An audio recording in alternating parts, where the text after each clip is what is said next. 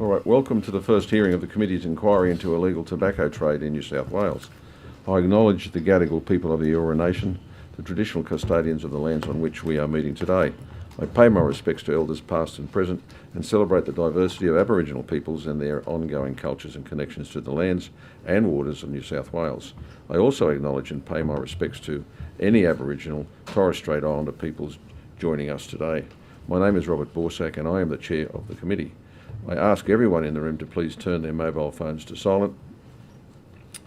Parliamentary privilege applies to witnesses in relation to the evidence they give today. However, it does not apply to what witnesses say outside of the hearing. I urge witnesses to be careful about making comments to the media or to others after completing their evidence. In addition, the Legislative Council has adopted rules to provide procedural fairness for inquiry participants. I encourage committee members and witnesses to be mindful of these procedures. Welcome. I'll maybe start with you, Assistant Commissioner. Welcome to the hearing today. Could we please get your full name and title, and please state, please either swear an oath or an affirmation. Thank you, Sir. Scott Cook is my name. I'm Commander of the State Crime Command, Assistant Could maybe just pull your microphone in a little bit? Sorry about that. Scott Cook is my name. Assistant Commissioner, Commander, State Crime Command. I swear that the evidence now about to be given by me shall be the truth, the whole truth, and nothing but the truth, so help me God. Thank you. Deputy Commissioner. Thank you, sir. Full name is David William Hudson, Deputy Commissioner of Investigations and Counter-Terrorism. I swear that the evidence now about to be given by me shall be the truth, the whole truth, and nothing but the truth, so help me God. Thank you. And Dr. Chant? Dr. Kerry Chant, Chief Health Officer and Deputy Secretary, Population and Public Health. I swear that the evidence now about to be given by me shall be the truth, the whole truth, and nothing but the truth, so help me God. Thank you. Any of you like to make an opening statement? No? Probably more a comment than anything else, Mr. Borsak, if possible. Please. Because of recent events, Mr. Cook and I presume Dr. Chant have been exceptionally busy with other matters. So I apologise, we are probably not as well prepared as we might have been otherwise for this hearing, and we might have to take more questions on notice than we would like or what we would normally do, but we'll endeavour to answer all of the committee's questions. Thank you very much. We'll start questioning. Who would like to commence? Yeah, please. Thank you very much. First of all, I'd like to acknowledge the work of the New South Wales Police Force and also of New South Wales Health in light of the recent terrorist attack. I think I can say on behalf, certainly from the Coalition, but also I'm sure from all committee members here, we appreciate everything that has been done and will be continue to do to support the community. So thank you very much. And thank you again also for appearing today, because I know how much work that you will have on. Can I just start with the New South Wales Government hasn't provided a submission. Was there a particular reason for that? Ma'am, not to my knowledge. I'm unaware. I've had no contact with broader government about this, so unaware. Was New South Wales, did the Minister's Office or the Premier's Office contact New South Wales Health in any way in relation to making a submission?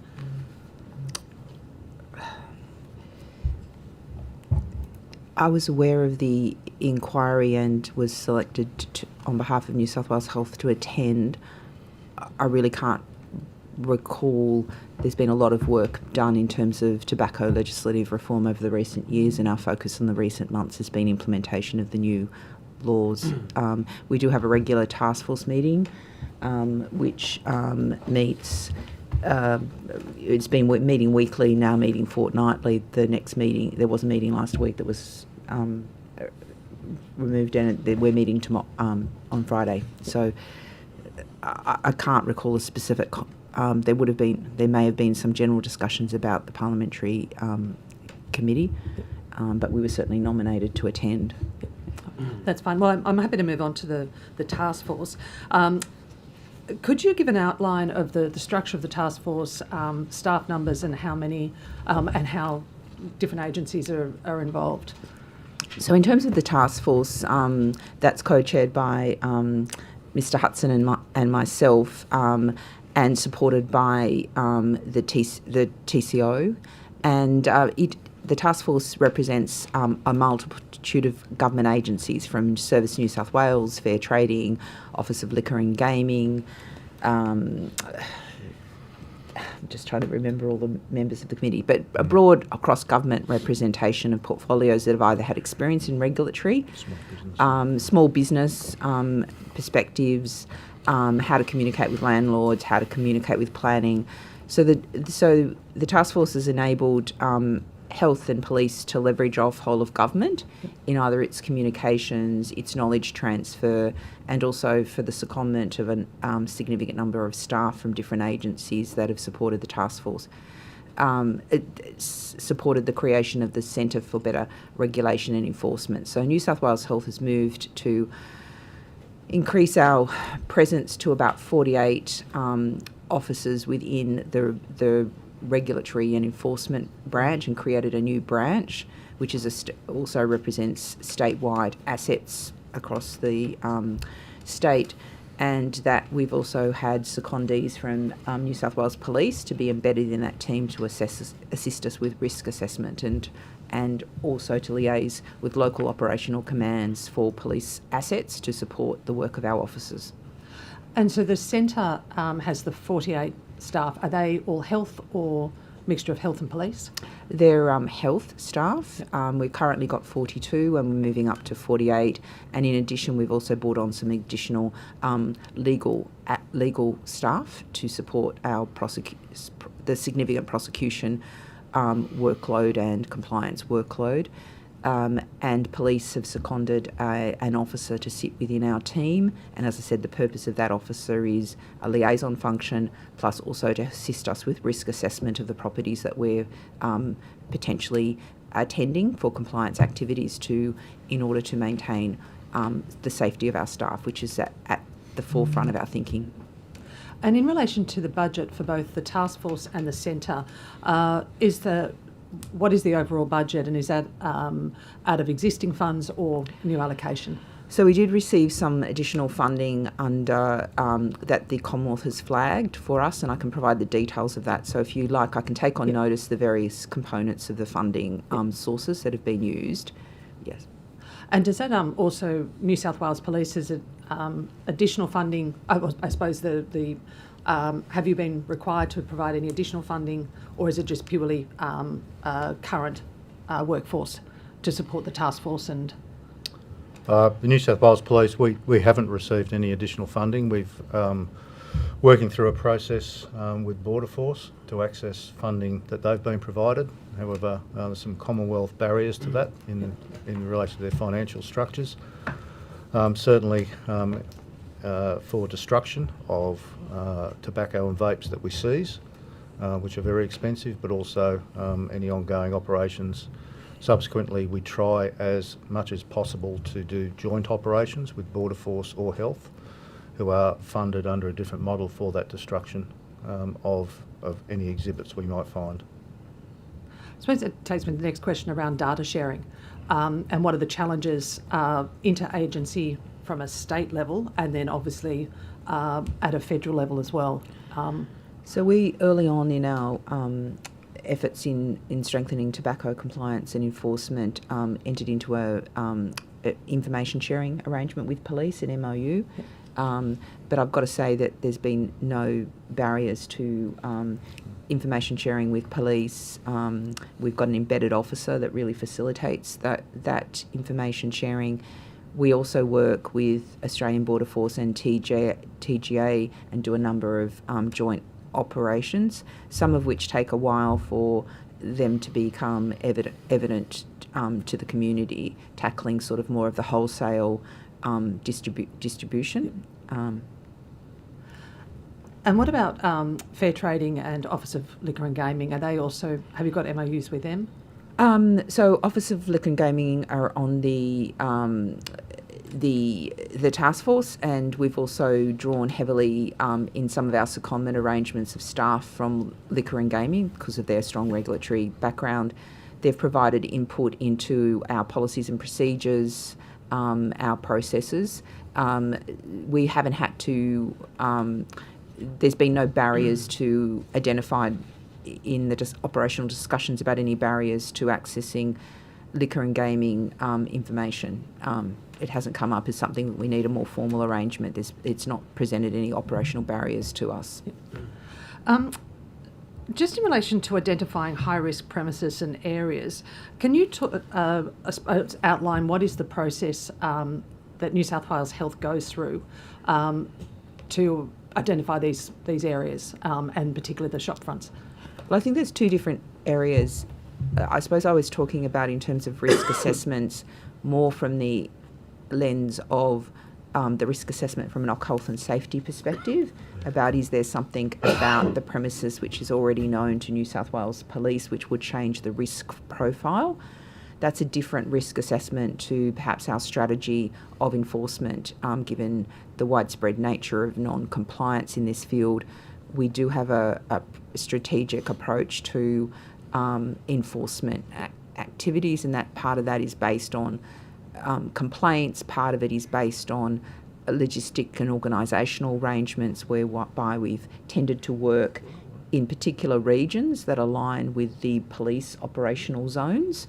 It's easier for us when we're doing perhaps a series of closure orders to work in one geographical area. Police can then program that work to support our officers, and that operational work program has been effective in the first 6 weeks of our Operation Freeze, and we will probably continue that, but they are up for ongoing discussions as we outline our operational approach in 2026 with police. Before I hand on to my colleague, just one final question.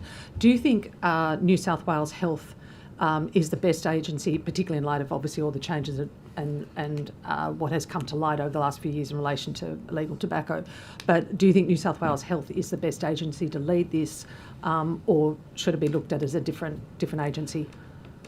I suppose I'd just like to comment that and there's no reflection on health, by the way.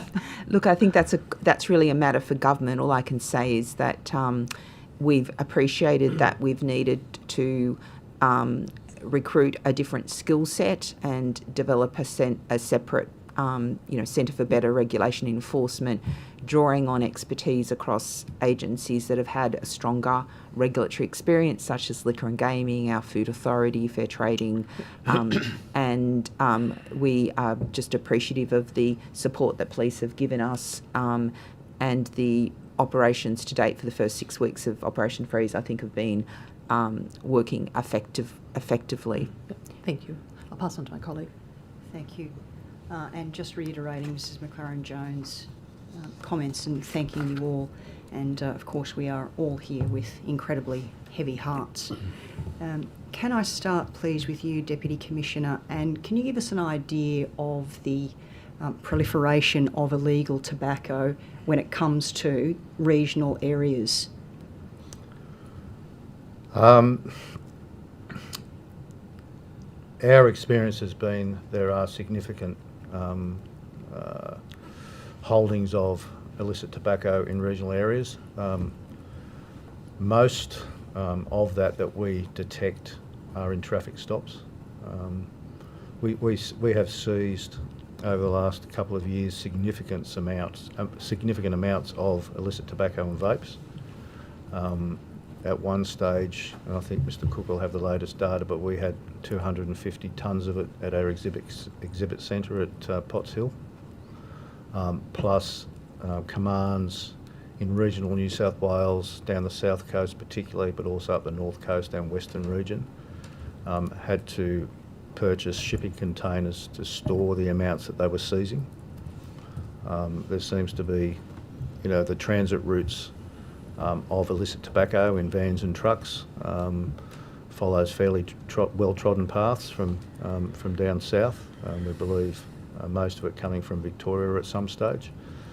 And Highway Patrol and other uniformed police were seizing significant amounts when they had justification to search vehicles during traffic stops.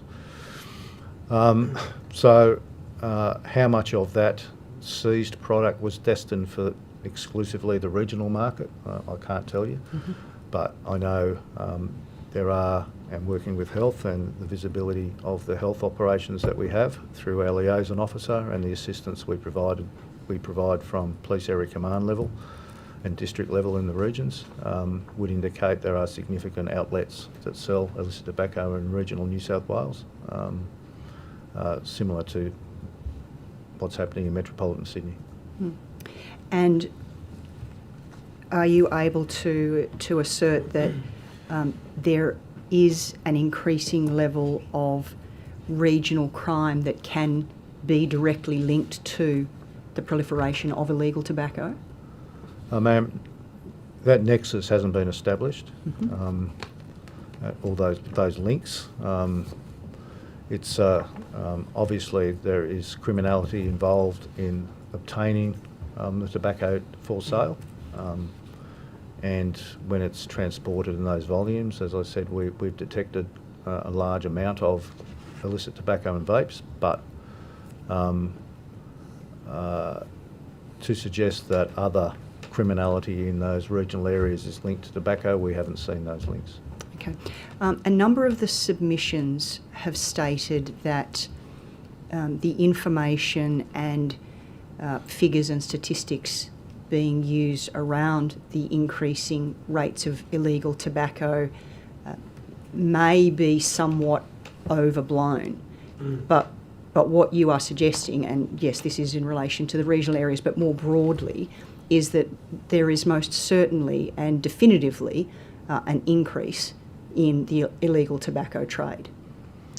I think the Commonwealth Tobacco Commissioner would indicate it's in excess of 50% of the market now. They recently released a report, and I think that's the statistics. I think it was released last week, and I read it last week.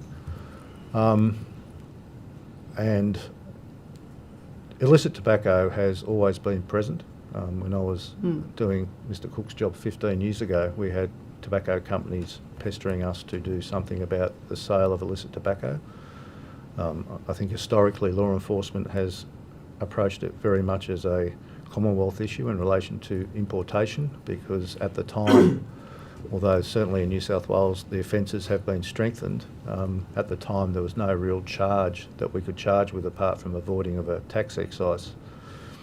But that has, through the work of the task force and other things, it's significantly enhanced in New South Wales now with their ability to prosecute with offences. But so it probably 15 years ago it was about 15 to 20% of the market, very much underground, very much not being sold in public displayed tobacconists, which proliferation of which opened up very quickly overnight following the vape decisions, they're making vapes illegal.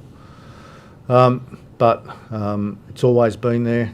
I think it has increased, and that would be supported by the seizures that we see have made. That would be supported by the seizures that Border Force make, and seizures that other law enforcement agencies are making around the country. Can I ask a question? Yes, sure, Chair. Mr. Hudson, do you think that the highest tobacco taxes in the world is contributing to the growth of the illicit tobacco industry in Australia and certainly New South Wales? I don't think there's any doubt of that, Mr. Borzak. When you have, and you must admit there's no appetite, and I'm not suggesting there should be, to penalise people for buying it. You have ostensibly law-abiding citizens who are faced with an option of spending $65 for a product or as low as $7 for a product. And there's no penalty in buying it. No, there's no penalty. Just before I go to Dr. Chant, are you also saying, or is it your evidence that you're not funded properly enough to be able to help crack down on this industry in New South Wales?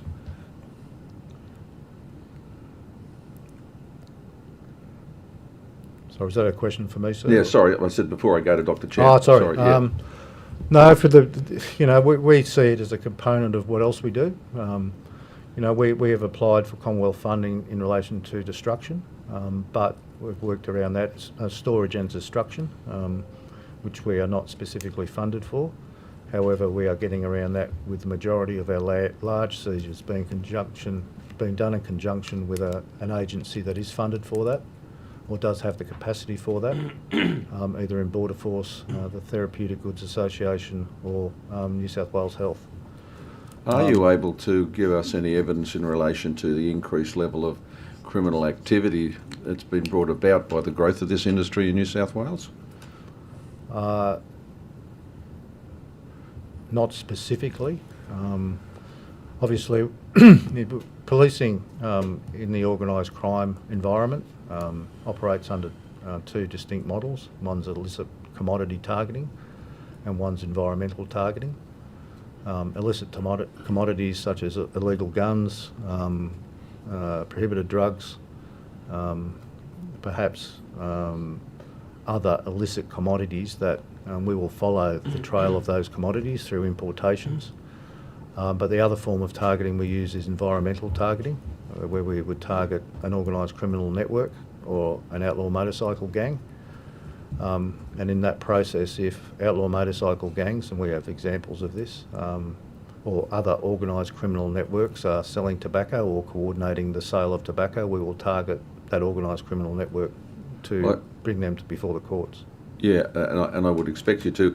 My question was really getting around, can you identify a change in the level of criminality and criminal involvement? I mean, for example, houses being firebombed and shots being fired into houses. I mean, that's pretty common activity for criminals. Is there a growth in that side of criminal activity related to that illegal tobacco industry that you can identify? No, sir. I can ask Mr. Cook to further elaborate on this, but the majority of arsons that can be attributed to tobacco is very, very low in this state as an overall percentage of the number of arsons, and I think Mr. Cook can produce those figures.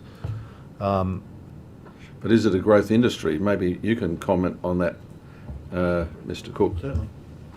Certainly, sir. No is the answer. None of the recent violence we've seen in New South Wales is linked to tobacco at all. Isn't it? It's Okay. cocaine and meth importation, firearm importation.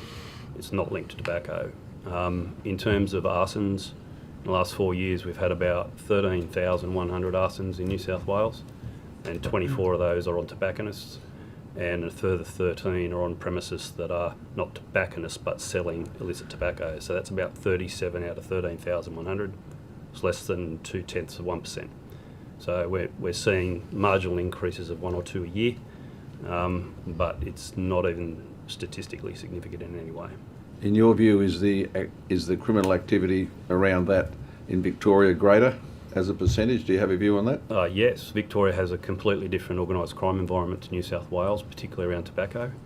The concentration of ownership of tobacconists in Victoria is far more singular. It's almost monopolistic in terms of the illicit market.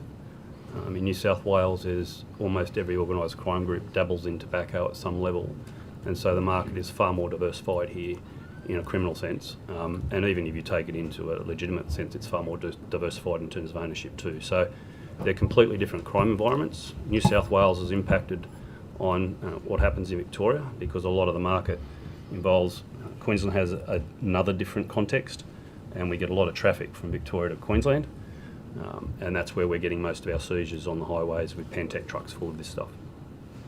Right, thank you.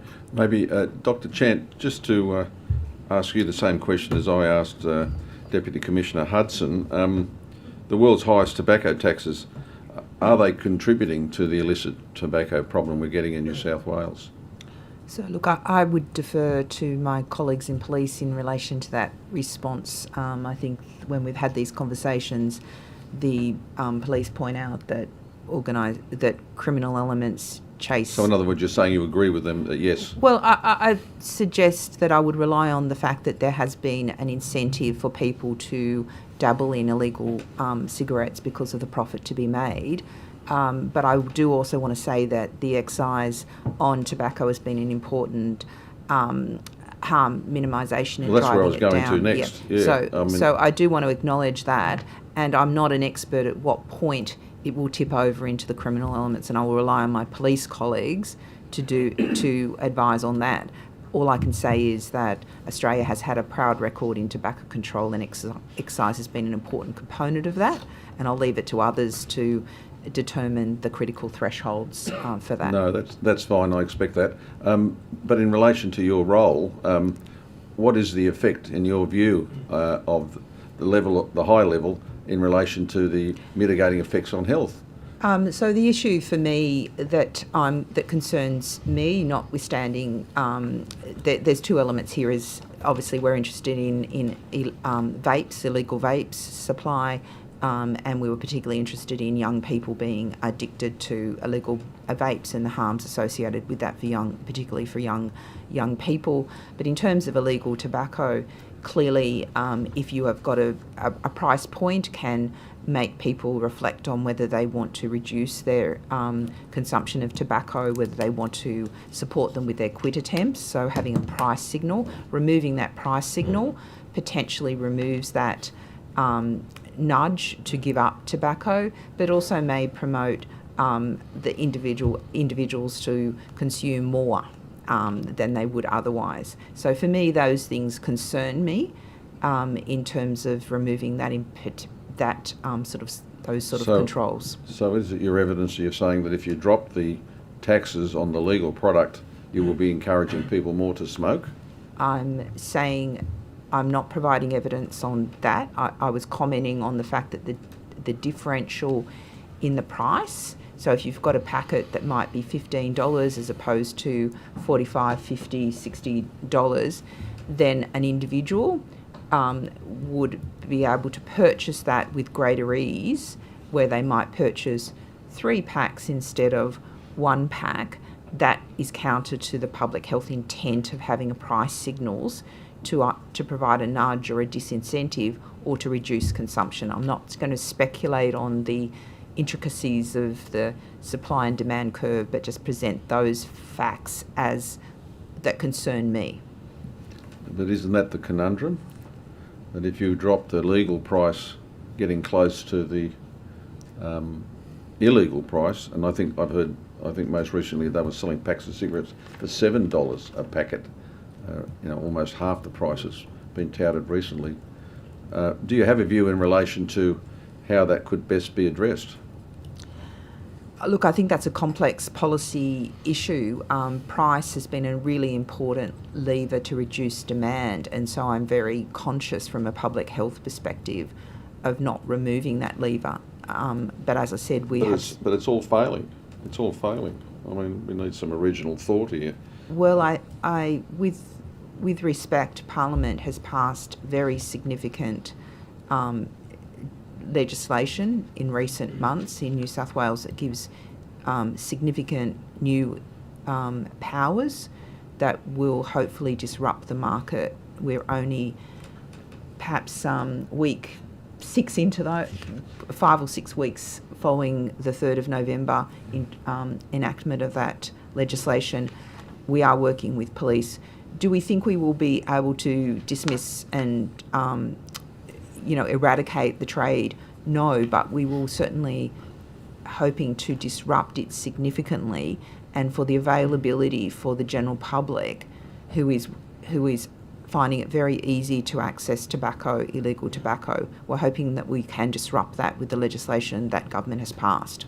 But it is early days. It's going to be a long journey, and it requires national, all the government agencies, including the Commonwealth Agency like Border Force and others, to really work assiduously at this problem.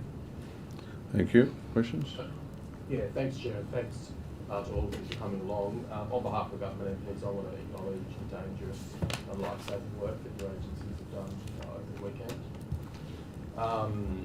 The ATO data suggests that there was 5% of the tobacco market that was illicit, I think in 2016-17, and the percentage now is over half, around 55%.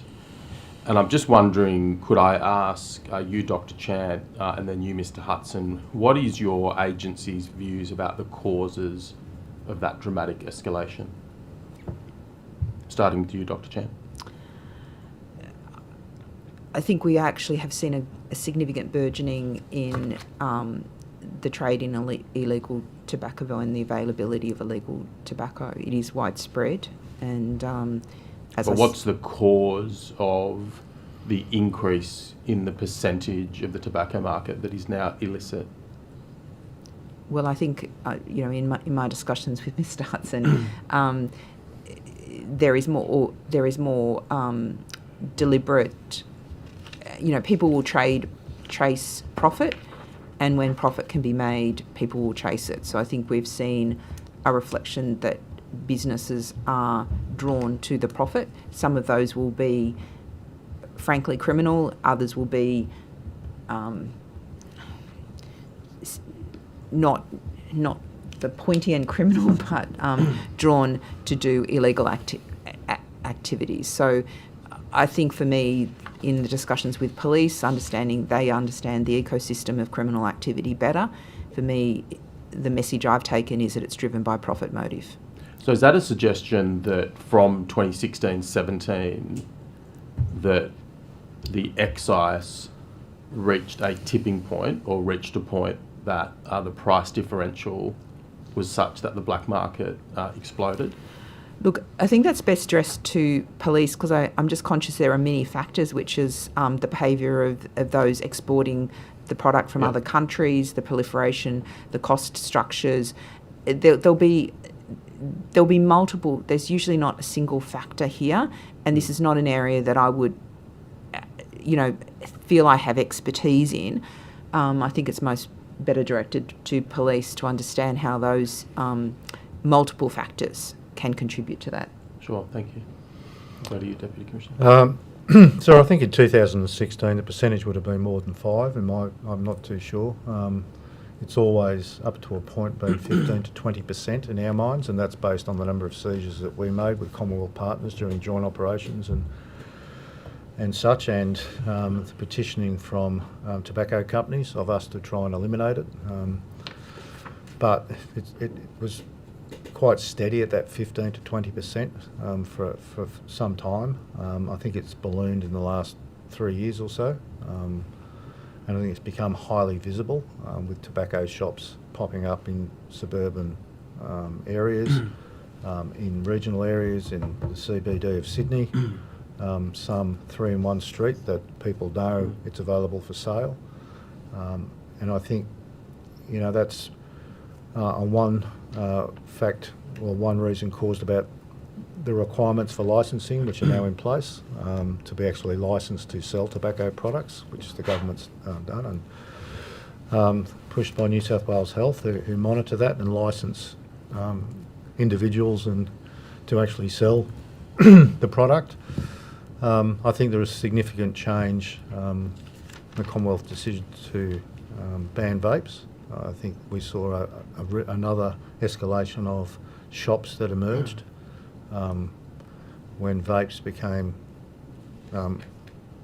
highly expensive, and individuals turned away from vapes as a anti-smoking or a stop smoking strategy to turn back to illicit tobacco because it was cheaper.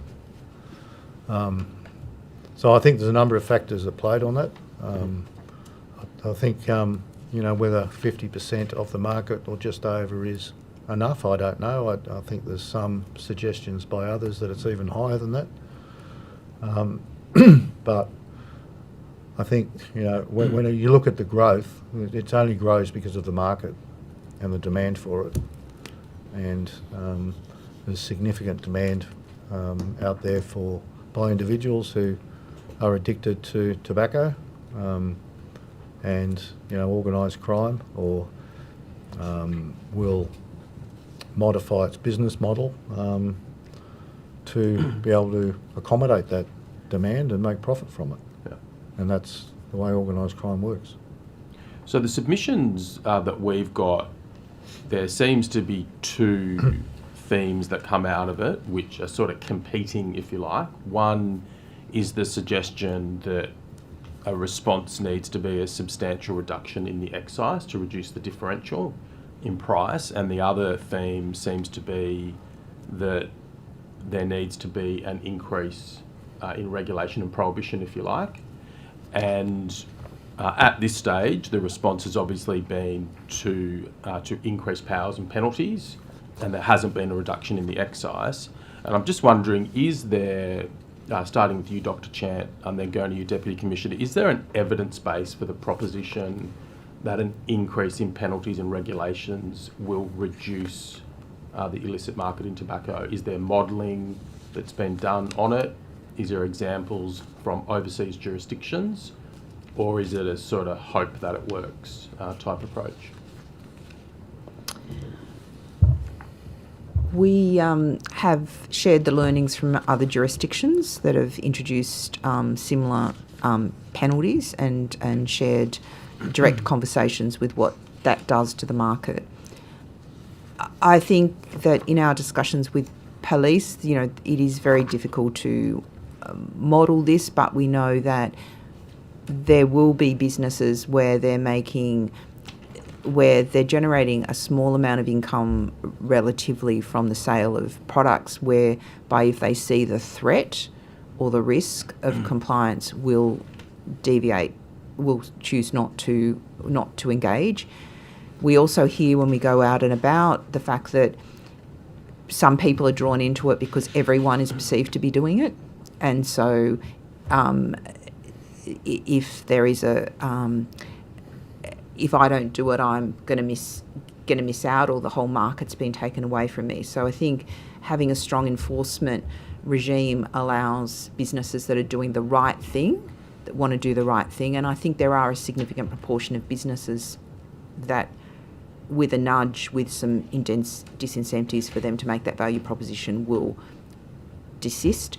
We also are bringing on board the role of landlords and other business entities that knowingly are providing the premises to allow this activity. Parliament has passed those legislative changes. So we've created an ecosystem that I think will support a disruption to the front of face sale. Will it get driven underground? I think our conversations with police indicate that the model of access will change, but it will probably not be as accessible. And that in itself will reduce the demand. So I think, to be fair, this is going to take a little while to play out. We are just committed to learning the experience of other states and territories, but also aligning that with the police, because as you've heard from the evidence given by police, the operational context in different states is actually different as well. Yeah. I'll just ask the same question of you, Deputy Commissioner. If So you I have think the question, I think the current enforcement model needs to be given time. We've now got a licensing regime where health have to license people who sell it. Yeah. We've now, as Dr. Chant said, for the last 6 weeks, we've been engaged in enforcement operations with New South Wales Health and assisting them. I'm very hopeful, and we've talked about this at length with the Police Minister and the Health Minister, that the deterrent effect of the closures that we are doing, whilst we can't do all of them at once, those businesses, as Dr. Chant said, on the periphery, they're not tobacconists, but they're small goods shops that are selling illicit tobacco, will start to consider the closure orders and whether their business is worth closing for 30 days for the small amount that they make from illicit tobacco and cease to sell it.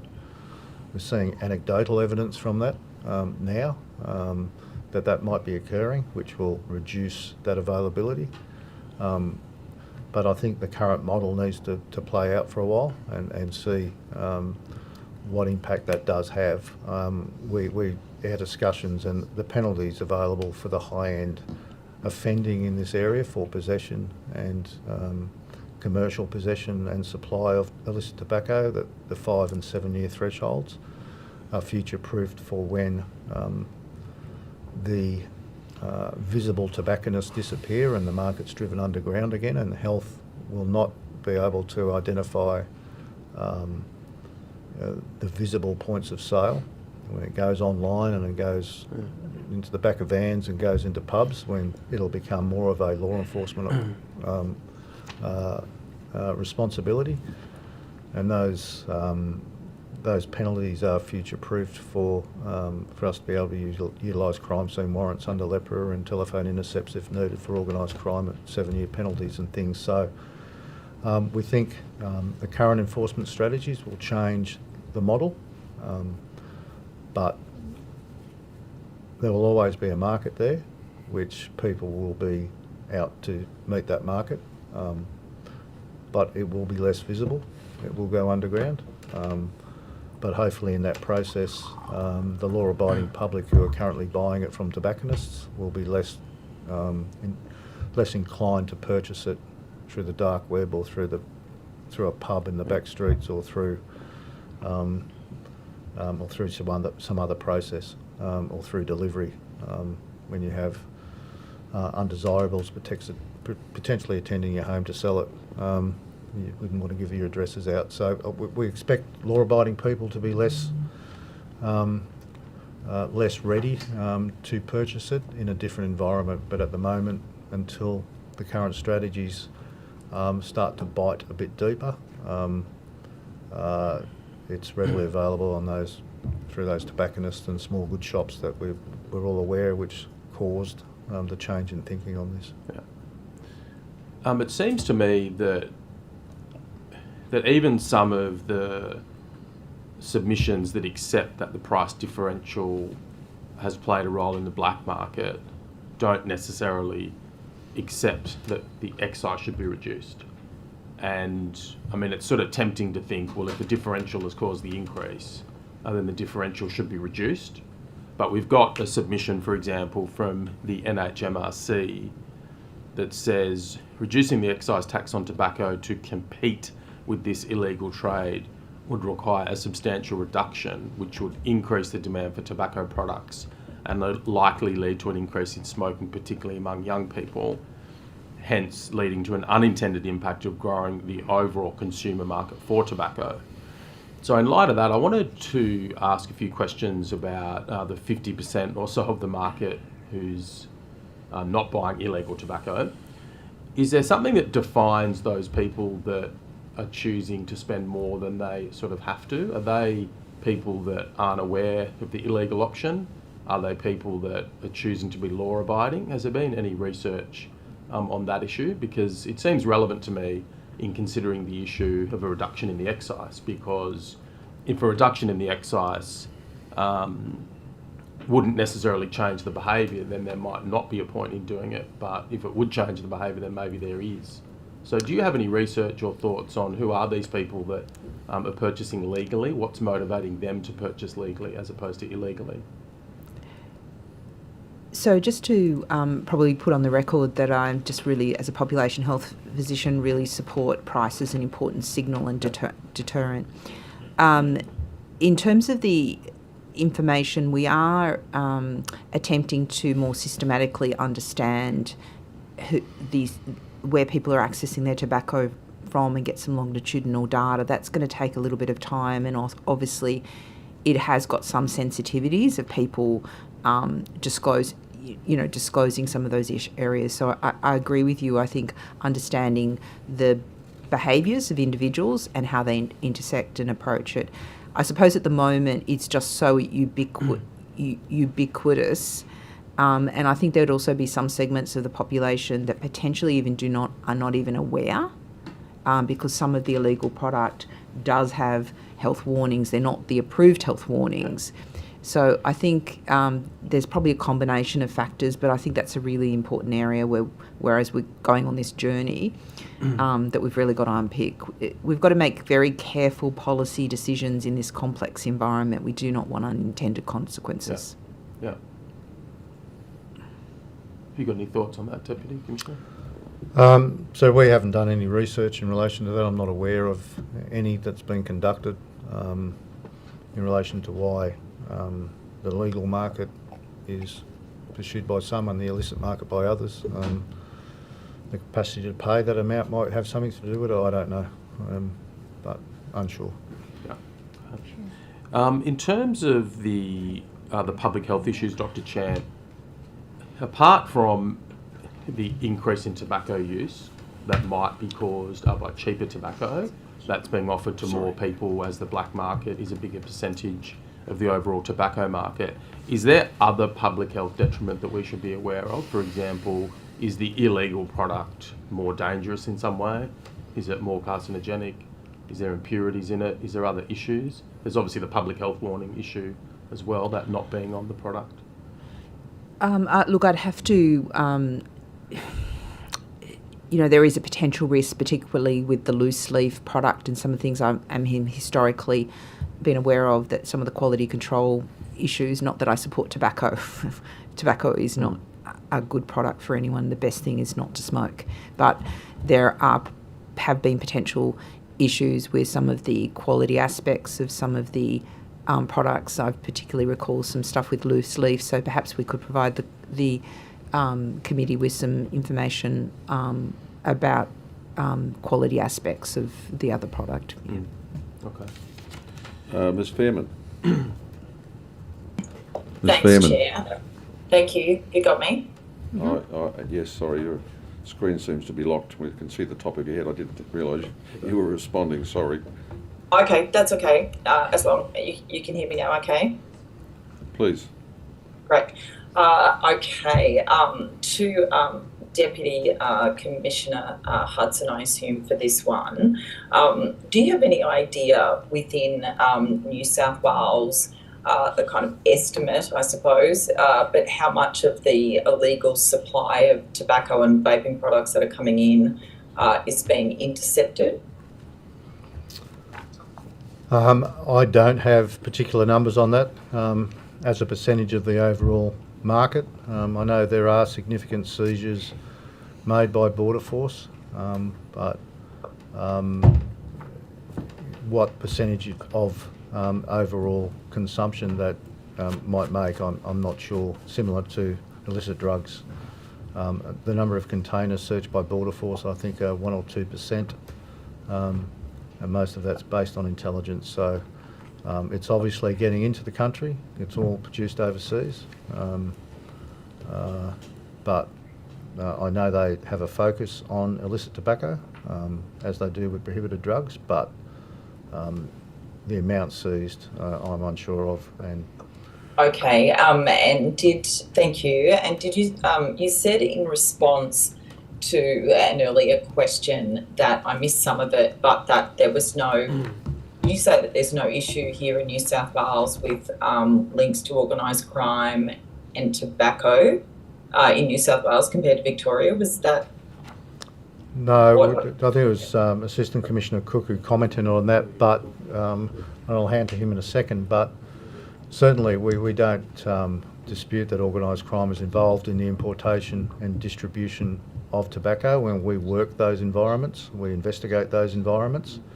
What we don't do, our responsibility is the shop visits, which Health do, although certainly we attend with them for the closure orders, because it's historically, and Dr. Chandler, I'm sure, correct me if I'm wrong, but historically been a health responsibility in relation to the sale to minors and other things that that have historically been associated with legal tobacco, but obviously we have now a new regime of licensing, closure orders, and we are assisting Health in that regard. But organised crime targeting will still be our responsibility at that higher level, which we do significantly through the squads at State Crime Command and through local operations. We've targeted the Comancheros, who had a string of shops, but they were all linked. We've targeted money laundering operations. We've targeted other criminal networks that are involved in making substantial profits from this. But as I said before, it's not targeting necessarily the commodity, it's targeting the criminal group, whether they're selling drugs, tobacco, child abuse material or whatever. We will target that group for whatever we can to minimise their criminality. Yeah, and just, sorry, Ms. Fairman, just to correct the evidence for the benefit of the committee, I was referring to a other crimes related to tobacco, and I was in the context of a question around other violence and other things, where I said it's not significant. In terms of organised crime involvement as an entity, it's extremely large. There's no doubt that organised crime is involved in the tobacco industry now, but that wasn't my evidence. My evidence was concerning the associated violence or the associated other offences. Okay, thank you very much for clarifying. So I just wanted to just get clear in terms of what role the police at the moment in terms of illegal tobacco. One of the submissions, and in fact we'll hear from this person later in the day,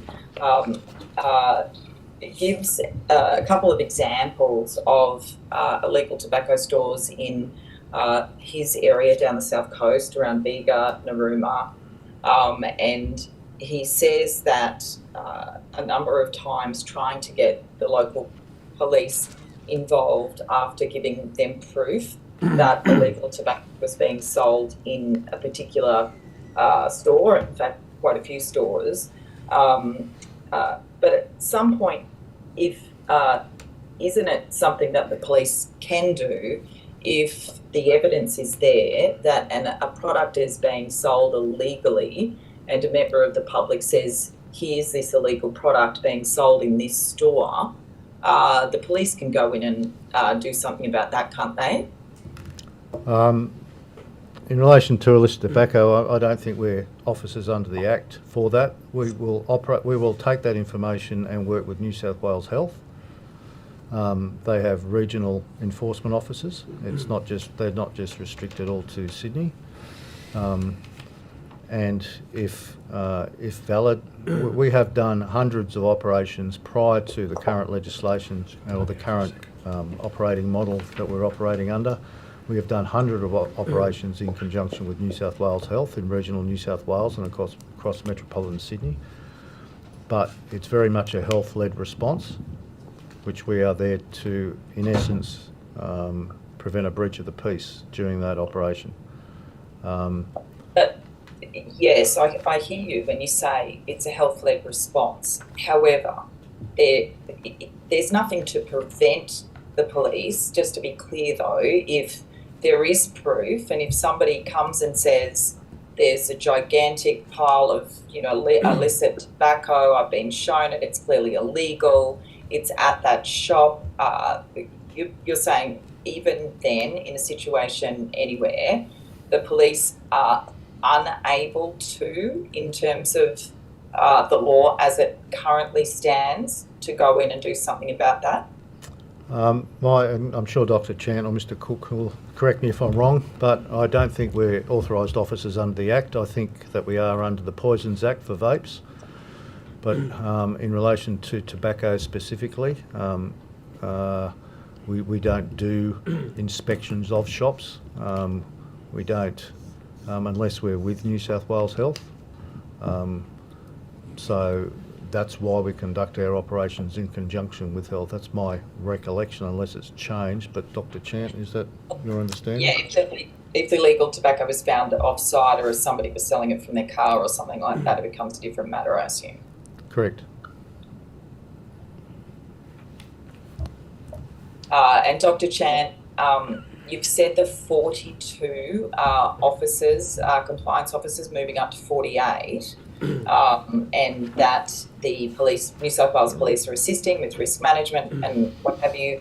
48, is that the increase that Minister Park said, committed to 6 months ago, whenever it was, I think, and is that across the state? Is that 48 compliance officers for the 20,000 or however it is outlets that I think have been listed as selling these products now?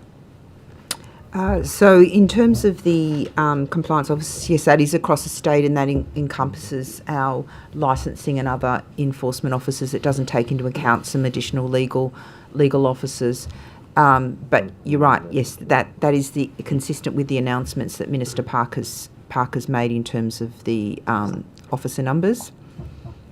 And we have just moved the arrangements to bring regional staff under a more centralised model to work in a more efficient way and work. And I just want to acknowledge the work of support of New South Wales Police that have been assisting us with risk assessments and also accompanying our officers. They have done that previously, but I think this is more a systematised way of engaging with the appropriate regional commands. Thank you. Well, I'll start a quick question, if I can, Chair, very quickly, just about the difference whether the police witnesses, Deputy Commissioner, whether you know the extent of illegal tobacco products and vapes bought outside of outlets, on the street, online, all the other ways, compared to that or in stores, whether that's being looked at research-wise? We do come across that. I'll hand to Assistant Commissioner Cook in a little while. But certainly, we're aware that the current retail outlets that health provide enforcement to, with our assistance, store small amounts of illicit tobacco and vapes. We're obviously aware that they are readily stocked by larger storage facilities of illicit tobacco and vapes, so that there's not a significant amount on premises at the time. We have been successful in targeting those illicit storage facilities when we link them to an entity that we have interest in, and have made quite significant seizures from those storage facilities. So there are a large amount of illicit tobacco and vapes stored outside of the shops we're talking about, because they keep very limited amounts on premises. I think that's experienced through the 50 closure orders that we've done so far. But on a broader level, I'll probably hand to Assistant Commissioner Cook.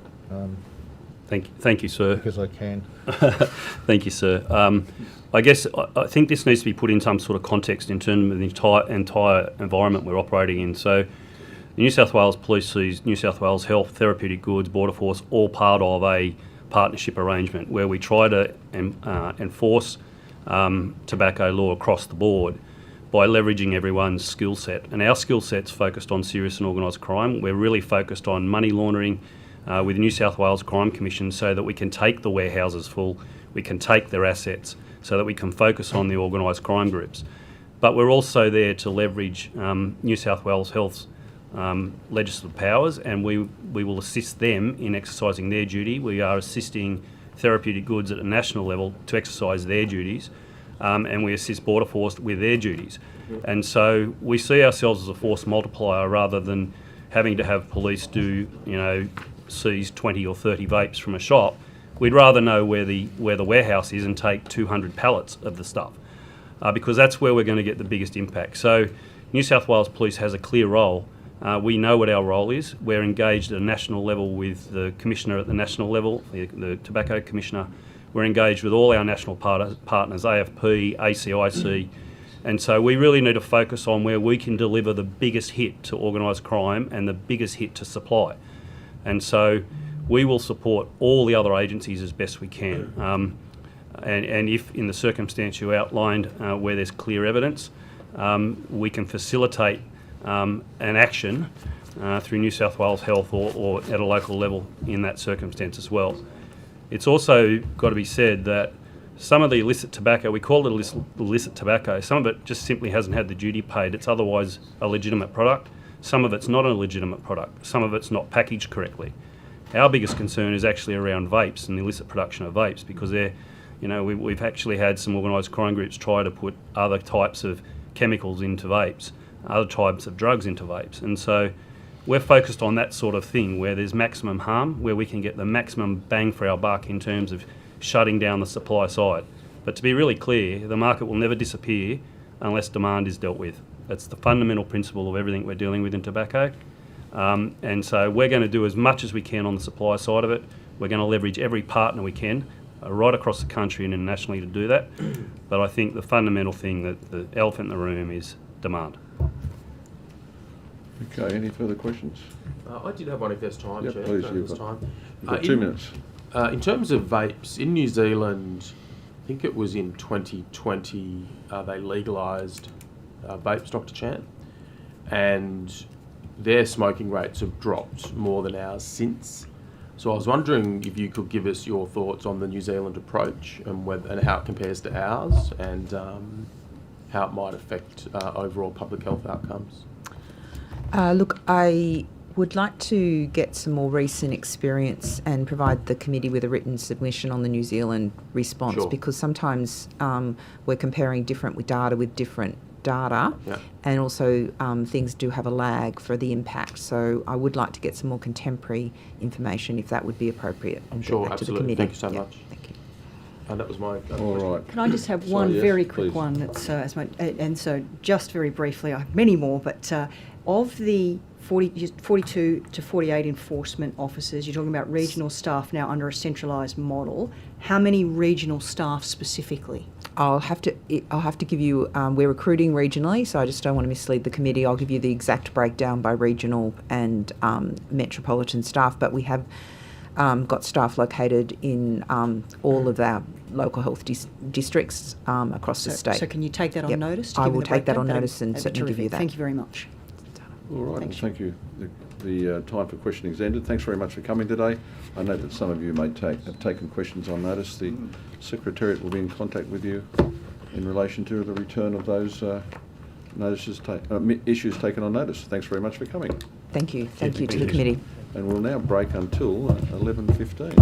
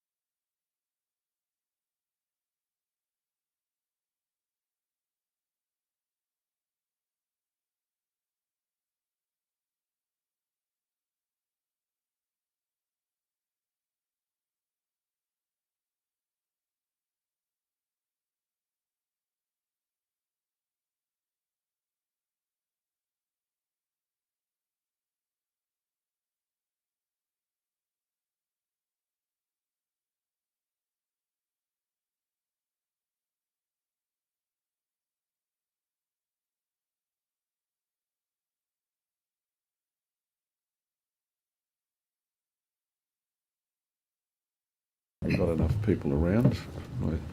Oops, yep. Okay, thanks very much for coming today. Could maybe starting with you, Mr. Winchester, please have you state your full name, position, title, and swear either an oath or an affirmation. Thank you. So, Kenrick Lachlan Winchester, Vice President, Rural Regional of Local Government, New South Wales, and I'm going to swear the affirmation. So, I solemnly, sincerely, and truly declare and affirm that the evidence now about to be given by me shall be the truth, the whole truth, and nothing but the truth. Thank you. Maybe starting with you, Mr. Smith, could you do the same? Bernard Smith, General Manager, Glen Innes 7 Council.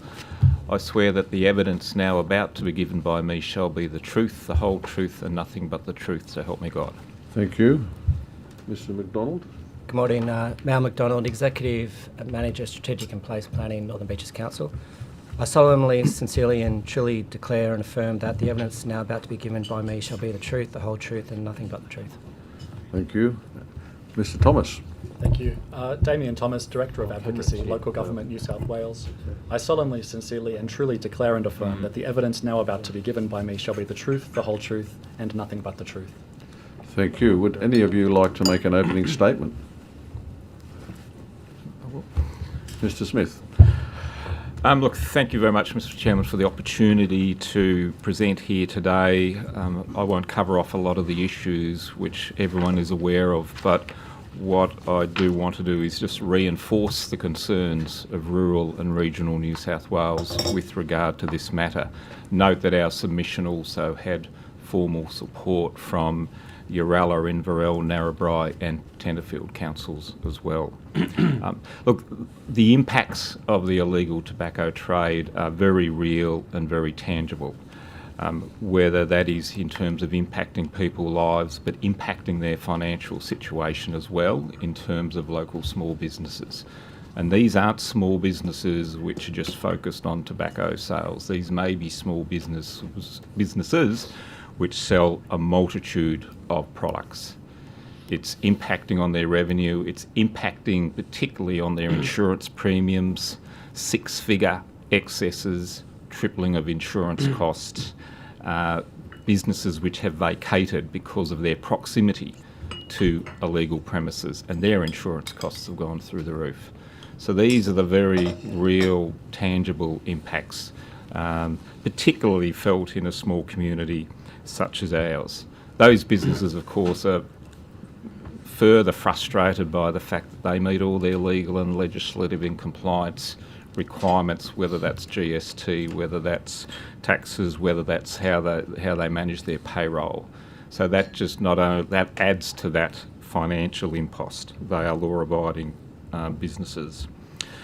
Council is also concerned around the health impact, increased youth access to vaping and tobacco products, exposure, and I just heard the tail end of the last session where it referred to the composition of vapes and where that may lead to. We're concerned around that, and of course the erosion of trust in public health.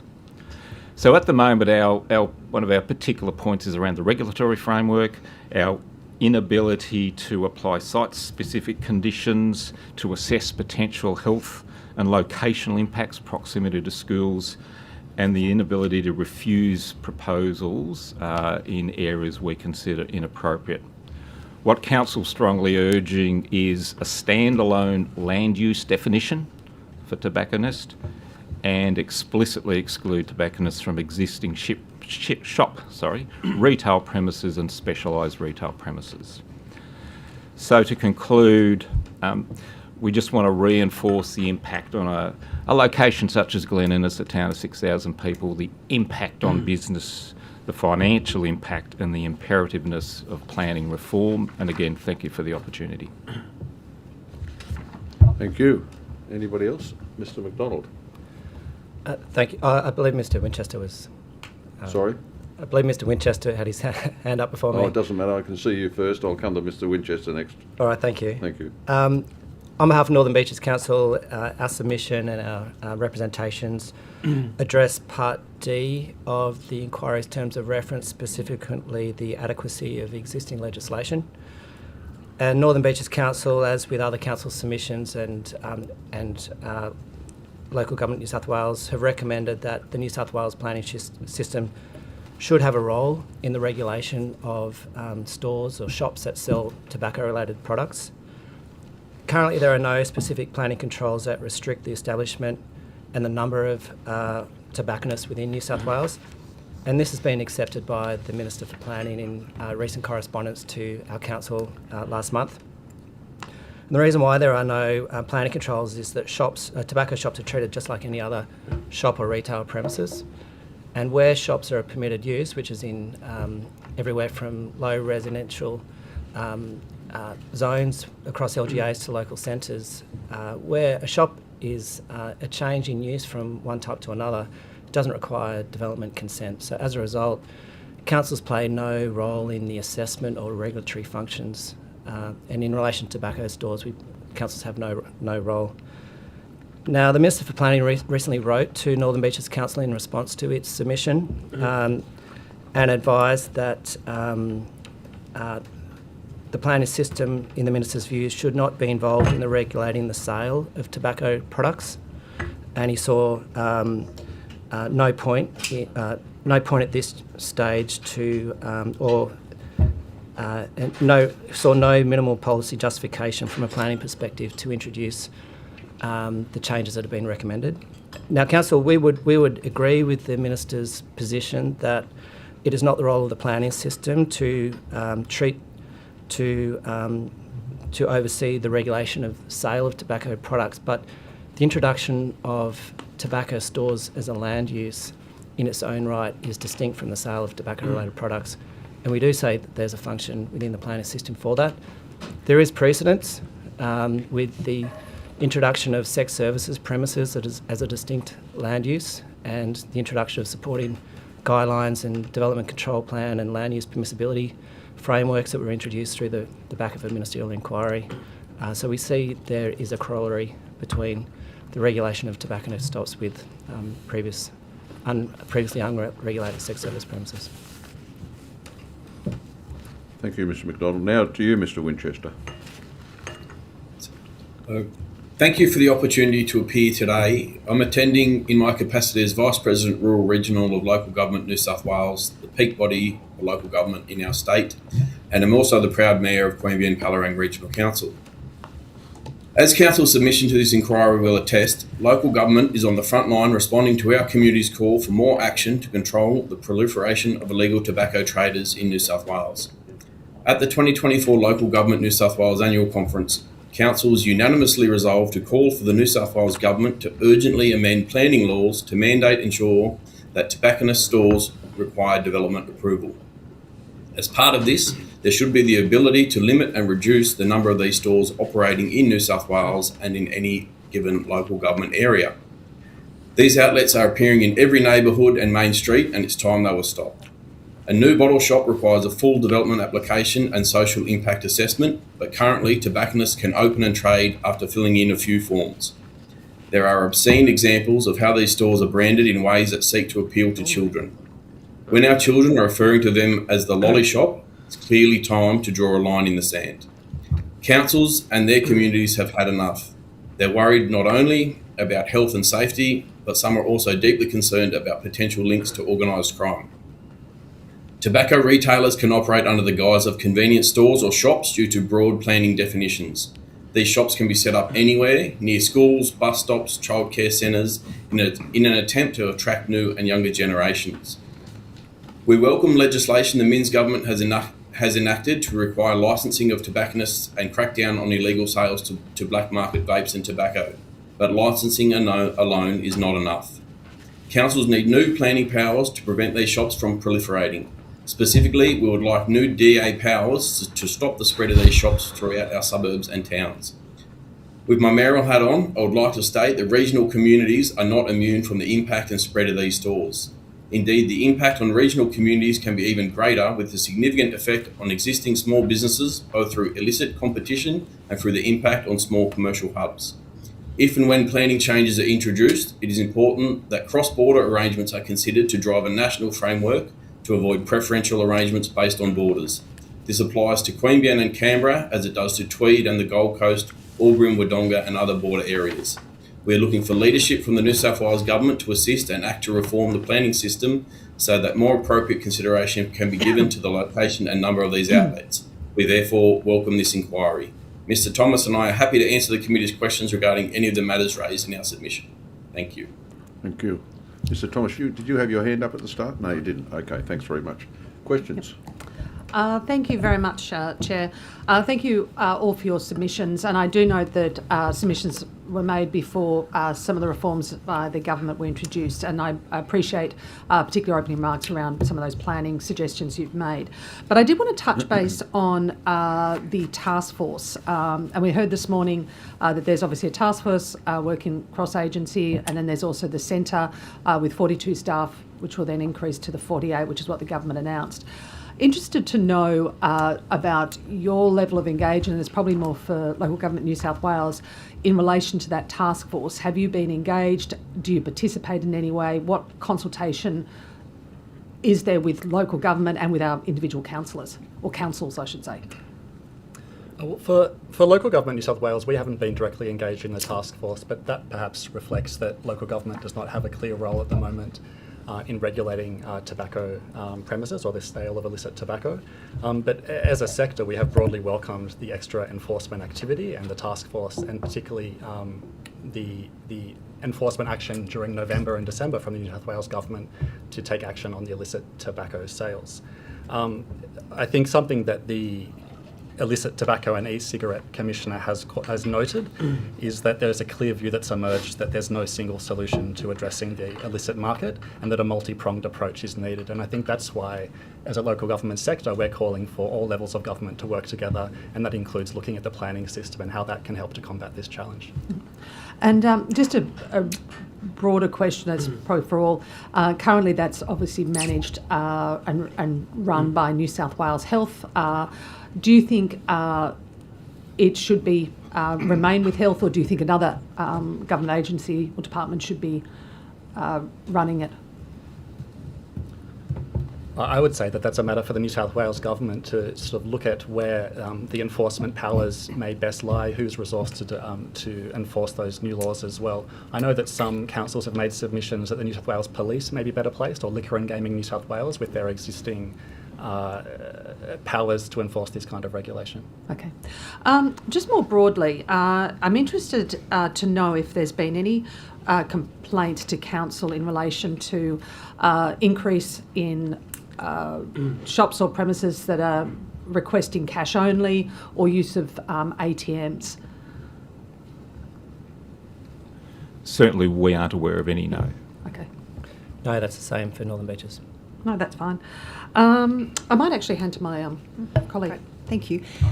So probably to you, Mr. Thomas, and you, Mr. McDonald, as you raised the response, but given that LG New South Wales did write to the Planning Minister 12 months ago, and you were advised that they were reviewing the planning pathways, the response must be pretty disappointing. And is it that your view that it could actually provide good, tangible assistance to deal with the ongoing problem? Well, for Local Government New South Wales, we did, as you say, write to the Minister to share the conference resolution that came out of our 2024 annual conference, and Minister Scully's response at that time was the department was currently reviewing the planning pathways applying to tobacconist stores. I know Mr. McDonald has referred to subsequent correspondence, but as a sector, I should repeat though that we are broadly happy with the increased enforcement activity that's taken place, and that's been a really positive step. Mr. McDonald, your view on the response?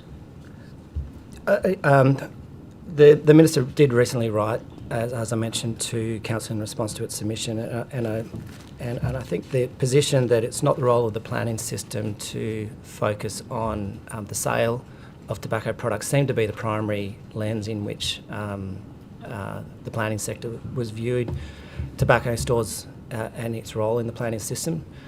But I do feel that there is a precedent that's been demonstrated to be successful, and previously, as I mentioned, sex services premises were introduced as a defined land use, and that approach then enabled councils to undertake merit-based assessments for development applications, and we're able to assess sex services premises based on a consistent statewide approach that was established through a subsequent guideline prepared by the state government.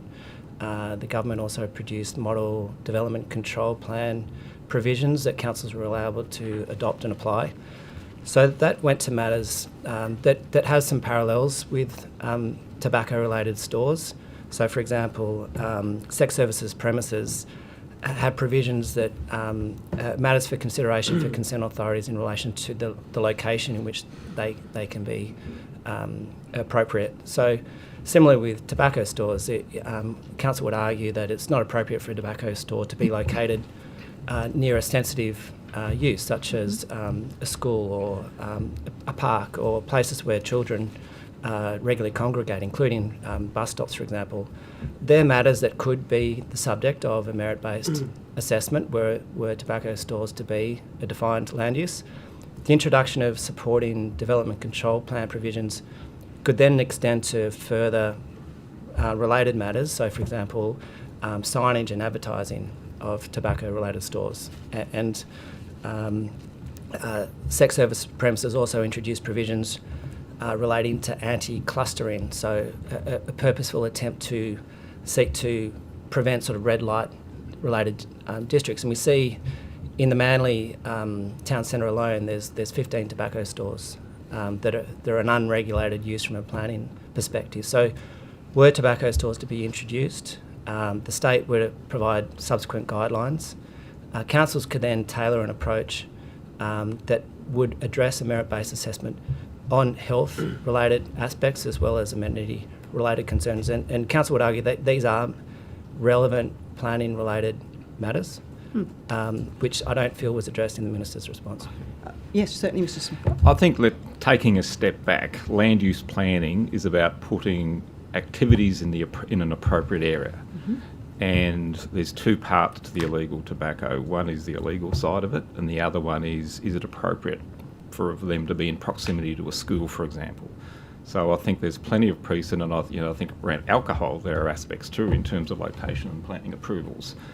So, and you put factories in certain areas because they're factories. So I don't think there's any great inhibitor to acknowledging that that's a particular land use and it needs to go in a particular area. Okay. Just quickly then, Mr. McDonald, coming to one of the other recommendations made in the Northern Beaches submission is also around the ambiguity of definitions when it comes to retail premises. So what sort of response have you had to that? Well, I don't believe the Minister in his response turned his mind to that specifically. But you have raised that to the Minister as well? Yeah, we certainly raised that as in Council's submission to this inquiry, which was provided to the Minister. And why do you think that might also assist in the broader picture? The reason that's recommended is that, as the Minister's correspondence acknowledges, that tobacco stores are a type of shop, and land uses are, and the definitions are a statewide approach regulated through the Planning Act, and it's a ministerial order that sets a consistent approach to land use definitions. So local government has no power to introduce a new land use term or a new land use definition. It requires, under section 3.20 of the Planning Act, it requires a ministerial order to amend what's known as the standard instrument LEP to distinguish, council would argue, tobacco stores as a particular type of shop or retail shop. And by doing so, that could then establish a new subsequent set of planning-related considerations. By doing so as well, in a related state policy called the exempt and complying development step, similar to sex services premises, the introduction of a definition could ensure that a change of one use to another would require a development application to address the existing situation where shops can appear as tobacco shops without any role of councils. And by doing so, I think councils would then have an impact assessment related function in relation to the assessment of a particular application or proposal. That could involve, for example, referral to police through a plan of management, which occurs under existing sex services provisions. But it also would introduce a regulatory function for local government in relation to land use related matters. So, for example, whether tobacco stores were then operating without consent or contrary to relevant conditions of an approval. And I think, as Damien mentioned, that would complement state led enforcement functions in relating to other aspects of the tobacco industry. And that's the important point. I have other questions, Chair, but I'm also mindful of the time, so Sure, happy to come back if there's more time available. Chair, if I can just follow on from that point, I just wondered what you mean, Mr McDonald, by a tobacco shop as such. Do you mean any premises that's licensed to sell tobacco? Because in terms of using your analogy in clusters, we already have clusters of stores that sell tobacco, including service stations that are all next to each other on a main street, and so on. So is that what you're talking about, or are you talking about having some provision in the Planning Act that deals with a store that might be primarily something else, but is also licensed to sell tobacco products at the same time? Yeah, no, thank you for the question. I think it would require some consideration about what an appropriate definition of tobacco stores or tobacco-related shops are, because, as you mentioned, a number of stores, convenience-related matters, sell a whole range of products. They may also sell tobacco. It's probably under those circumstances that they would be called up to be, within the umbrella of what a tobacco store could be. Yeah, thank you. And so really it's about working out what the definition of a tobacco store is, and then of course that may not capture other types of stores that are selling illicit tobacco out of the premises. That's right. And in those circumstances, council would continue not to have a role, and it would really be through the licensing framework and other state-related regulatory functions. Thank you for that. Just a question for Mr McDonald, but other witnesses could answer it too if they wish. If the law was changed to require DA approval for tobacco shops, could you just talk us through what the enforcement in terms of local government's role would then look like? Like what would happen, for example, if tobacco products were all of a sudden being sold from a shop in Dubbo, the regime exists there, has not been a DA, what would then occur in terms of enforcement? Well, if tobacco stores were introduced as a defined land use that required a development consent, then a development application would be submitted and council would undertake a merit-based assessment. It would seek referral advice. There would be conditions of consent imposed related to signage and location and hours of operation and the like. And then that would be the basis on which that operation could undertake its activities lawfully. Yeah. And the regulatory role of council, local government, would be to ensure compliance in relation to those conditions of consent. So where, for example, signage didn't meet the requirements of its approval, or hours of operation or location or whatever, that provides local government with regulatory enforcement powers. In circumstances where a tobacco store was operating without an appropriate approval, that also would be a land use matter that would trigger council's regulatory functions. So what would council actually do in that scenario if it finds out that tobacco products are being sold from a shop on the main street of Dubbo and there hasn't been a DA for that? What does council actually do? Like, do officers go there and shut it down? There's a range of functions. There's ability to show cause. There's ability to issue an order, which is to prevent the continuing operation of those activities, and then there's fines associated with that as well. So do you think if the law was changed to do that, is there going to be any unintended consequences of doing that? And I'm just speculating as I sit here. For example, could it lead other levels of government to say, well, it's a local government problem because it's a DA issue, so we're going to leave it to local government? Is there any risk of that, do you think? I think that's I think it's a real risk, and you've touched on the challenge, I think, about sort of enforcement and resourcing that enforcement function in local government. It is a real concern, and I don't think that the sector is calling, for example, the New South Wales government's licensing powers to be withdrawn to introduce these new planning controls. I think it needs to be that multi-pronged approach. I think all of these avenues need to be explored, and I think that the benefit and of the local government response is that it's proactive. It's not focused on enforcement powers after the fact. It's a proactive solution which should work in concert with these other controls.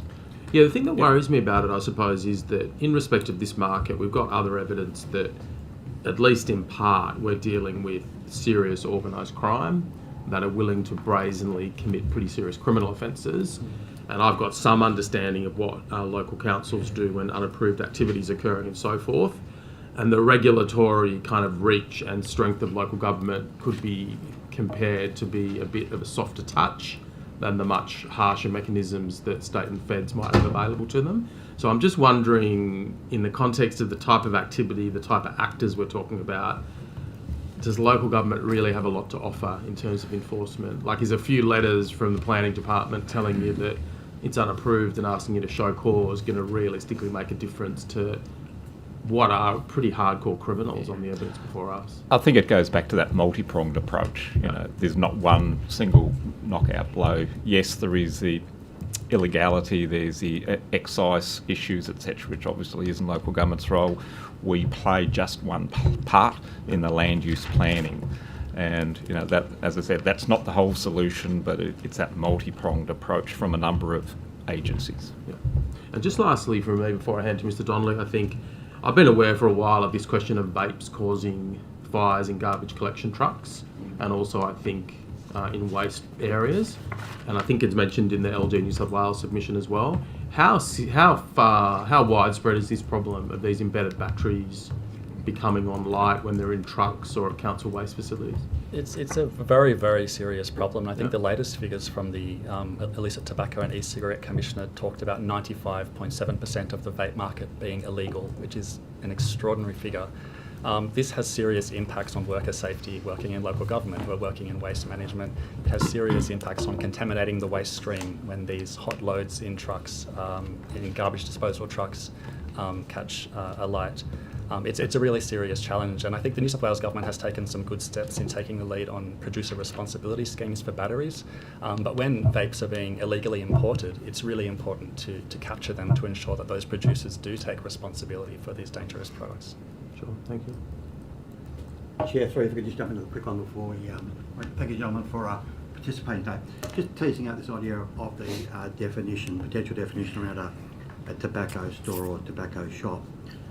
My sense is that, just my observations, that there's a lot of deliberate work done to mimic what are conveniently, or not convenient, what are typically referred to as convenience stores like a 7-Eleven. So, but they've just got sort of one row of everything to provide that image that they are a convenience store, but we really reasonably suspect we know what they're up to. So in terms of the definition, and then next to that, the idea of an establishment called a shop, which only sells tobacco, and perhaps tobacco-related items. And we once upon a time used to have lots of tobacconists around. We don't have them so much these days. But in terms of capturing, and I'm setting aside the supermarkets and petrol stations that also sell cigarettes, but around the definition of tobacco store or tobacco shop, is it your position, and this is to any of the witnesses, that we're talking about exclusively selling tobacco, or it could be exclusive and or tobacco and say other products? Because it just seems to me, and as I say, we're just teasing this out. I'm not sort of putting you on the spot, but so if we just take the Northern Beaches, perhaps let's pick that because obviously that's been probably something looked at. How does one come to terms with the distinction? It is a challenge, Yeah. as you mentioned, and sometimes in planning we look at what's primary and what's an ancillary use. So, for example, one approach may be to seek to define tobacco stores to be those premises where the primary function is the sale of tobacco-related products.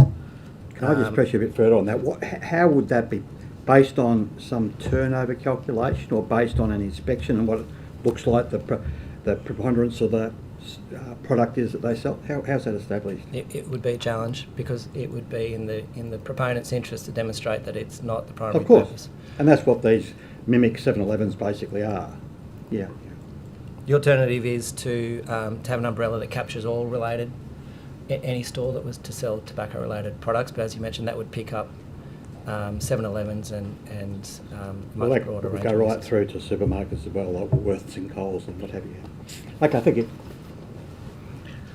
Thanks. Oh, sorry, if anyone else had any sort of view about definition, please.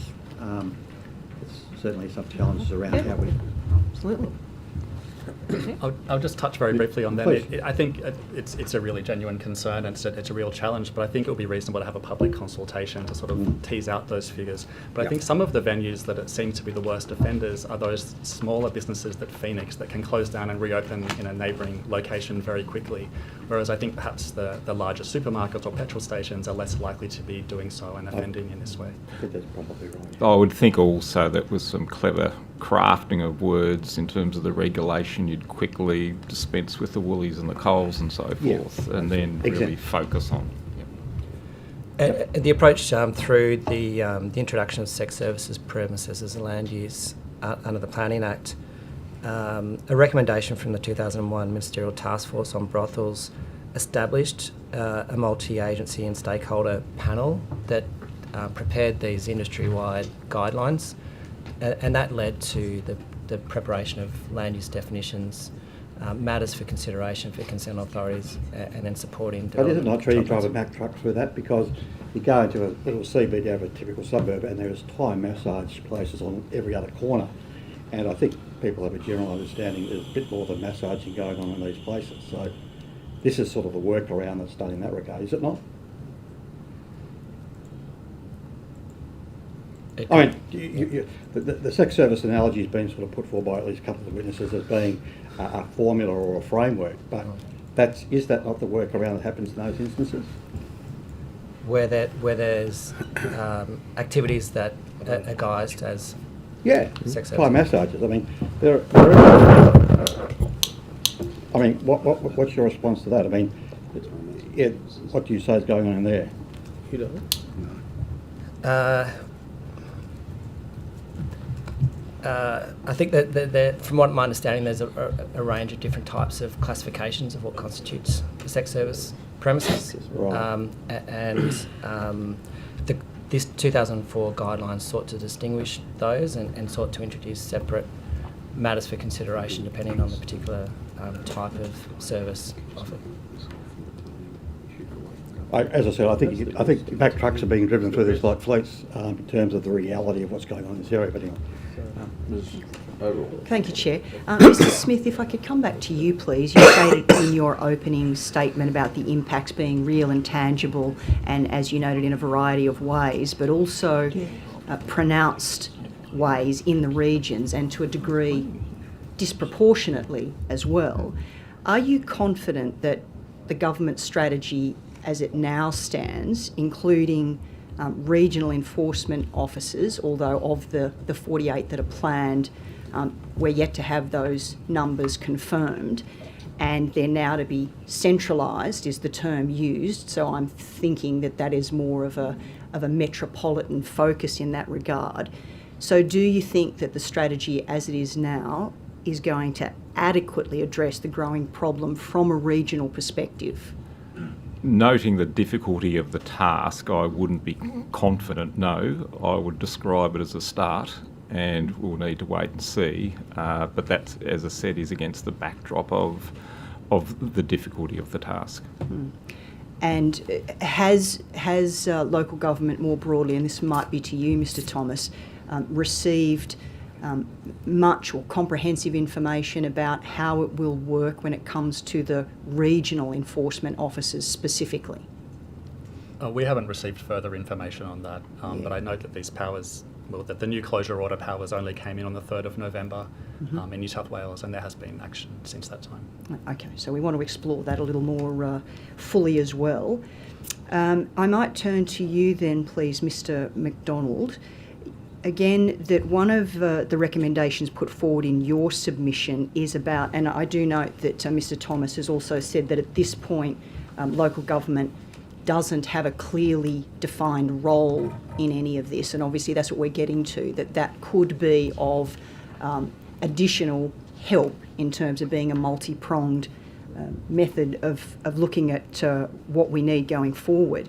But in relation to the recommendation of an enhancement of intelligence sharing and enforcement coordination between state agencies and the local government, have you received any feedback or any communication or engagement about that particular recommendation?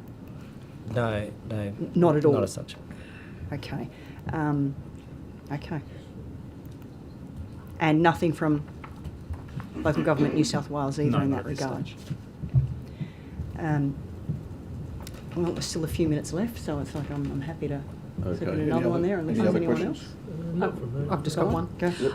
Just in relation to instances and also pop-up stalls, has the council's either been required or do you monitor any of that activity? No, not as such, because these uses appear as an exempt development, and they are treated as a shop as any other type of shop is, unless it relates to matters that spill onto the public domain. So, for example, if there's signage that's blocking a footpath, for example, then councils have regulatory functions, or if there's excessive car parking or noise, for example, then we play a role, as we do with any shop. But councils have no current visibility because proposals and developments don't come through council for an assessment or an approval. So it's only through anecdotal evidence. And also, just in relation to commercial businesses that are legitimately operating, have you had any reach out, particularly following the recent changes, seeking advice or information or guidelines from you guys? No. No. That's okay. No. That's it. Sorry, I should add that when the new laws did come in, we were contacted by New South Wales Health and encouraged to disseminate the new enforcement powers to local government, and we did do that to our members so that they're aware of this information and where to escalate issues. Yep, Okay, that's fine. Thank you. All right, one more question. One more question, fit it in the 3 minutes that we have, Chair, thank you. Again, LG, New South Wales, in relation to the point that you make in your submission, have you received any guarantees that there won't be a move to shift the newly introduced illegal tobacco regulations onto council, that it doesn't become another state to local government shifting exercise? There hasn't been a notion that you've said that we don't want that to happen. No, that's absolutely right, we do not. But there hasn't been a suggestion that this would happen, but during discussions... You're just qualifying, drawing the line in the sand before it does. Yeah, but during discussions with New South Wales Health, we made clear that council, for example, and environmental health officers were fully stretched and not equipped to undertake any kind of enforcement task in addition. That wasn't proposed to us that this should happen, but we just made that clear that wasn't something that local governments were resourced to be doing. And to clarify the point that the Honourable Stephen Lawrence had been making previously about council's opportunity to enforce compliance when it comes back to your recommendation about DA approval. Again, it's local government councils trying to be proactive in the way this is being addressed rather than needing to necessarily rely on that compliance and enforcement. Is that right? That's absolutely right. No, that's right. And as I mentioned earlier, one of the benefits of introducing it through a development application framework would be in order to set some parameters around locational aspects, and that's a key community concern that's raised, is the proliferation of these stores in places that are visible to children. So that triggers a broader public health matter, which is a relevant consideration through the Planning Act as a matter for assessment. Thank you. That's it from me, Chair. Okay, I think that's it. Questioning is finished for the day. Thanks very much for coming. Thank you. And thank you for your evidence. Thank you. We might now get the next witnesses up, please.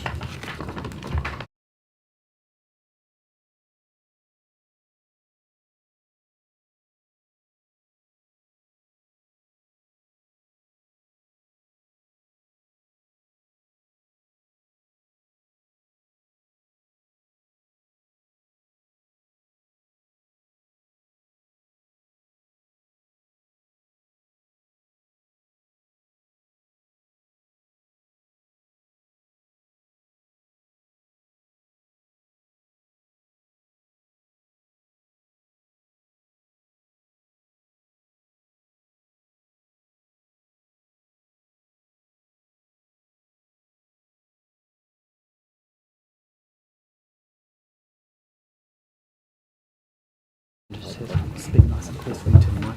Legal ones. Yeah. You don't have to press it. No, they're just.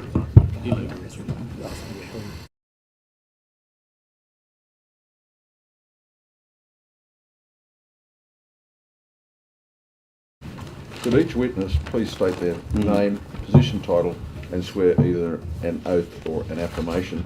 Maybe starting with you, Ms. Gartner, on my left. Sure. I'm Professor Coral Gartner. I'm from the University of Queensland and I'm the Director of the NHMRC Centre of Research Excellence on Achieving the Tobacco Endgame. And I'd like to use the affirmation. I solemnly, sincerely and truly declare and affirm that the evidence now about to be given by me shall be the truth, the whole truth and nothing but the truth. Thank you. Good afternoon. I'm Dr. Shanil Polevich. I'm a Senior Research Fellow at the Centre of Research Excellence on Achieving the Tobacco Excuse me, could you Endgame. just maybe pull the mic Sure. a little bit further? All right. Talk vigorously into it. Okay. It's voice activated. Aha, I see. All right. Good afternoon. I'm Dr. Shanil Polevich. I'm a Senior Research Fellow at the Centre of Research Excellence on Achieving the Tobacco Endgame at the University of Queensland. I solemnly, sincerely and truly declare and affirm that the evidence now about to be given by me shall be the truth, the whole truth and nothing but the truth. Thank you. Mr. Slevin? My name is Adjunct Professor Terry Slevin. I'm Chief Executive Officer of the Public Health Association of Australia. I'd like to use the affirmation, if I may. I solemnly, sincerely and truly declare and affirm that the evidence now about to be given by me shall be the truth, the whole truth and nothing but the truth. Thank you. Thank you. And Mr. Maddox? Good afternoon. Associate Professor Raglan Maddox. I lead the tobacco-free team at Yadara Awilani, the National Centre for Aboriginal and Torres Strait Islander Wellbeing Research, and am the co-convener of the Alcohol, Tobacco and Other Drugs SIG at the Public Health Association. I'll use the affirmation as well. I solemnly, sincerely and truly declare and affirm that the evidence now about to be given by me shall be the truth, the whole truth and nothing but the truth. Thank you. Thank you. Perhaps starting with you, Ms. Gartner, would you like to make a short opening statement? Yes, I would, thank you. So good morning, Chair and committee members. I begin my statement first by acknowledging and paying respect to the traditional custodians of the land, the Gadigal people of the Eora Nation, their ancestors and descendants. I'm Professor Coral Gartner, as stated previously, and I'd like to thank the committee for the opportunity to appear at this hearing. I confirm that I have not accepted any funding from the tobacco industry or commercial entities associated with tobacco companies. Australia is a party to the World Health Organisation Framework Convention on Tobacco Control and hence has an obligation to protect tobacco policy making from the influence of the commercial and vested interests of the tobacco industry. So I'd just like to make a point that when organisations representing commercial and business groups and private consultants appear before this committee, they should be required to provide a full disclosure of which of their members or clients are or have links to tobacco companies. Reducing tobacco use is an Australian government priority because it is critical to improving life expectancy and the quality of that life, as well as boosting productivity. The New South Wales Government has committed to reducing smoking through state tobacco strategies and endorsement of the current National Tobacco Strategy that aims to reduce smoking by 5% or less by 2030. It is important for the committee to keep this in mind when considering approaches to reducing illicit tobacco trade because these need to also support the goal of reducing tobacco use overall, not just shifting consumers back to the legal market. Our research shows that illicit tobacco trade has rapidly grown over the past 5 years and has become a widespread problem in the retailing sector in Australia. It threatens the excellent progress that successive state and federal governments have made on reducing tobacco-related disease and deaths. Reducing illicit tobacco trade is crucial to reaching the 5% smoking prevalence goal. Tobacco retailing needs to be much more tightly regulated and closely monitored. Inadequate regulation has created an opportunity for criminals to exploit. Some witnesses appearing at this inquiry may present the idea that over-regulation has caused the increase in illicit tobacco trade and propose winding back public health measures such as tobacco excise as a solution. This is extremely misguided as the current situation shows that we need more regulation and controls over tobacco supply, not less. Allowing anyone to set up shop as a tobacco retailer and gain access to everyday consumers in a normal and anonymous retail setting has provided the opportunity for organised crime to expand their illegal revenue streams by facilitating contact with a wider range of customers. The participation of existing retailers in the illicit market by selling a mix of legal and illegal products shows that they are also vulnerable to infiltration if they have inadequate governance and security measures. Imagine if pharmacies selling cheap smuggled morphine, fentanyl and other regulated substances just started popping up all over the place. Significant government effort would be put into shutting them down and controlling the pharmacy sector.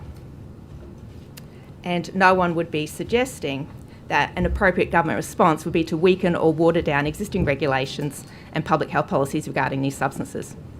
Queensland is now having success in closing down retailers involved in illicit tobacco trade. This has been enabled through strong investment in increasing the enforcement capacity with nearly 200 authorised officers across the state, including a dedicated flying squad, and the strengthened powers that have been given to those officers, including a range of penalties to enable them to take fast action. Queensland Health recently closed 148 stores within a 10-day period, so it shows that these can work. The New South Wales Government has also has some similar powers, such as the landlord provisions to encourage landlords to end leases of tenants involved in illegal trade. However, much more action is needed. This situation warrants throwing everything you have at it as fast as you can. This includes removing barriers to accessing comprehensive quit support, such as the cost of quit smoking medicines. And most people, keep in mind, most people who smoke actually want to quit. Helping them quit should be part of a strategy to reduce illicit trade because it will reduce the potential customer base. If Australia reduces smoking to 5% within the next 5 years, and hopefully even lower than that into the future, we need fewer businesses supplying tobacco than we have now. We already have too many retailers for a product that 90% of the population do not use. Helping small businesses to exit tobacco retailing should also be part of a strategy to control illicit tobacco trade. A more tightly regulated tobacco supply chain should include much fewer retailers with stronger governance and monitoring requirements for those who remain in the industry. Thank you. Thank you. Anyone else? Short statements. Thank you. Yep. Thank you. I too would like to pay my respects to the traditional custodians of these lands, the Gadigal people of the Eora Nation. And I too confirm that I have not accepted any funding from the tobacco industry or any other commercial entities associated with tobacco companies. I thank the committee for the opportunity to appear at this hearing. For the past 3 years, I've been funded by a fellowship awarded by the Australian Research Council, which involves a program of research investigating consumers' patterns of illicit tobacco use and the drivers and deterrents of Australia's illicit tobacco market. To investigate these issues, I've led 3 studies over the past year. The results of these studies are still being drafted and as such have not yet been subject to peer review, but I would like to share some of these findings. For example, in a national survey of 2,500 Australians who smoke that we conducted in November last year, 28% of participants reported smoking illicitly traded tobacco products at least weekly. Of these participants, 92% were purchasing their products from a tobacconist or a convenience store. When asked about their reasons for use, 72% reported choosing these products because they are cheaper than taxed products, 27% because they did not want to pay any more taxes to the government, and 23% because they found it more convenient to purchase than taxed products. When asked which factors might deter their future purchases, 31% of participants reported that they would stop if the products were no longer available in retail shops. This was the most commonly selected reason. These findings highlight the crucial importance of addressing the widespread availability of illicitly traded tobacco products from retail outlets. Further analyses showed that participants who reported difficulty paying bills or rent, as well as those who smoked more than 20 cigarettes per day, were most likely to be frequent consumers of illicit tobacco. These findings highlight the central roles of financial hardship and nicotine dependence in shaping consumers' decisions to purchase these products. Next, we conducted a street intercept survey in September this year, which involved approaching approximately 400 people who were smoking on the streets around Brisbane to find out what products they were smoking. Of these 400 people, 20% were paying $10 or less per pack of 20 illicit traded cigarettes, showing that these products are widely available at a very low price. Considering the ongoing debate about reducing tobacco tax excise, we then asked participants who were buying the illicitly traded products how much cheaper the legal tax products would need to be for them to go back to the legal market. 70% said that taxed tobacco products would need to be the same price as illicitly traded tobacco products for them to go back to buying legal taxed products. This suggests that modest reductions in tax are unlikely to discourage consumers from purchasing from the illegal market, and all available evidence indicates that large reductions in tax would inevitably increase smoking. One of the most concerning findings across these studies was the number of participants who did not believe that smoking tobacco poses significant harms to their health. Furthermore, many participants were unaware of essential quit support services like Quitline, or did not believe that nicotine replacement therapy is effective in supporting smoking cessation. These findings highlight an urgent need for improved public communication about the harms of tobacco use and the range of support options that exist to help people quit. Every Australian should know that tobacco use is one of the leading causes of preventable death and results in more illness and deaths than alcohol and other drug use combined. Critically, quit support must be accessible and affordable. Currently, the cheapest available box of nicotine patches available online is $25 for just 7 patches, which is more than double the cost of the $10 packs of cigarettes that many consumers are buying. Providing consumers with free and easy access to nicotine replacement therapy, coupled with new education campaigns about the harms of smoking, are essential to reduce the number of people who smoke tobacco, including illicit tobacco. Thank you. Thank you. Mr. Slevin.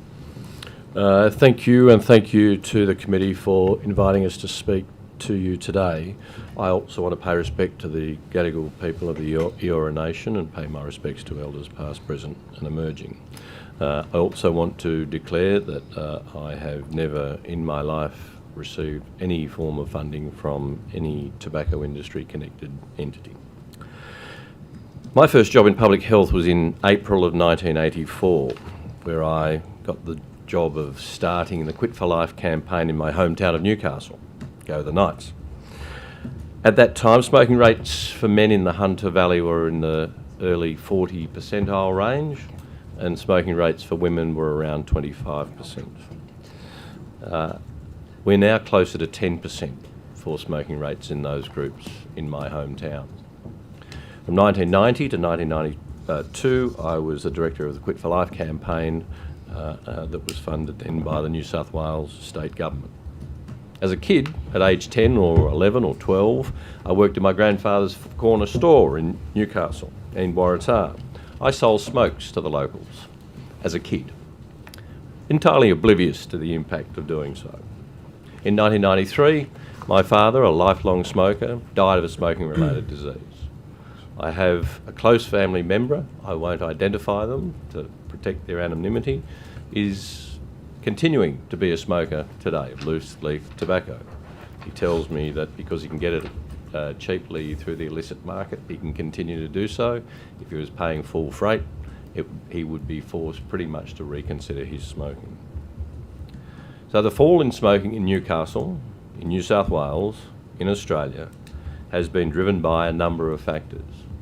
But the cost of tobacco has been a vitally important driving factor in that trend. So I stand before you, sit before you today, to urge you to not be conned by the notion that cutting the tax will fix this problem. Illicit tobacco exists around the world. And yes, this is an important business issue that all parts of Australia must wrestle with. Local government, state government, federal government. Importation, transportation, retail networks, the entire machinery of this industry. But rest assured, this is an industry that's not going away. Australia is a very small part of the tobacco market worldwide, but it's a dark market. We've seen the introduction of plain packaging and many other reforms that have been picked up around the world. Tobacco industry remains a multi-billion-dollar multinational sector. They are determined to stamp out efforts by governments that successfully reduce the sale of their product and their profits. They do so ruthlessly. This campaign that they're using in the context of illicit tobacco to create government as the evildoer in this scenario by having high taxes is the trick they use to put pressure on that government to reduce an effective tobacco control strategy. Pure and simple. They have deep pockets and are very effective at running these campaigns. I've fought many of them over the past 40 years, whether they fought against the removal of sponsorship of sports, arts and racing, whether they fought against the plain packaging campaigns, whether they fought against the funding of the campaigns that I've run when it comes to tobacco control. So I urge you in your considerations on this issue to ask yourself this question. What role does the tobacco industry at a multinational level play in the supply and creation of this exploding illicit market in New South Wales? I don't for a moment believe that the Comancheros or the Bandidos are building cigarette manufacturing facilities on the outskirts of Sydney or around Tullamarine Airport. These factory-made cigarettes, which are being sold on street corners around your state, are coming ultimately, whether through the well-established British, American, Japanese tobacco companies or new players in the market, they're coming from big tobacco. Don't get conned by big tobacco and buy into their framing that says this is because the government's charging too much tax. I put it to you that we need to continue with our efforts with regard both to enforcement of the law of this country. Don't let a multinational industry con you into weakening our laws that benefits our people with clear evidence of doing so. The solution here is not simple. No one pretends it is. But a key function is, as the Commissioner, I believe, gave evidence this morning in her recent report, talked about proper enforcement, appropriate penalties and fines, and also efforts with regard to demand reduction that you've already heard of. We know if we continue with the campaigns that have been successful over some decades, not relent on those efforts, and if we support existing nicotine addicts to quit. Nicotine replacement therapy is free through the Quit line in Queensland, costs about $2 million a year. Rolling that out nationally, I believe, would be something in the vicinity of south of $15 million a year to offer every smoker the opportunity to have a crack at quitting.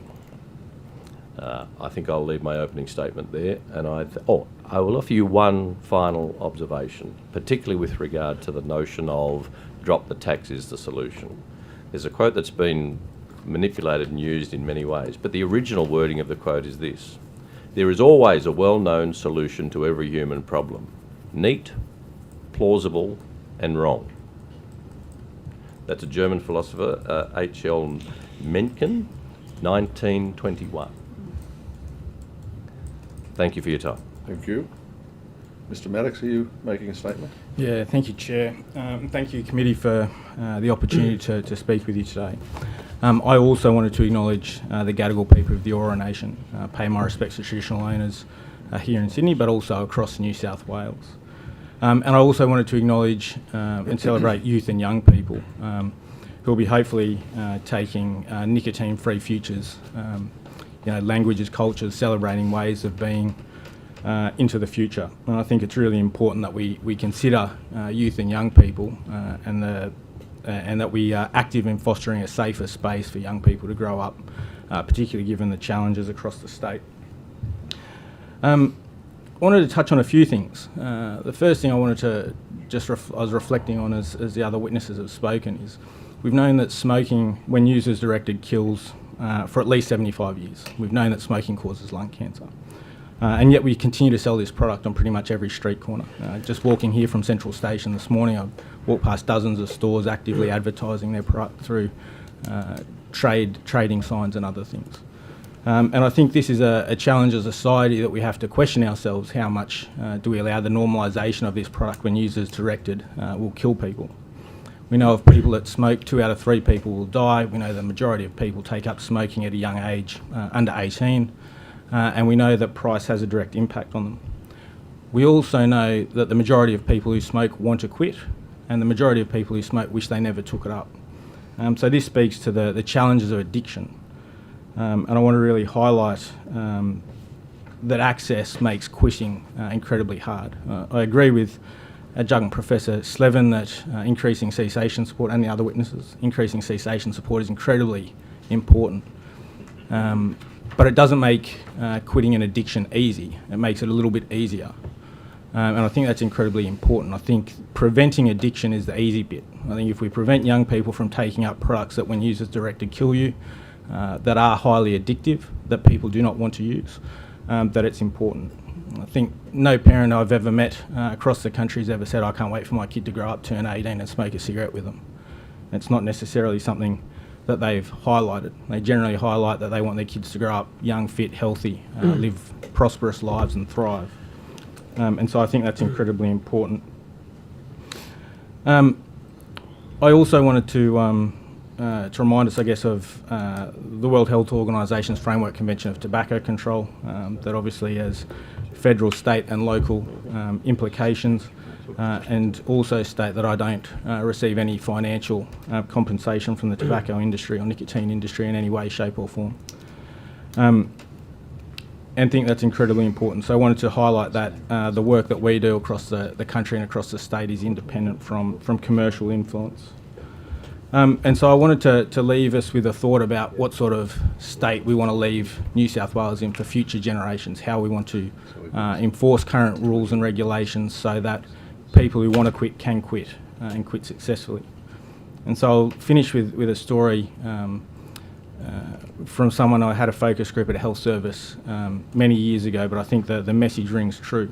And so they caught a bus to the health service and they get off at the shop and they walk to the health service to get cessation support. But when they get off at those local shops, there's 7 stores that sell tobacco. And so they go past those 7 stores, and as everyone knows, if you have an addiction, you know each and every store that sells you that product.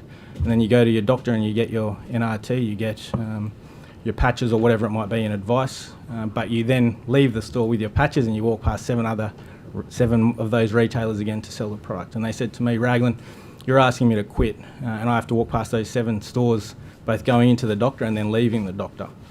The best thing you could do is make it easier for me to quit. If I was on crack, would you make me walk past 7 crack dealers to go and see my doctor to get off this addiction?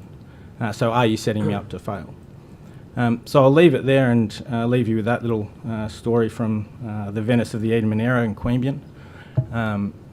But just wanted to remind us of our responsibilities to make sure that our communities have healthy, happy spaces where kids can grow up and thrive.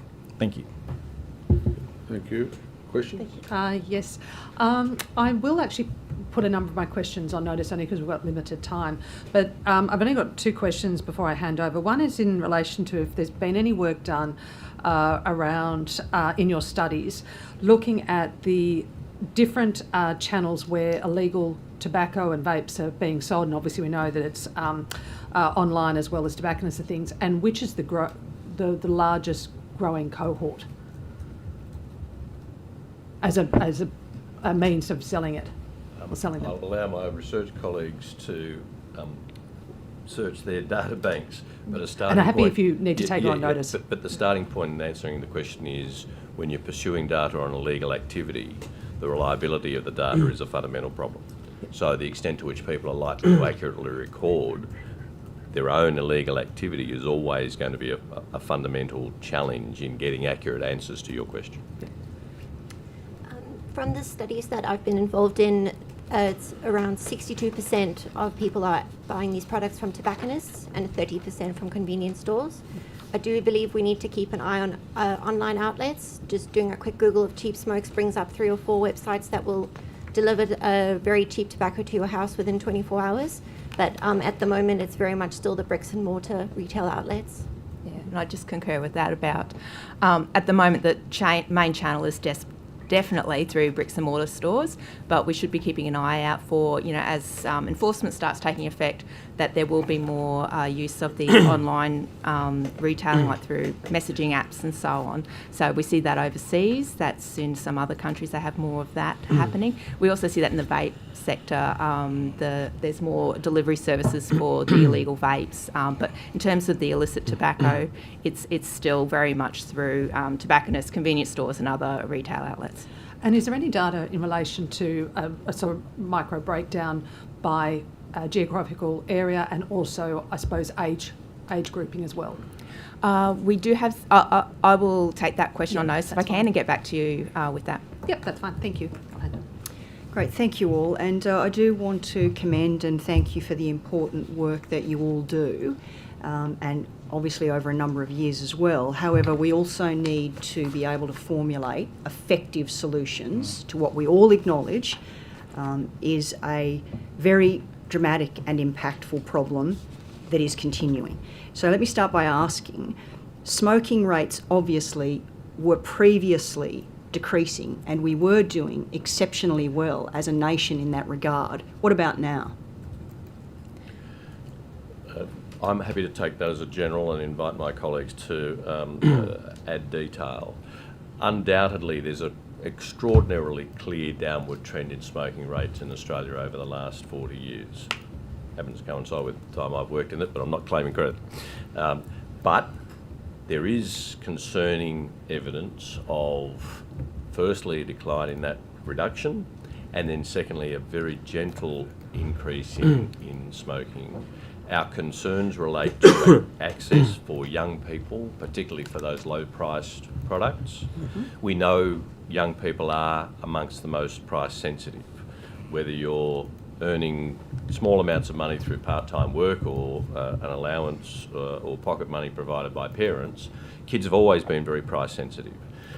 Back in the very early days, I can recall we had to pounce on retailers who were opening packets of cigarettes and selling them singly for the purpose of giving access to kids because of that low entry price. So price accessibility is a very important consideration. Kids are less likely to want to use an illicit product and have the courage to go to an illicit retailer. But they are so ubiquitous, it's becoming a very significant concern for us with a return to an increase in uptake of smoking, particularly in young people. Indeed. So in acknowledging that point, to suggest that an excessive excise on tobacco hasn't damaged the great work and all that has been achieved. And I'm, it's not suggesting that reducing the tax now is going to be the panacea because the horse has bolted on this situation.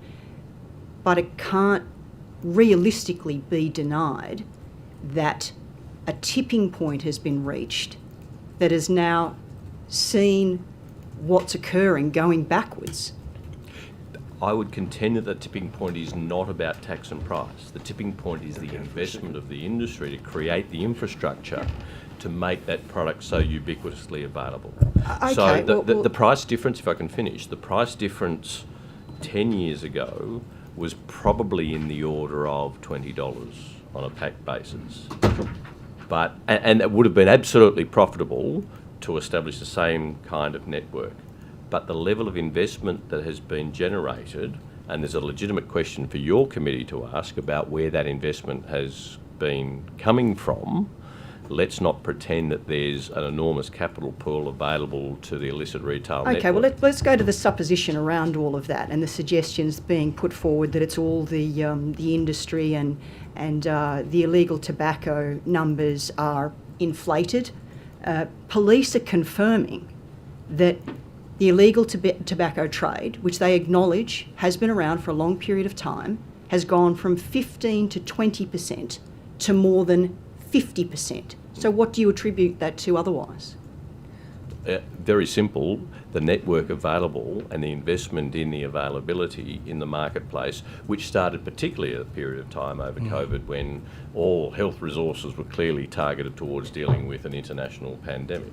So it's been a business decision by the tobacco industry to expand its illicit network on the basis of having very little fear of the kind of penalties we're now starting to see governments put into place.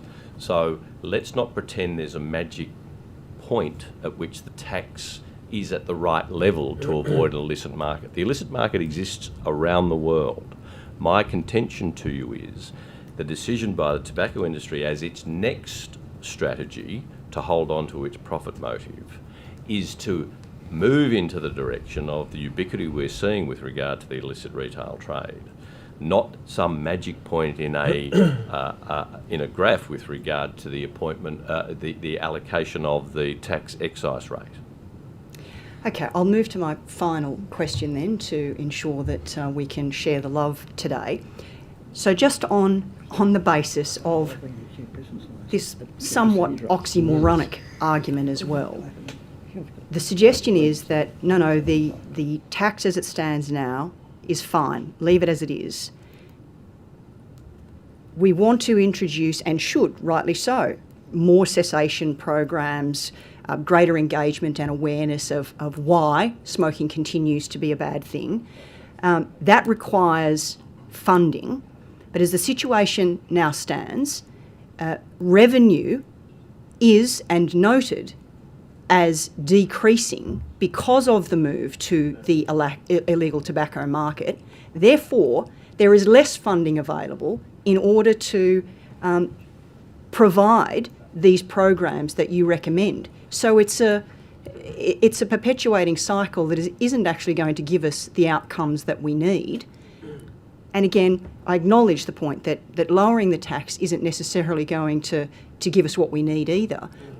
But we're kind of going in circles here and not coming up with actual solutions that are going to give us what the outcomes that will be most productive in terms of reducing smoking rates, providing more funding for the programs that we need to advise particularly young people why they don't want to go down this path.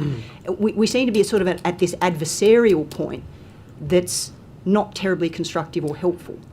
May I potentially make an observation here? So I would probably commend to you the report from the Illicit Tobacco and E-Cigarette Commissioner and the observations that she's made in her research that she's done into this issue and really highlighted that this is a really multifactorial issue. So just focusing on the excise rate really ignores the supply side of things. So talking to my colleague at UNODC, the United Nations Office of Drug Control, he sees what's happening in Australia very much as being supply driven.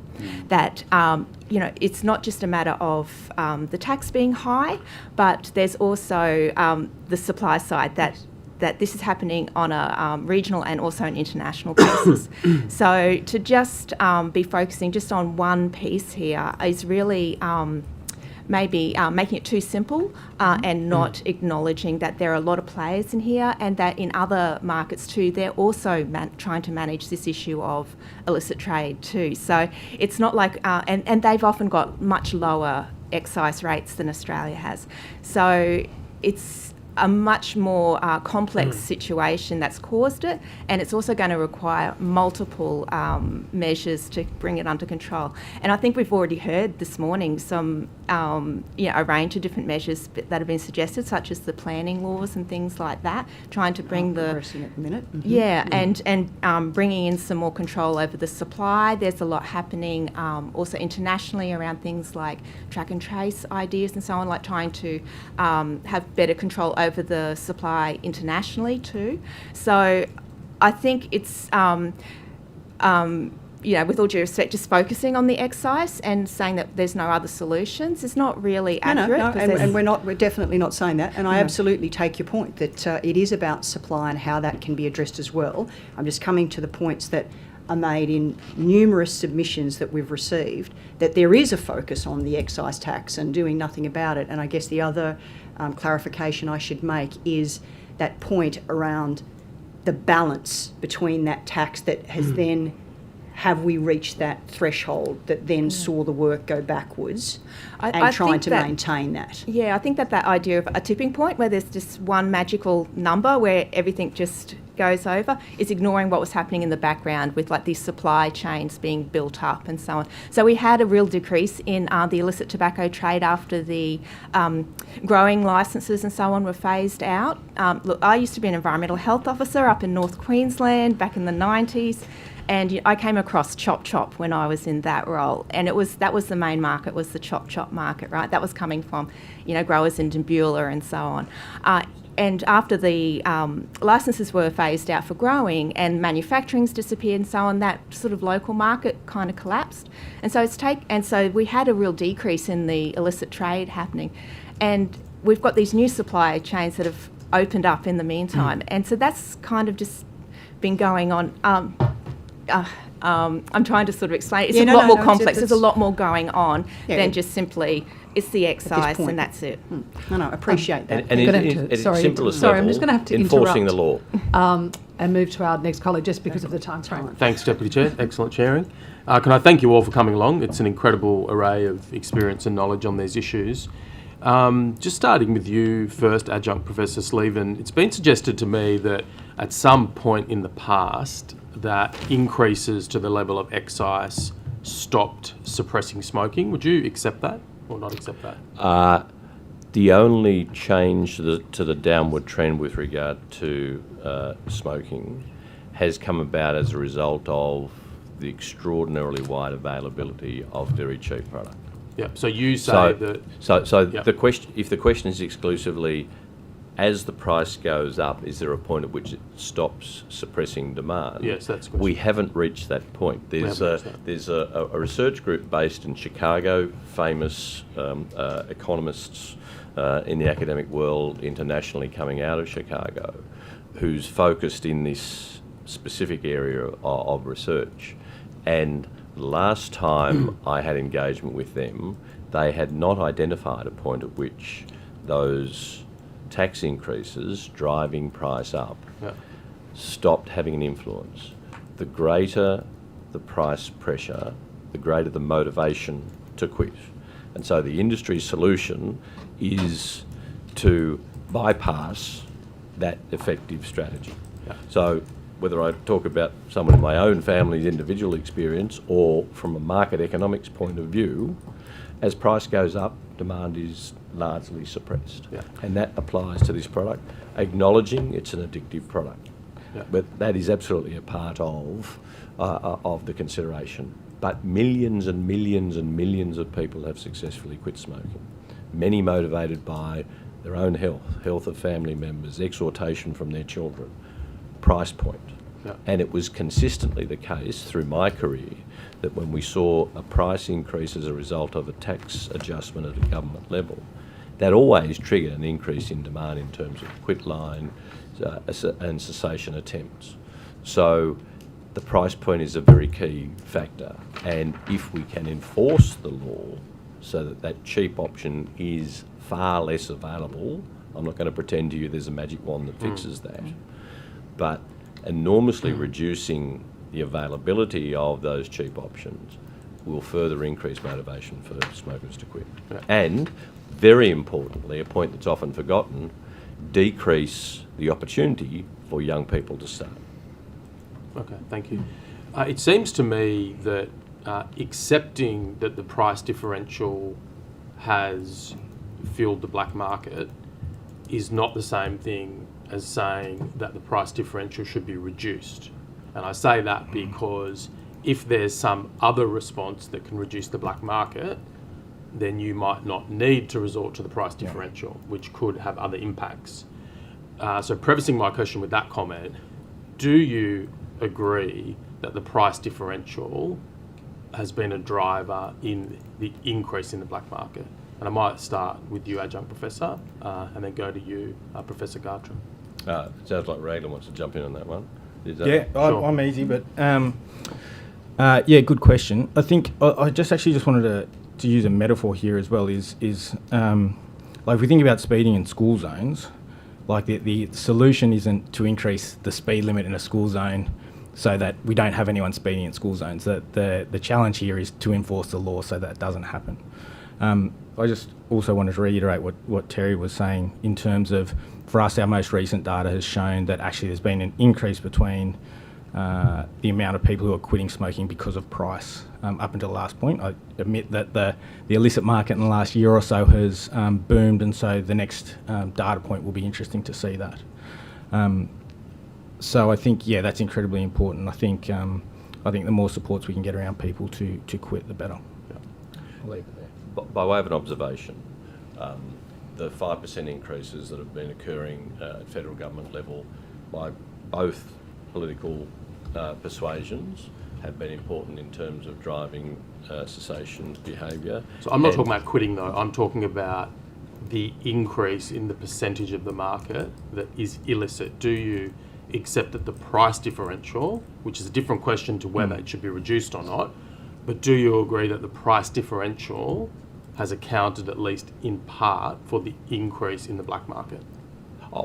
There's no doubt that the provision of cheaper products certainly has an impact in terms of people. That's not quite my question. So I'm not talking about the availability of cheaper products. I'm talking about the fact that there is a difference between the price of legal and illegal, and that difference appears to have increased, do you accept that, at least in part, has caused the expansion of the black market? Oh, it's a more profitable industry for people who are prepared to break the law. Yep. That's self-evident. So do you accept that as well, Professor Gartner? Yeah, but I'd also add that it's also the lower penalties that you get for selling this product. So, for example, these criminal organisations, they're making a lot of money also by selling illegal drugs and so on. Yeah.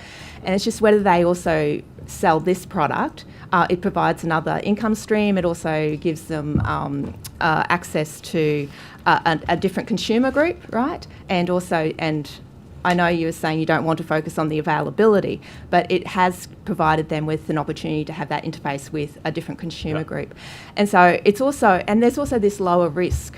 So if you get caught for trafficking tobacco, you're going to have a lower penalty imposed than if you get caught for trafficking cocaine. So it's also the differential in the risk and reward here. It's not just about the excise, it's also about, there's also an incentive there for criminal organisations to avoid the high penalties as well. So accepting that the differential is playing a role then in the black market, in circumstances where one of the opening statements was talking about those using the illicit market are those that I think are more disadvantaged or more susceptible to price pressures. Accepting that, why wouldn't reducing the differential be at least part of the solution? And I might start with you, Professor Gartram. Like, why is it something that we ought completely exclude from consideration? Because I would have thought it's not a binary that you either reduce or you don't reduce, or you reduce to eliminate completely the difference. Why wouldn't a modest reduction in the differential be part of the possible solution here? Well, what sort of reduction are you talking about? So, like a 30% reduction in the differential, I would assume would, from an economics point of view, have some impact on the black market. Now, you might say that it also has a negative impact in terms of an increase in smoking in the cohort who's currently complying with the law, but I suppose these things are often a question of balance. Why wouldn't a modest reduction in the differential be something to consider at least? Well, I think there's several factors here. One is, of course, the goal of what we're trying, what the government wants to achieve here, which is to reduce smoking. It's not to collect excise tax, even though that's a nice benefit. That's not the primary goal here. It's a health measure. So just reducing that is taking away this primary goal, which is to reduce smoking. Our research was suggesting that you'd have to really virtually eliminate the tax, because the prices that you can purchase the illicit product at are so much lower. There's a very wide range of prices that they can sell this product at. So just the 30% is not going to Sure, but just on that, I mean, isn't that to suggest a false binary in effect? It's to suggest that you need to completely eliminate the differential, or eliminate it significantly for all people in order to achieve a benefit.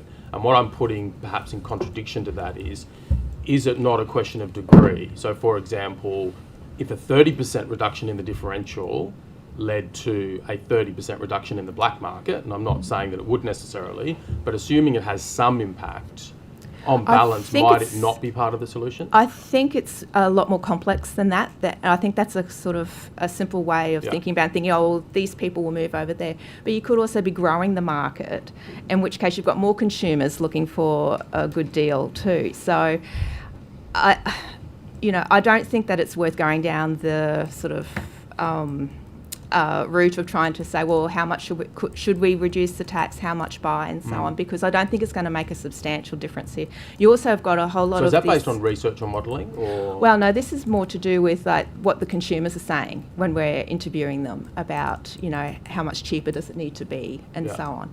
And that's what actually flagged my questioning, because that part of the opening statement talked about, I think 3/4 of consumers reported that it would have to be the same price for them to choose licit. But again, isn't that the false binary? Because isn't it a question of degree rather than absolutes? I want to take that on. Sure, please do. The answer is... And this is not my opinion, by the way. No. I'm just trying to test the proposition. But the answer is no, because it's not a false binary about smoking. Either you do or you don't. So that's where the binary is absolute. True. And The issue about accessibility of price also in your theoretical model creates the hazard of accessibility to new smokers and young people. Because on your model, a reduction in 30% of the differential, making it cheaper in the legal market, certainly risks an increase in uptake of young people, which is contrary to all public policy objective. With regard to the prospect of whatever the price elasticity proposition you're putting, generating a reduction in demand in the black market, offers the scenario that it's a continuum. What we've created now is a binary of legal versus illegal. And the illegal product is so ubiquitously available, smokers don't have to go through that continuum. Either they continue to smoke or they don't. And when they're more price sensitive, they'll go for the cheapest product. Now they've got a cheaper product, whether they save $10 a packet or $15 a packet or $20 a packet, unless we tackle the supply chain, they're going to still go for the cheaper product. I think that could be the binary though. Anyway, just lastly, if I could, have you got any evidence or modelling for the proposition that an increase in enforcement and regulation is going to be able to put the journey back in the bottle, or is it sort of wishful thinking? Like, is there a comparable country who's managed to do it? Yeah. Is there modelling that says that we can do it? Not through reducing the price differential, but through more enforcement, more penalties, etc. We can probably learn from vaping. I think we've seen over the last 5 years, and in my mind, I think to come back to these questions as well, is the industries have saturated the market with illicit product during COVID, when the country was under immense pressure, communities were under immense pressure, and there are essentially no implications. It took time for legislation and regulations to catch up, and then enforcement. And now the challenges we have with vaping after reforms and enforcement are very different to what we've seen before. So we know in Australia that we have a water border, we have different challenges, but we know that enforcing laws not only possible, it's what communities expect. Communities expect us to uphold the law. They expect us to go back to the school example, for people not to speed in school zones, because we want to have a healthy, prosperous Australia.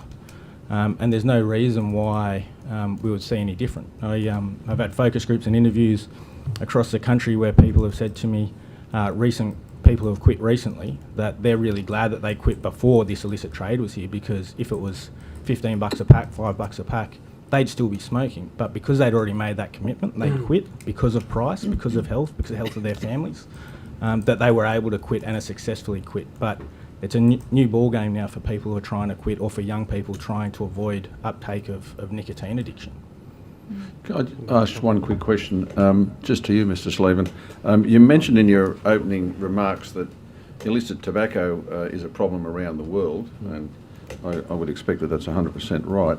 Can you cite any explicit examples where the illicit tobacco rate has actually got up to 55% of the market? I'm not aware of the data of any other country that provides that assessment, because of, and I think the Commissioner mentioned in her report, the difficulty of getting a decent and accurate assessment of that. So the answer is I don't know the answer to your question. Right. Has anyone else got any insight into that? Yeah, certainly. I think Malaysia is up around that. Sorry, which country? Malaysia, I believe. Malaysia, yeah. Yeah, there are other countries that have been, and some with very low tobacco tax have got some of the highest rates, like probably even higher than 50% of the market. With the low tobacco rates, taxes with high illegal tobacco. That's correct. So anyone paying any tax it doesn't like it, so they go and buy it. There's still that big gap. Is that what you're saying? That's correct. Yeah, and there's also, each market's got a different driver, so sometimes it's not just about the price, maybe about different products and things like that are available. All right, thank you very much. I don't know that anything was taken on notice. Thanks very much for coming today, and thank you. We'll have a break Thanks now. for your time. We will come back at 1:45. Thank you.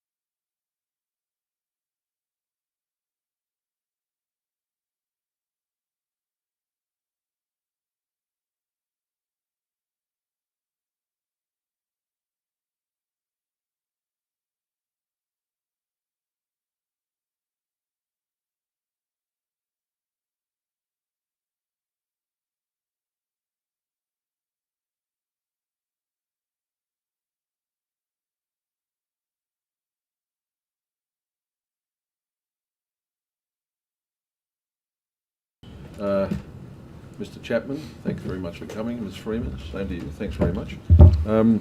Could each of you please state your full name and position title and swear either an oath or an affirmation, starting with you, Mr. Chapman. Yeah, my name's Emeritus Professor Simon Chapman, and I'm going to do Excuse me, could you just talk? Do I have to press a button? No, that's it's voice good. activated, so the louder Okay, you speak, good. the more we can hear. Okay, Emeritus Professor Simon Chapman from the University of Sydney School of Public Health, and I'm going to do an affirmation. Will I do that now? Please. I solemnly, sincerely and truly declare and affirm that the evidence now about to be given by me shall be the truth, the whole truth and nothing but the truth. Thank you. Ms. Freeman? My name is Professor Becky Freeman. I am a Professor of Public Health at the University of Sydney. I will also be doing an affirmation. I solemnly, sincerely and truly declare and affirm that the evidence now about to be given by me shall be the truth, the whole truth and nothing but the truth. Thank you. And would either of you or both of you want to make an opening statement? Yes, please. Please, starting with you, Mr. Chapman. Okay, I'd like to first of all acknowledge that we're meeting on the Eora Nation, the Gadigal people, and pay my respects to elders past, present and emerging.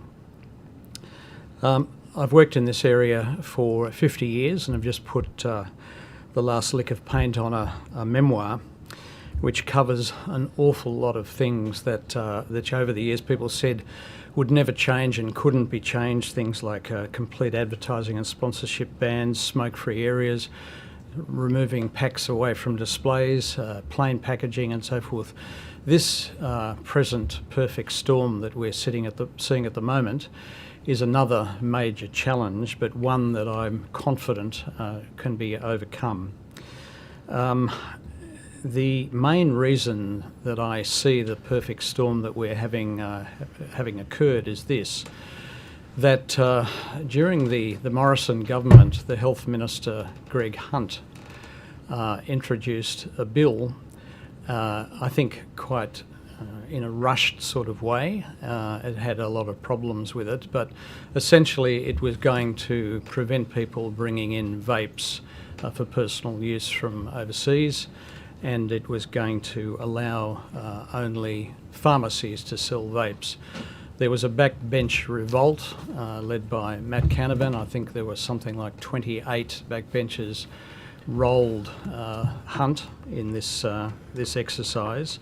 And as a result, we saw a tremendous surge in the availability of vapes through places that should have never been selling them, the precursors, if you like, to the situation that we face today with illegal tobacco and vapes. What the experience of those people who are opening those shops was that nobody knocked on their door, nobody visited them and said you shouldn't be doing this. There was a little bit of debate about it in the media and so forth, but nothing seemed to stop it, and it just grew and grew and grew. And so I think it's taken the last couple of years for states to start one at a time getting their act together and starting to treat this seriously. It was led by South Australia and Queensland, and New South Wales, I'm very pleased to say, has most recently sort of come to that party with the legislative reforms, so that we now have weapons grade penalties and deterrents for people to get involved in this. And of course, talking about closures, I'm not talking about what was known within the tobacco trade as the tobacconist long weekend, where they would be closed down for 3 days, but they've been closed down for 3 months or longer if the matters go to court. We're talking about total seizures with non-return of all the stuff that's being seized, and we're talking about massive fines. So what we're seeing, and you may have heard this from previous people giving evidence, was that there are huge numbers of prosecutions and on-the-spot fines happening in the states that I've mentioned. Yesterday I was on a teleconference and heard that there were 190 shops have been closed in Queensland. I believe in South Australia the figure is around about 100, and the latest time I looked at the New South Wales one, there were, I think, 51 had been closed down there. So I live in the inner west of Sydney, and I often walk past these shops. I'm starting to notice them being closed as well. So I think this is pretty good. The only final matter I would want to raise is that there are issues in this whole problem that are the responsibility of all levels of government, of federal government, state governments, and I would hope local governments. I'll start with local governments. Local governments, of course, collect rates and so forth from people who have got businesses. They know every business owner in their municipalities. They know their addresses, they know the buildings that they're responsible for, and therefore those people know who is paying them rent. They know exactly who is operating things because they're in a financial transaction with these people all the time. They, I've had words with Darcy Byrne, who I believe has spoken to you earlier today. He was telling me he was very keen to get involved because he thinks that these are absolutely lowering the tone of the business districts. A lot of the other shops don't like them. There are insurance issues which are facing buildings which are adjacent to them. If we started seeing all the fire bombings and things we've seen, especially in Victoria. State government have an awful lot of responsibilities that they can pursue, as we're seeing in the states that I've mentioned, where most of the action up there, or if not all of the action, is being driven by state government initiatives. There are many things that we can say about the particulars of that as we go through our evidence. And at federal level, of course, the main issue is border security. And if you look at the figures of stuff which is being seized, it is astronomical in the last 10 years, in the last 12 months, I should say. And there's no sign that's going to abate. And I would, not an expert in this area, but my gut feeling is that that's unsustainable for this industry to be losing so much stuff coming in the border. Now it's being taken seriously.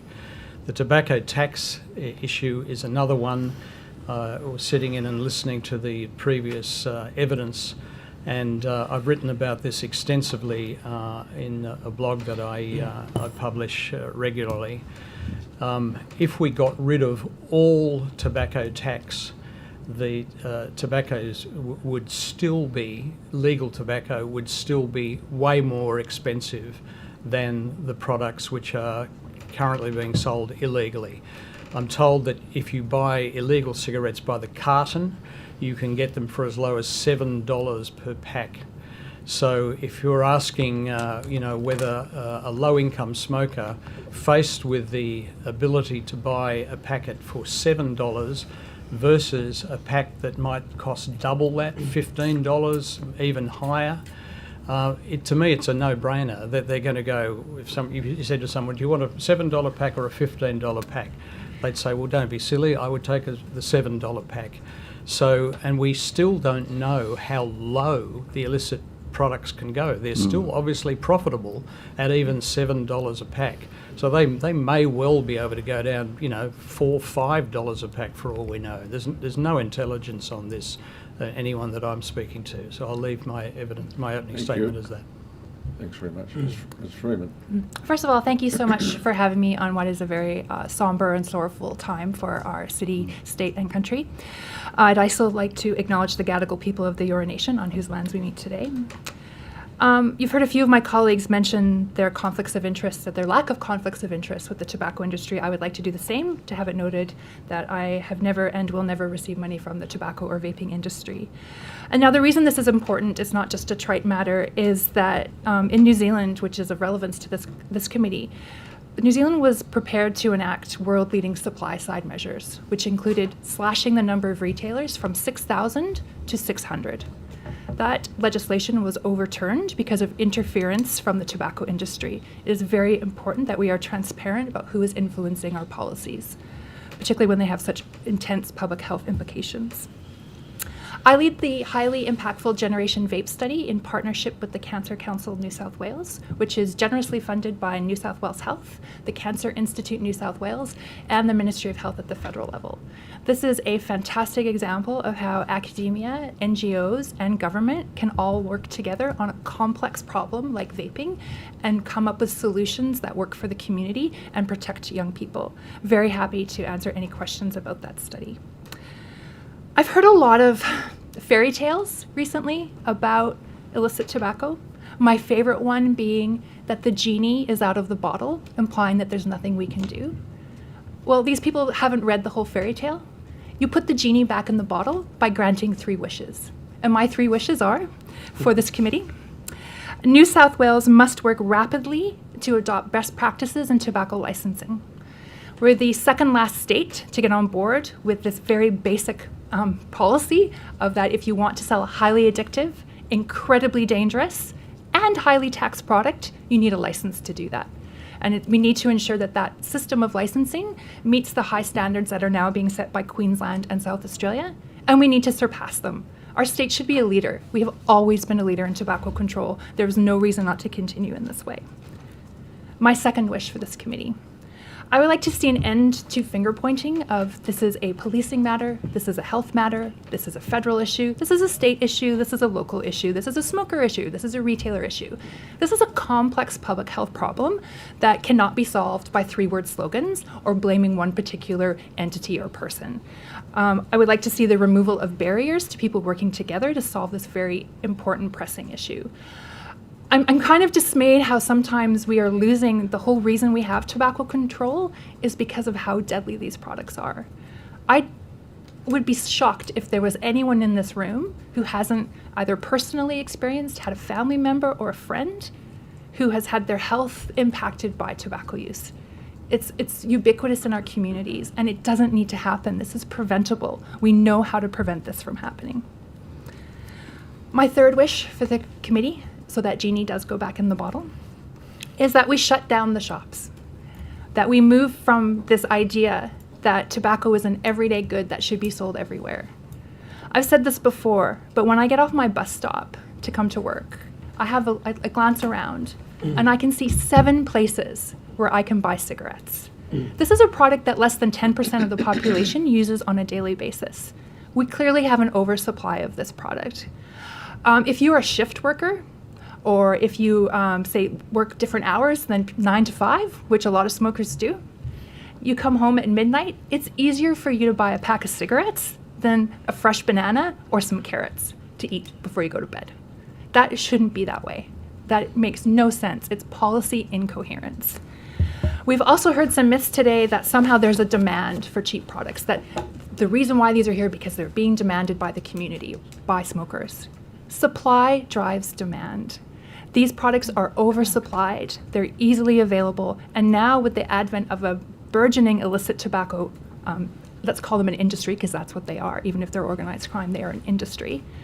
That is driving demand, making these products available, enticing. This is taking from the tobacco industry playbook. I think if my 3 wishes were granted, we would be able to see that this situation we find ourselves in, where our success in tobacco control is being threatened, frankly, being something that we should be so proud of to something that we're concerned we can no longer hold dear and hold up for the rest of the world.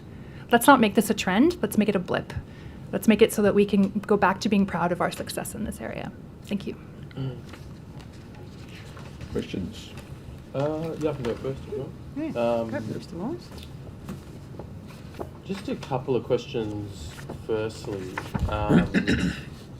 is the rise in the black market, so the increase in the percentage of the tobacco market that is illicit, is that causing an increase in smoking? And that's a question for both of you. Yeah. Do you want me to go first? That's a popular conception, and people swear black and blue that it must be surely happening. The alternative explanation is that it's simply seeing customers cross the road to get the same supplies. We, in this country, have triennial surveys, and the last one was published last year. That was correct, wasn't it? Last year, was it? Yeah, last year. So the next one won't be due for a while. Yeah.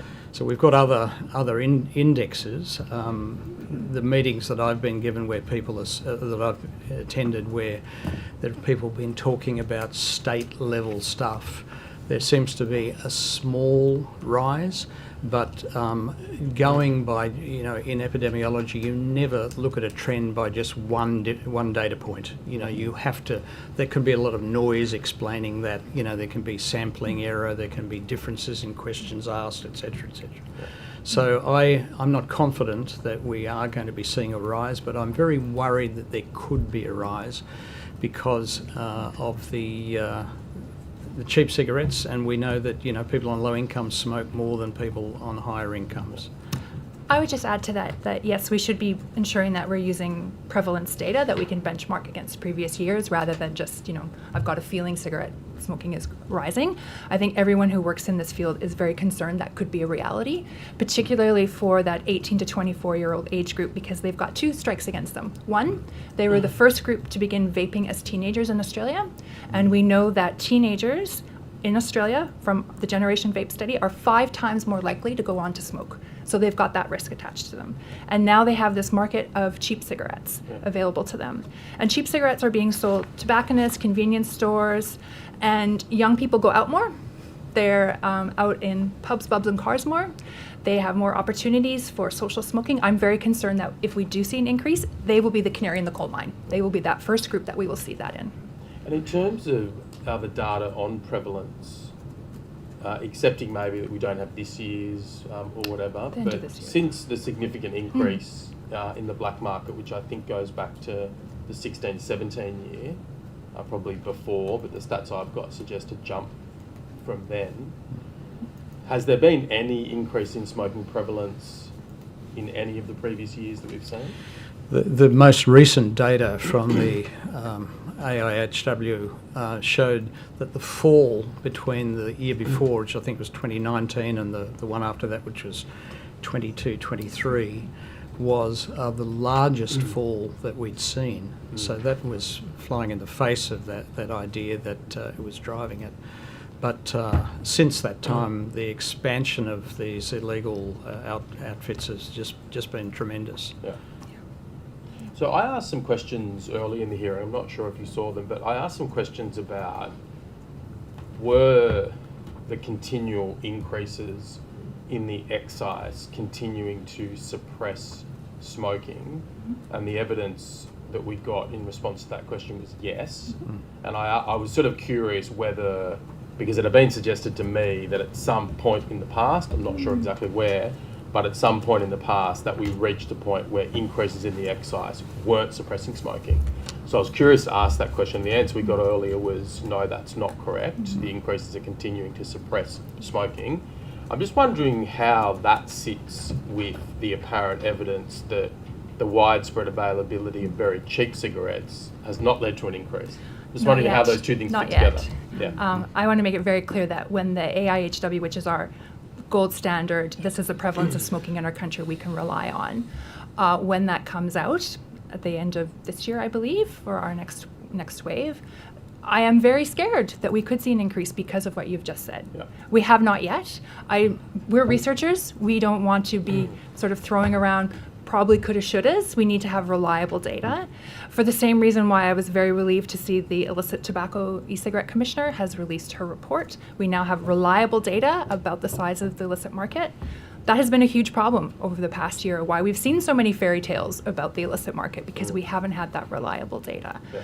And like I said, the consumers, particularly 18 to 24-year-olds, who are a target of the tobacco industry in general, because they're the most likely to take up, have this influence of vaping already making them more vulnerable to smoking, and they're price sensitive, and they're out and about more exposed to cigarettes. I think if we do see an increase, they will be our first group we see it in. Yeah. And that's, as someone who's worked in public health in this field for 25 years, I have to say that's pretty devastating. Yeah. I'm not sure who is the right person for this question, so both of you perhaps if you wish, but it was suggested by adjunct Professor Sleven in the session before lunch that the increase in the black market is attributable to the tobacco industry. And I'm not sure, and I didn't get a chance to ask him. I know that he's here. I didn't get a chance to ask him about this, but I wasn't sure whether he was suggesting that the tobacco industry is somehow involved in the supply chains or driving it. Just wondering if you're aware of what he was talking about, and I'm sure we all agree that he's very eminent in this area. But I just wanted to get some evidence on that issue. What is the tobacco industry doing that might be causally related to the increase in importation and the black market of distribution? Okay. I edited the British Medical Journal's specialist journal called Tobacco Control for 17 years, and in that time we published a number of papers exactly on that issue. These papers were inspired by the frequent observation that there was a big difference between the amount of export volume happening country by country and the amount of import volume happening. So where was the missing stuff going? Yeah. And the answer was, well, it was going into illicit trade where it's not accounted for in official statistics. And so at the time there was a lot of revelation through the what was called the industry secret documents, which were made available through litigation in the United States, but they all over the world. I had a 4-year project looking at Australian and South Asian documents in this area, and there was a lot of documents showing that the big tobacco companies were involved big time in supplying illicit trade. So they all got a hand on their heart saying, oh, that might have been in the past, but we would never think of doing such a thing today. If you pick up deliberate involvement in the illicit trade, or is it... Absolutely. Is it sort of... Like, how is it occurring in the source countries, can I ask? Well, it usually starts in high, sort of chaotic countries with high corruption indexes and things like that, where it's easy. So you go to some countries and illicit cigarettes are just about all that's available. My daughter used to work in Cambodia. We got up and visited there, and of course I snooped around and looked at all the cigarettes for sale, and they don't, at the time I don't think they had any tobacco tax up there. That's sort of common in poor countries. There's a lot of corruption, there's a lot of smuggling, there's a lot of onward smuggling, using those countries as halfway houses to smuggle on to other countries and so forth. So if you look at a packet of Manchester, or the cigarettes that you can buy, they're beautifully packed. They look like stuff that they weren't made in backyard factories by amateurs. They're made in factories that know what they're doing. So I think it's plausible. I was shown recently a document that was prepared by the Parliamentary Library in Canberra for a government minister, and it was about this very issue.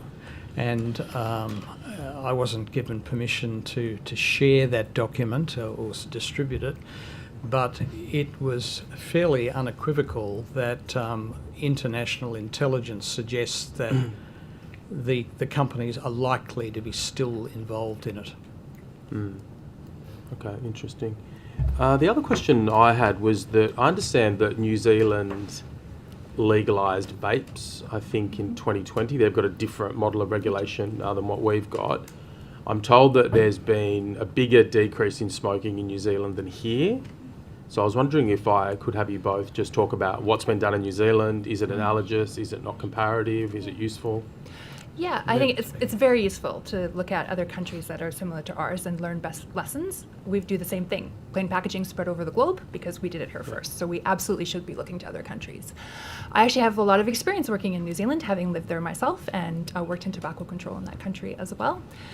What happened in New Zealand was Philip Morris actually challenged the laws that were in place in New Zealand, saying that the Tobacco Act did not cover vaping products or heated tobacco products, and therefore did not apply.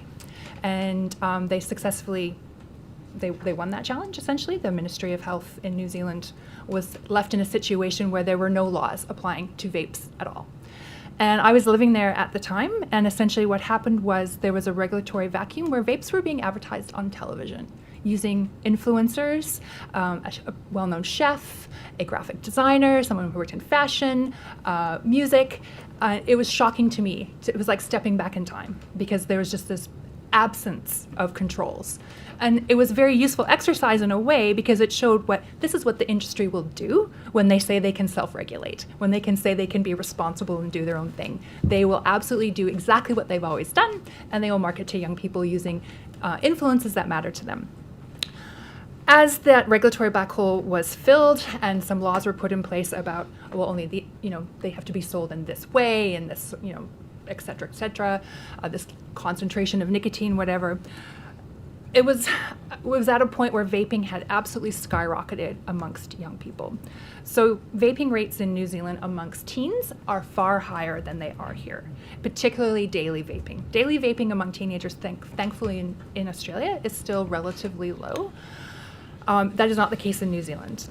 I'm very happy to table a study led by one of my PhD students looking at New Zealand data to show how the impact of introduction of vaping in New Zealand decreased the rate of smoking coming down amongst teens in New Zealand as well. I have a comparable study published in the MJA by the same student, showed the same effect here in Australia, though not as pronounced.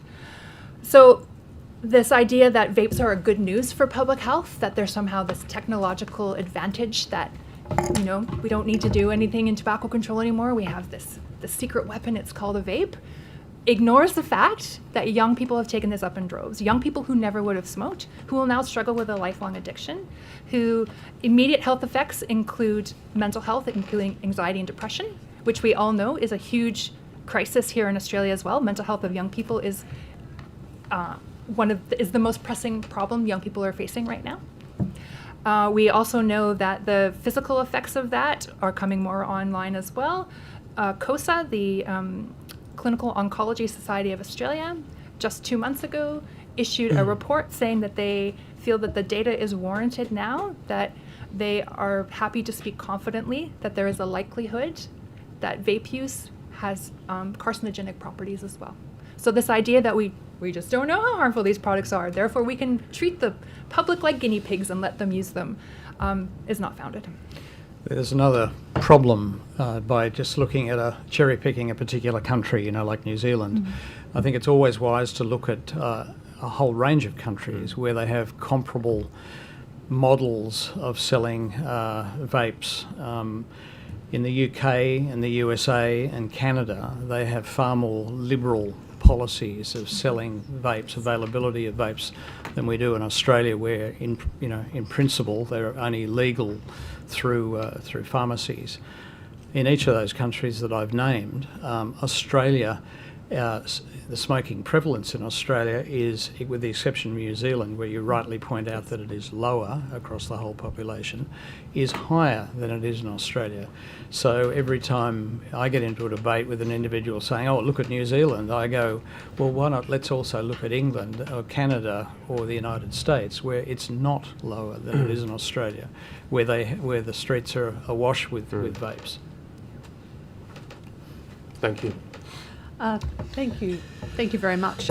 My first question is actually to Professor Chapman in relation to your submission, page 12. You referred to sort of a standoff between health and police tackling illegal tobacco. We heard this morning about the task force that's been set up, and in particular an MOU that's now been established. So I'm interested to understand some of the cultural barriers, whether it's regulatory changes that are needed, and I'm sure both will be able to comment on that, or whether it's all been resolved now with this task force. Well, I wrote that submission in July, I think it was, and there have been some big changes happening since then, and I'm very pleased to see those changes. And Kerry Chant, who I speak to reasonably often, has assured me that things are much, much better. I think we saw the same thing with the reluctance of police to get involved in other social problems, domestic violence, smoking in cars. They didn't want to touch that for a long time. There are other ones that escape my mind, but I think that the problem has been. A good friend of mine was the head of a public health unit, and he said, look, his staff were afraid to go into shops where there was a criminal kind of overlay about, well, these are probably owned by criminals and run by criminals. they didn't want to do that, and so he said, well, I won't allow my staff to do it. And I don't think he was Robinson Crusoe in that, you know. Yeah. So I think that things have changed now, and when you look at the reporting that's online, I think it's changed every Friday. It's going up substantially each time I check in and see what's going on there. So whatever is happening is working, I think. Whatever is changing is working, I should say. And that leads me to the second point that you raised in that section, which was about the variation of how health, I suppose, investigates, and there's a disparity between areas. Could you elaborate a little bit more on that? And again, whether or not you think this task force and the additional staff through the centre is addressing it, or is it too early? And I'm happy to hear both from both views. I think the most meaningful thing I could say is that the concept of best practice is common, you know, to all areas of health and medicine, where we look at who's getting the best results for whatever the problem is, you know, who's got the best strategies, the best systems approach to things. And I think in this case, nobody is doubting that Queensland and South Australia have led the way. Now, South Australia is probably a more simple place to operate such a thing because of the sparseness of population outside the Adelaide kind of conurbation, you know. But Queensland, there are populations, you know, cities all up and down the coast and inland and whatever, and yet they've managed to get their act together really well. So, as I've said, and I don't want to repeat myself too much here, I think New South Wales is well on the way, and I had a talking point here to come in and congratulate the New South Wales government on what they're doing. Yes, Professor. I would just add, like Simon, I've been working in this field not quite as long as him, but a long time. And I've never been in a meeting with someone representing the police force ever. And just last week I was in WA attending an event put on by the Australian Council on Smoking and Health, who is going to appear at this hearing next. And I sat next to the Minister for Police for WA. And that was a first for me. And it was a real, I think, green flag to show this is a matter that has now got attention outside of health, that it is going to have all the partners sitting at the table. And that's really positive, rather than a resistance to being involved. The other point I'd like to make is Queensland is getting overly mentioned at this hearing. We need to catch up to them, of course, but credit where it's due. Queensland has hired quite a large workforce to help with enforcement. Several of the people in that workforce, is my understanding, are former police officers as well, which I think is fantastic. That's building that capacity. It's going to open those dialogues as well. I think that's a very good move.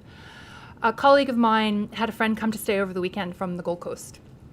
And this is just following the raids we've seen in Queensland. And she actually stocked up on cheap cigarettes while she was here in New South Wales because she can no longer buy them in the Gold Coast. So this is possible. It is possible to get this under control.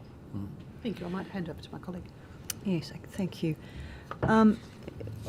Obviously, there's no doubt, there's no contention otherwise that it is a serious public health issue, and we can't afford not to be addressing it in a proactive and constructive way, because that will only incur additional costs moving forward, let alone when it comes to the area of crime as well. But can I just, to clarify some of the points that you were making with Mr. Lawrence's questions, your view is that increasing the tax, and I believe it's one of the other submissions who have mentioned, and correct me if I'm wrong, currently that's at about 80%, and I think it's WHO, so the World Health Organization, recommends the level at about 70%?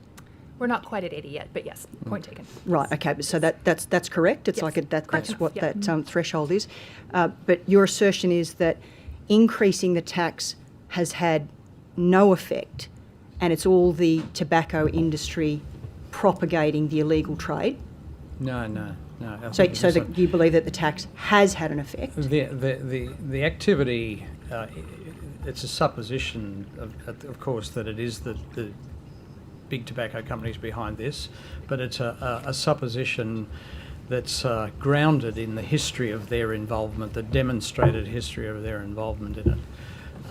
They are trying to do whatever they can to sort of counteract the effects of tax. I mean, every year throughout my career, at pre-budget time, the tobacco companies plead with the government to not put the tax of cigarettes up.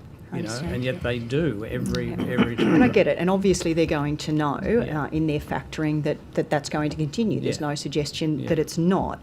But I just for my own mind, just for the argument, and not suggesting, that it's not something that does need to be addressed and looked at.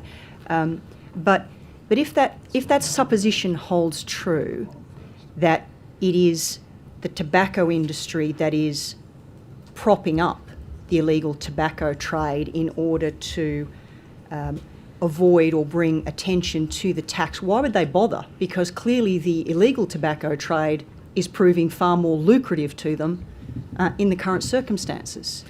Well, we don't know what their margins are. You know, I have no idea what the take to the retailer and to the manufacturer is. You know, they don't declare it. They don't go to conferences and show the graphs and so forth. But you know, we do that from public data with legal cigarettes. Of course, we do. There's plenty of data about the impact of tax. The World Bank has done a major report on it quite a long time ago. Now it's now at a point that's really beyond debate about the relationship of price of cigarettes, largely tax driven, but also by the companies using tax rises as air cover to quietly reduce, to increase their own margins as well. So they will often come out and sort of trot out welfare workers saying, "Oh, I've got clients, who are suffering. I can't put food on the table because of the cost of cigarettes." And at the same time, if you do purchase studies and then look at the margins for the retailers, the manufacturers, and the government's tax, the people who are retailing and the people who are manufacturing are quietly sticking their margins up as well. Okay, it's an interesting point. I would just add that I think we have an oversupply of tobacco products in this country. But what has led to that then? I'm about to get to it. Right. And we have what I will term the tobacco industry, as we will call the multinationals. They're, British American Tobacco, Philip Morris, JTI. But there's also now a tobacco industry operating in Australia that is feeding the illicit market. So to me, this is if you want to call it a new kind of industry, it's the same product, it's the same tactics. It's selling cheap, addictive, highly dangerous products to vulnerable people, and doing that in broad daylight, I might add, in shops where people are supposed to be able to go and buy fresh fruit and vegetables. Okay, so let's look at a couple of solutions then. Your recommendation 3, I think it's yours, Professor Freeman, reducing the number of tobacco outlets across New South Wales. And I think it was Professor Chapman who talked about councils.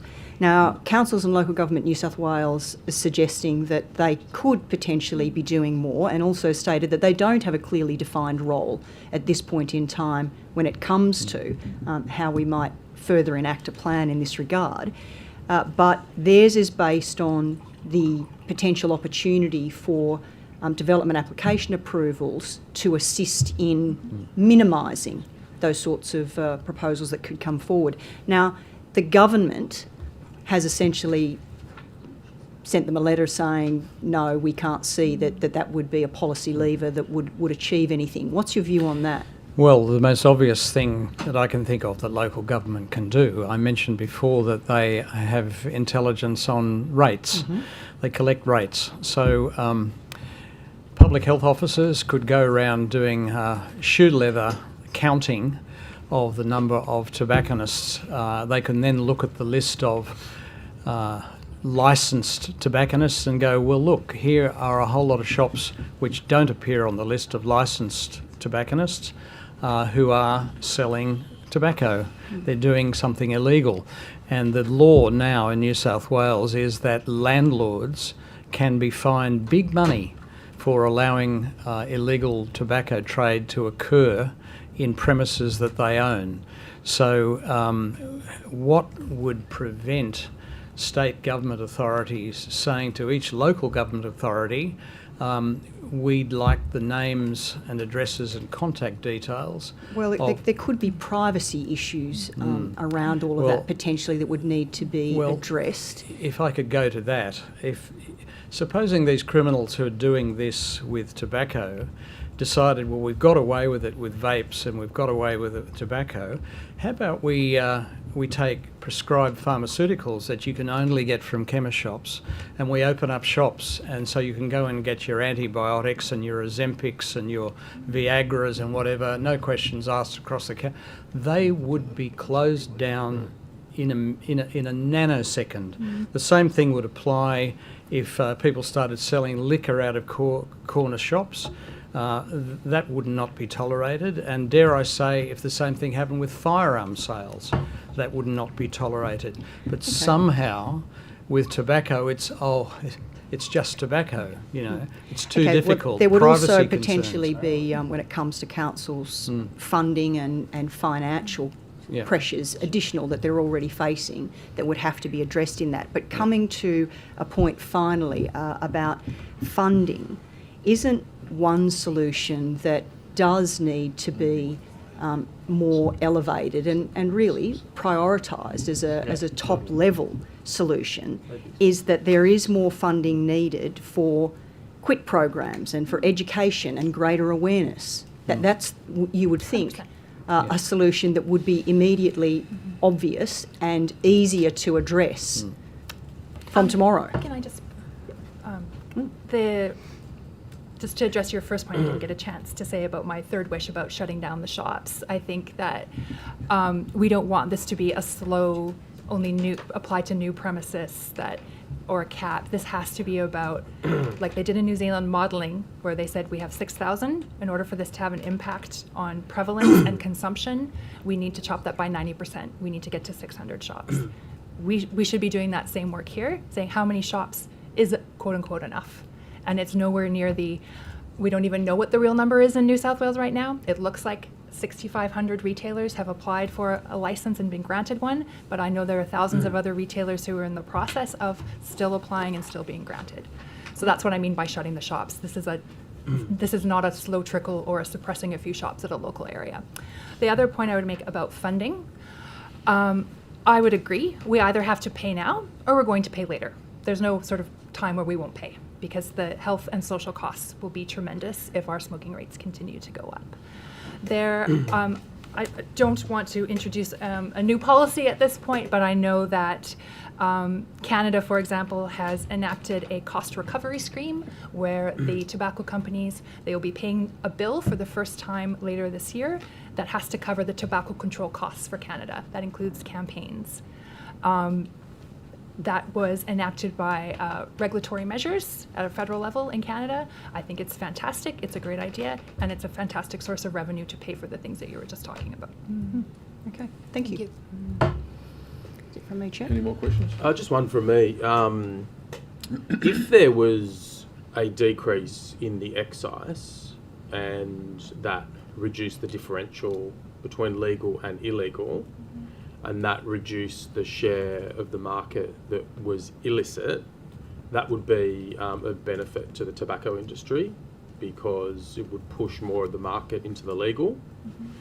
And I just want to ask you whether there might be any truth to this proposition that public health professionals might be reluctant because of long-standing and very virtuous positions that you have against big tobacco. Is there any truth to the suggestion that some of you might be reluctant to embrace policy proposals endorsed by big tobacco that might actually assist to reduce this black market? Well, if the differential still existed, I made in my opening remarks, the case study that if someone is saying, well, here is an illegal shop where they're $7 a pack, and here is a legal pack, tax-reduced legal pack where they're $22 or $15 even. Which one are you going to buy? I mean, if you go back to the days where there was not much of a black market, you looked at the fierce competition between the three tobacco companies to get market share. They would kill for half a point differential, And that's far, far less than what we're talking about with consumer behaviour, $7 versus $22. So I just don't accept that you can take half measures here. There is one commentator in this area, guy from Deakin University, who actually told the Straits Times a couple of weeks ago that the government should perhaps abolish all tobacco tax in an attempt to sort of drive the black market out of town. And then he said that this would help the government get money back through tobacco tax, which he'd forgotten that a sentence ago he'd said well, that all the tobacco tax would be abolished. So the absurdity of some of the argument around is staggering, frankly, you know. I've been told I'm obsessed with the tobacco industry, which just try not to be Which might be insulted by quite that. Try not to be insulted by that. But I'm actually obsessed with not allowing corporations to profit off of death and disease. And, you know, fool me once, shame on you, fool me twice, shame on me, whatever the expression is. And we have been fooled so many times by this industry. Their latest claim that the only reason they want to sell vapes, heated tobacco products, is because they care about middle-aged smokers who aren't able to quit. And yet they turn around and market a brand new product, nicotine pouches, to young people. I don't understand why I'm being compelled to be like, well, maybe you should just hear what they have to say. They don't have a track record of honesty or transparency. Once that track record, if they could fix that track record somehow magically and be as transparent and open as everyone else who has appeared on this panel has been so far, then perhaps I might be willing to listen. But I cannot see that day happening. Thank you. Okay, I think thanks very much for your evidence today. Thanks very much for coming. Thank you. Yeah. Good luck with your work. Thank you. Thank you. Thank you very much. Can we have the next witnesses, please?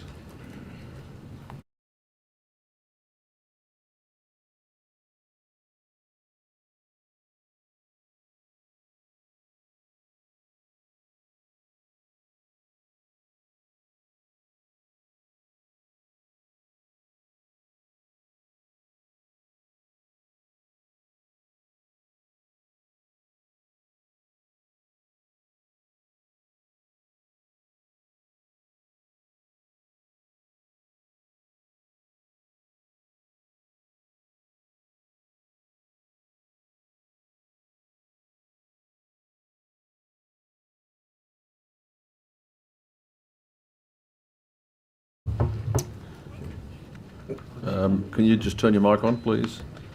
Yes, Gotcha. I can hear you. Gotcha, thank you. Thank you. And Mr. Brooke? Yeah, good afternoon, Mr. Chairman. Okay, thank you.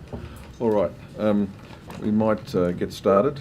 Could each witness please state their name and position title and swear either an oath or an affirmation? And we might start here with Ms. Brooks, please.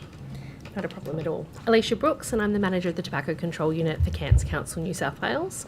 I solemnly, sincerely and truly declare and affirm that the evidence now about to be given by me shall be the truth, the whole truth and nothing but the truth. Thank you. Mr. Cowie. Thank you. My name is Simon Cowie and I'm the New South Wales General Manager at the National Heart Foundation of Australia, and I solemnly, sincerely and truly declare and affirm that the evidence now about to be given by me shall be the truth, the whole truth and nothing but the truth. Thank you. And Mr. Say.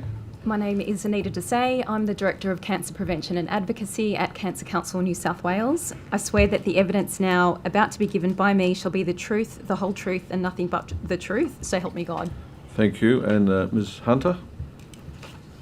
I solemnly, sincerely and truly declare and affirm that the evidence now about to be given by me shall be the truth, the whole truth and nothing but the truth. Thank you. And Mr. Brooke. Yeah, thanks, Mr. Chairman. My name is Mark Robert Brooke. I'm Chief Executive Officer of Lung Foundation Australia. I solemnly, sincerely and truly declare and affirm that the evidence now about to be given by me shall be the truth, the whole truth and nothing but the truth. Thank you. We might, if you would like, start by having you make a short opening statement. Again, we'll start with you again, Ms. Brooks. I'll let my colleague... Mr. Say. I'll take that on behalf of Cancer Council. Good afternoon, Chair and committee members. I begin by acknowledging the traditional custodians of the lands that we're meeting, the Gadigal people of the Eora Nation, and I pay my respects to their elders past and present. We thank the committee for the opportunity to appear before the inquiry. I'm here today on behalf of Cancer Council New South Wales along with my colleague, Ms. Alicia Brooks. As you will have heard earlier today, Australia is a signatory to the World Health Organisation's Framework Convention on Tobacco Control. Article 5.3 of the Convention requires governments, including Parliament, to shield health policy from the vested interests of the tobacco industry and its affiliates. Article 5.3 makes it clear that industry has no role to play in developing or determining tobacco control policy. To uphold that obligation, we respectfully request that any witnesses appearing before this committee declare any direct or indirect conflicts of interest relating to support from entities involved in tobacco industry, production, distribution or sale. On behalf of Cancer Council, we have no conflicts of interest to declare. Cancer Council New South Wales is the leading cancer charity dedicated to reducing the impact of cancer. Alarmingly, 2 in 3 people who smoke will die from their addiction to tobacco, making it the deadliest consumer product on the market. Tobacco kills 66 Australians every day, and 2/3 of people who smoke want to quit. Tobacco smoking also imposes significant economic and social costs on the health system and the wider community, estimated at about $155 billion. We have made excellent progress in reducing tobacco use over the past 20 years, with just 7% of adults in New South Wales now smoking every day, compared to about 17% in 2002. We want to see this downward trend continue. There are, however, disparities in tobacco use. 21% of Aboriginal adults still smoke every day, reflecting ongoing impacts from colonisation that entrenched tobacco use. To continue to drive down smoking rates in New South Wales, we must remain committed to comprehensive tobacco control action, as outlined in the New South Wales Tobacco Strategy. We must prevent young people from starting to smoke, as well as support people to quit. Much more must be done to reduce the supply and availability of both legal and illegal tobacco. Easy access to cheap illegal tobacco risks increasing smoking uptake amongst young people, making it harder for people to quit, and widens the socio-economic gap in tobacco use. There is a clear role for the New South Wales Government in regulating the wholesale and retail environments and ramping up compliance and enforcement action. Cancer Council New South Wales welcomed the recent introduction of a positive tobacco licensing scheme in New South Wales, and that is something that we have advocated for over the better part of a decade. We also commend recent New South Wales Government efforts to specifically address illegal tobacco, including establishing a multi-agency task force and introducing temporary closure orders, increased fines and penalties and landlord provisions. I close by saying that further declines in smoking can only be achieved through preventing young people from starting, keeping ex-smokers quit, and supporting people who currently smoke to quit. We are happy to answer any questions from the committee referring to our submission to this inquiry and recommendations we have made. Thank you. Thank you. Who's next? Mr. Cowie? Thank you, Chair. Also, thank you for the opportunity to address the committee, and I also too would like to acknowledge the Gadigal people of the Eora Nation on lands through which we meet today. I appear today on behalf of the National Heart Foundation of Australia, which for over 65 years has worked to prevent heart disease and improve cardiovascular health in New South Wales. The Heart Foundation urges the committee and the New South Wales Government to uphold Article 5.3 of the World Health Organisation's Framework Convention on Tobacco Control by ensuring all interactions are transparent and by rejecting the data, funding and influence of the tobacco industry and its allies. I'd like to affirm that I have no conflicts here today, and the Heart Foundation does not have any relationship with tobacco companies. Cardiovascular disease remains a leading cause of death in our state, responsible for more than 15,200 deaths in 2022, almost a quarter of all deaths that year. Tobacco smoking dramatically increases the risk of heart attack, stroke and sudden cardiac death. People who smoke are 2.5 times more likely to have a heart attack and 3 times more likely to die from heart disease compared to non-smokers. The illegal tobacco trade poses a direct threat to public health. It undermines decades of effective policy that has reduced smoking rates and saved lives. Cheap, unregulated tobacco products make it harder for people to quit and easier for young people to start, risking a new wave of preventable cardiovascular disease and placing further strain on our healthcare system. Addressing illicit tobacco is not just a matter of law enforcement, it is a critical public health priority. Curbing the flow of illegal tobacco demands a combined strategy that brings together all tiers of government to tighten laws, boost enforcement, and reduce consumer demand. Interventions must span the entire supply chain, from border controls and distribution networks to wholesalers, retailers, and individuals. Thank you. Thank you. Ms. Hunter. Thank you, Mr. Chair. Thank you, Chair and committee members. I'd like to begin by acknowledging the traditional owners of the land I'm joining from today, the Whadjuk Noongar people here in Boorloo, Perth, and pay my respects to elders past, present and emerging. In line with our recommendation within our submission for transparency of funding, I would like to declare that ACOSH has never provided nor received services, assistance or support directly or indirectly from the tobacco, vaping or nicotine industries. That independence matters deeply to us. ACOSH exists for one reason only, and that is to protect the community and Australians more broadly from the grip of addiction and the enormous harm it causes. I'm here today on behalf of the Australian Council on Smoking and Health, Australia's leading tobacco control advocacy organisation, representing 33 leading health, research and education organisations across the country. Our council is deeply concerned about the illicit trade of tobacco and vapes across Australia. Tobacco kills 66 Australians every day. We've made remarkable progress in this area, but that is now being actively undermined by the illicit market. We have been advocating for a number of reforms that we know will go a long way to addressing the illicit tobacco issue. One of these reforms, which is relevant to this committee, gets to the issue of enforcement and how difficult this can be in the current tobacco retail environment. Right now, 8% of Australians smoke daily, and that 8% is serviced by more than 40,000 tobacco retail outlets across Australia. To put that in perspective, we have roughly 7,000 petrol stations serving about 70% of Australians who drive petrol cars, and fewer than 3,000 major supermarkets, supplying 27 million of us with essential food. So while far fewer people smoke today, tobacco remains one of the most widely available addictive and deadly products in Australia. It's more available than fuel, than alcohol, or than basic groceries like bread and milk. No other legal product that kills 2 in 3 of its long-term users is sold on almost every street corner. If we are serious about tackling illicit trade and protecting community health, that imbalance has to change. I'm very happy to expand on this concept and in particular how we can address this imbalance. But in the interest of time, I'll leave my opening statement there and I am very happy to take any questions. Thank you, Mr. Chair. Thank you. Thanks very much. Mr. Brooke. Thanks very much, Mr. Chair. Like my colleagues, I just acknowledge the traditional owners of the land on which we meet today. For me, I'm in Brisbane on the lands of the Turrbal and Yagara people, and I pay my respects to any Aboriginal and Torres Strait Islander people and colleagues. Lung Foundation Australia is the leading and national lung health charity, and for over 35 years we've supported Australians living with lung diseases created by tobacco addiction.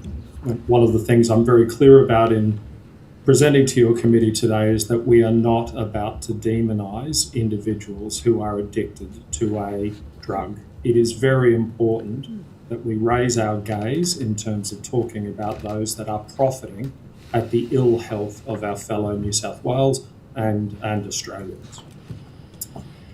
I won't regurgitate the statistics that my colleagues and other witnesses today have provided. But I also want to make sure that under Article 5.3 that you understand that the Lung Foundation does not accept funding from tobacco, vaping or nicotine product providers or suppliers, and that whilst we are government funded by both federal and state and territory governments, we've arrived at an independent evidence-based perspective. One of the points I would make is that the Clinical Oncology Society of Australia has recently handed down a very definitive health impact statement on nicotine, e-cigarettes and vapes. And I quote, so for those of you that are unaware of COSA, the Clinical Oncology Society, that's our nation's leading cancer doctors, nicotine-based e-cigarettes are likely to be carcinogenic to humans who use them. E-cigarettes are likely to cause lung cancer and oral cancer. I think that's an incredibly important consideration for your committee. As you've heard, 2 in 3 long-term users of traditional tobacco products will die prematurely. The point that we would make, as we did in our submission, is that the illicit tobacco trade will undo decades of public health benefit as a consequence of having a national focus in and around the reduction of use of tobacco. That's going to happen because of two things. People will continue to smoke because of the cheap availability of these products, or a new generation will take it up. It is as simple as that. And no discussion or debate about the excise will balance the ledger in terms of the true cost of smoking-related illnesses and how much that is going to cost the economy, not just today, but in the decades to come. We absolutely commend the bipartisan approach to tobacco control that's being seen in New South Wales and around Australia. The illegal tobacco, vaping and nicotine products is a serious threat that we need to understand in the context of people's behaviours. We strongly suggest that measures are enacted with immediate effect to strengthen your legislation so that all tobacco and vaping products, whether legal or illegal, are understood for the harmful impact they have on human health. Our recommendations are very clear. If I was to register my car in New South Wales, it would cost me about $1,000 on average. To achieve a tobacco licence costs me $1,100. As Ms Hunter has already pointed out, the oversupply of tobacco in the community, whether legal or illegal, should be actively debated by this committee. We want to see a reduction in the number of venues through enforcement and winding back of licences between now and 2030. And the Lung Foundation is very clear that a 50% reduction is absolutely possible to continue to support those that choose to smoke or are addicted to tobacco products. We want you to continue to strengthen penalties for licensees found to be selling illegal tobacco products. And I make the point that once you've been identified and fined, your next licence should not be coming automatically to you and should come with a substantial penalty as a good citizen. And we would recommend a penalty of $50,000 to apply for a new licence if you've had your current one suspended. And we continue to support, we ask the New South Wales government to not fall into the trap of arguing about price differential on tobacco excise and continue to support that excise. I've heard witnesses before us talk to this issue, but I think there's a very common sense analogy here. Dropping the tobacco excise by $20 to $30 will not be price matched by the organised crime gangs that are selling these products. A Year 8 economics student will tell you that. The price difference is now far too high. We also note that we need to do much more to strengthen our quit programs, including, as Queensland is now doing, offering free nicotine replacement therapy to those that are seeking to quit. And I'm really happy to answer any questions about our submission. Thank you. Thank you. Questions? Thanks, Chair. I can go first if you want. I might go online first to Ms Hunter. Ms Hunter, just arising from your submission on page 4, the first paragraph that's under the graph, which is really helpful, the graph, and it says that one of the most powerful drivers in Australia's success in reducing smoking has been the steady increase in the price of tobacco. Now, I'm far from an expert in any of this, but I understand that in 2010 there was a very substantial increase to the excise, and I understand that in recent years there's been a very significant increase in the black market, which has led, of course, to availability of much cheaper tobacco. And I understand now it's around the point where half of the market is illegal and therefore much cheaper.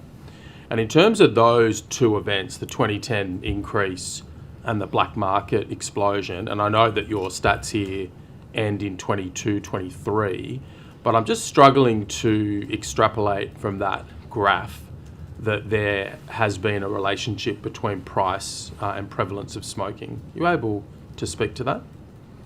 Yeah, absolutely. Look, I think I can speak to it a little bit more broadly. The price is one factor of a comprehensive approach that has resulted in, reductions in the prevalence of tobacco use in this country. It's a very important factor, and it's one that we don't want to play around with. So it's and I described in your suppose- submission as the most powerful driver. I would agree with that. Yep, so Absolutely, I would agree with that. The I'm evidence particularly shows interested that. in how, if it's the most powerful driver, is there no discernible impact on prevalence from 2010 onwards and then around the more recent years in terms of the black market, which has led to much more widespread availability of cheap tobacco? I just want to directly ask you, how do those two things fit together?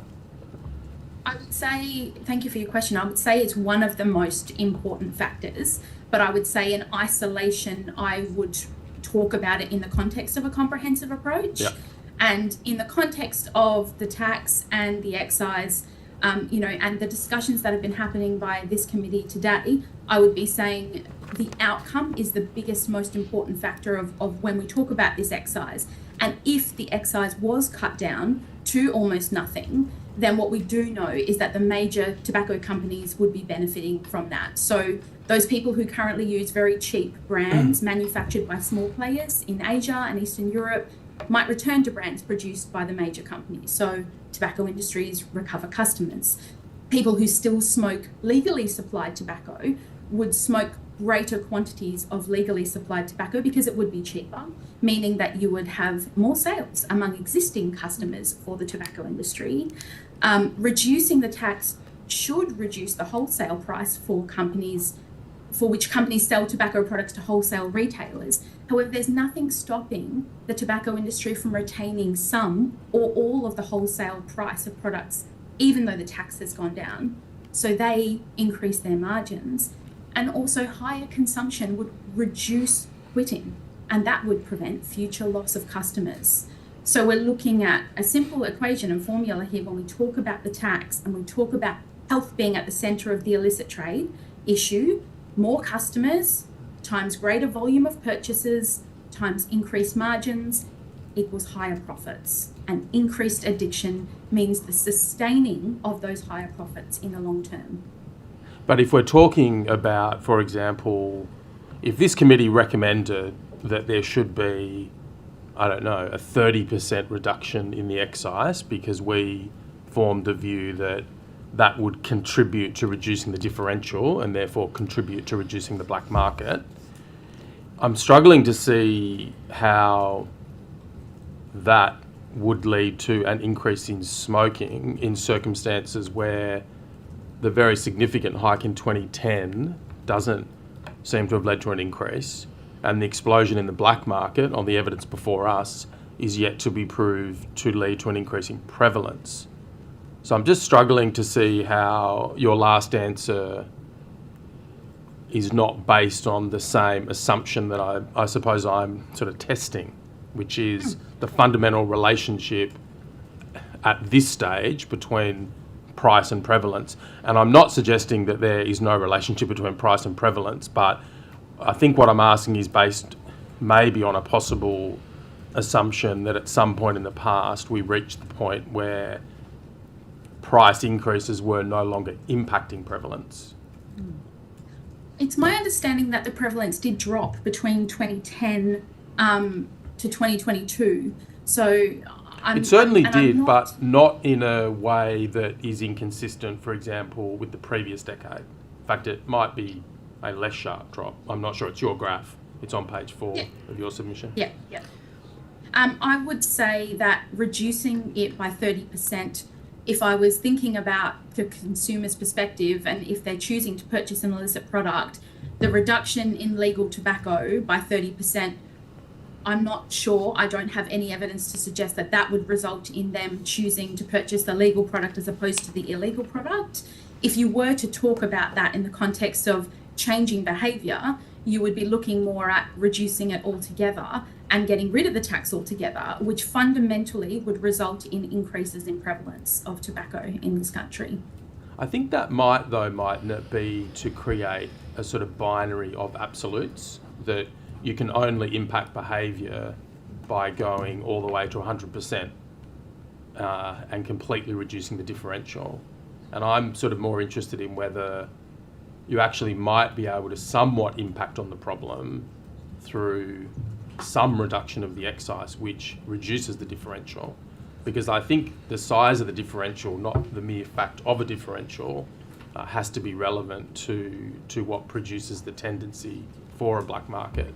And we took evidence this morning that it's a multifactorial thing. There's no one absolute answer. And I'm just keen to really know whether the reduction of the differential is being opposed by a lot of public health professionals, not because it might not make some contribution to eliminating the black market without unduly affecting public health, but being opposed because it might benefit the tobacco industry.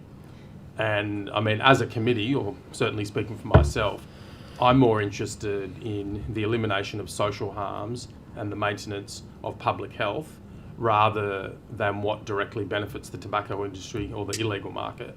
I'm sort of more interested in the latter, I think. Sorry, the former. If I might be able to comment on that, if Sure. that's okay. Yeah, sure. I think just to add to what Laura's responded to already, and again, I'm obviously speaking from a public health and a Cancer Council New South Wales perspective, and I say this from the perspective of someone who has worked in tobacco control for the better part of 20 years. Australia, as our own evidence and our own track record has demonstrated that 3 of the most impactful policy measures that have driven down smoking rates have absolutely been price, have been public education campaigns, and education campaigns that do remind consumers of the health harms of smoking, as well as expanding smoke-free environments. So to the point that Laura Hunter is making, it is a comprehensive approach that has successfully driven down smoking rates in Australia, as well as prevented the uptake of smoking amongst young people. The other point that I will make is, and it's a very important one to remind the committee of, is that we do know that most smokers want to quit, and the 2 key reasons that they cite as motivations for quitting is firstly price, as well as health. And so if we're considering, and certainly not from our perspective, we do support and do recognise that price has played an incredibly important role in driving down smoking rates. So this isn't about in principle opposing the tobacco industry, and I remind the committee that we have very clear views that the tobacco industry has no role to play in dictating tobacco control policy. But this is about looking at Australia's track record, what has proven to be effective, and price has proven to be effective, and we are supportive of sustaining what has been proven to be a very effective policy measure for Australia. Yeah. Mr. Lawrence, could I just quickly make a point just to that? Sorry to interrupt, but and backing what Mr. Lawrence is saying there, but also acknowledging and hearing what you're saying, that if we try to go backwards with this, if we make legal tobacco too cheap, i.e. the tax, then that could continue to exacerbate the problem. But I think that the point that Mr. Lawrence is making, and that I'm making as well, is that clearly we were at a point that the balance was right when it came to that price point, in that you were achieving the goals that you were rightly trying to secure, which is a decrease in smoking rates, and that was demonstrated over an extended period of time. But now that has been flipped on its head, and we're doing the opposite. So we've gone over that cliff, and yes, you're probably quite right in terms of, can we get back to that? No, not necessarily. But should there have been more analysis and research about what that point was, rather than a sledgehammer approach at just continuing to increase attacks until we've seen the results that we're now seeing? I disagree that what's been applied is a sledgehammer approach. And I think I would also point to the fact that at no point can Australia say, pick a time point in the past and say, at that point in time, we got it right in tobacco control, therefore we rest on our laurels.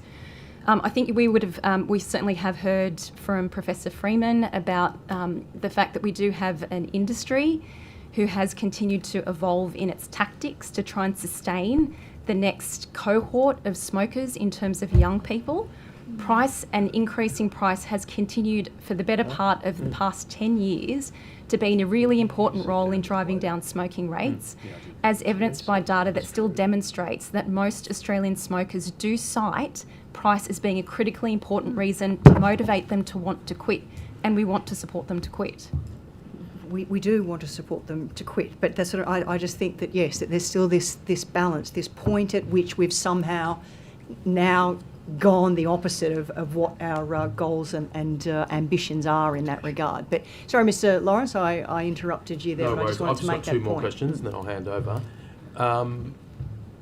We've taken a fair bit of evidence about how the enhanced enforcement measures might stop shops operating, and obviously shops operating is really important because people walk past them and see them and drive past them, and that can sort of, I suppose, be a sort of brand sort of advertising of tobacco. But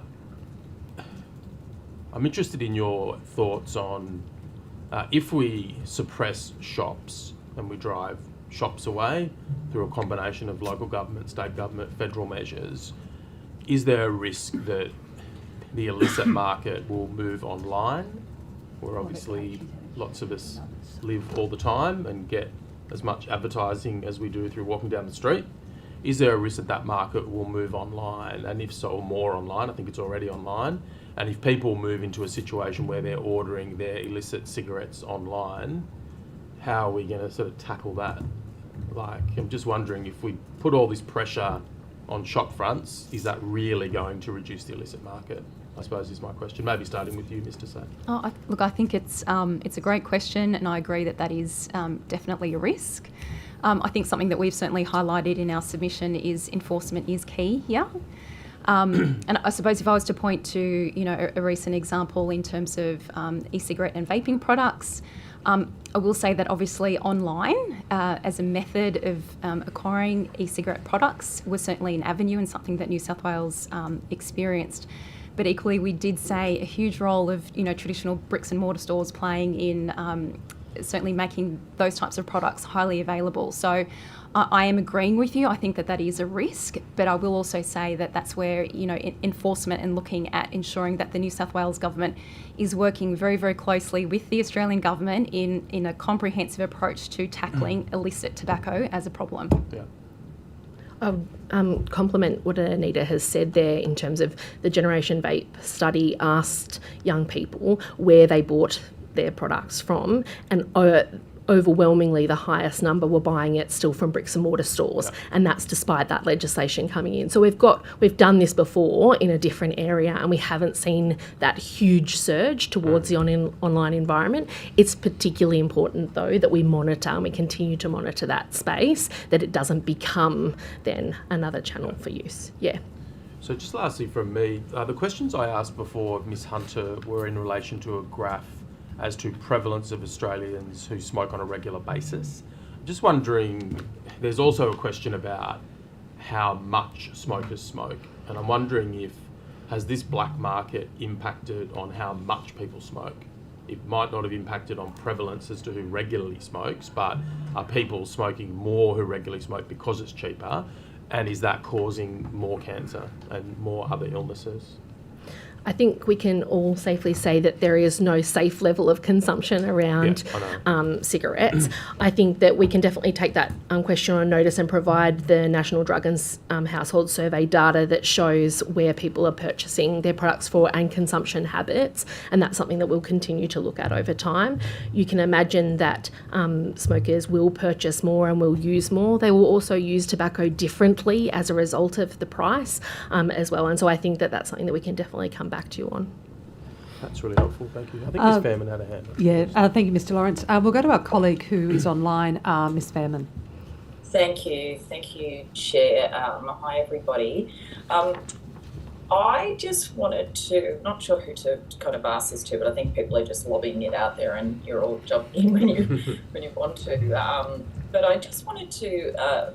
It was said before about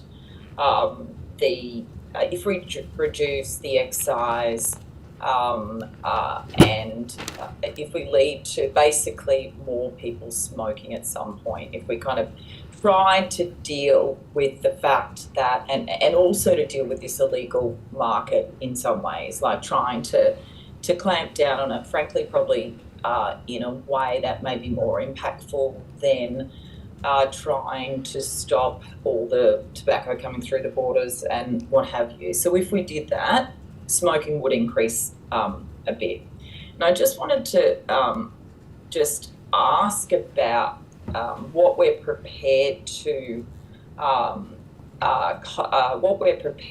tolerate for the other potential benefits of people being able to be, it's like the illegal drug thing, if you like, so people being able to be more open about the fact they smoke, access possibly better products, because there's no, look, I'm listening to all the witnesses today, and there's no way that the illicit tobacco market is going to, I think, take a massive hit. I do think that people who, it's like a lot of people have discovered it now in terms of having that, being able to buy their cigarettes cheaply, as well as vapes. And I think just this whole focus on the focus on trying to stop people accessing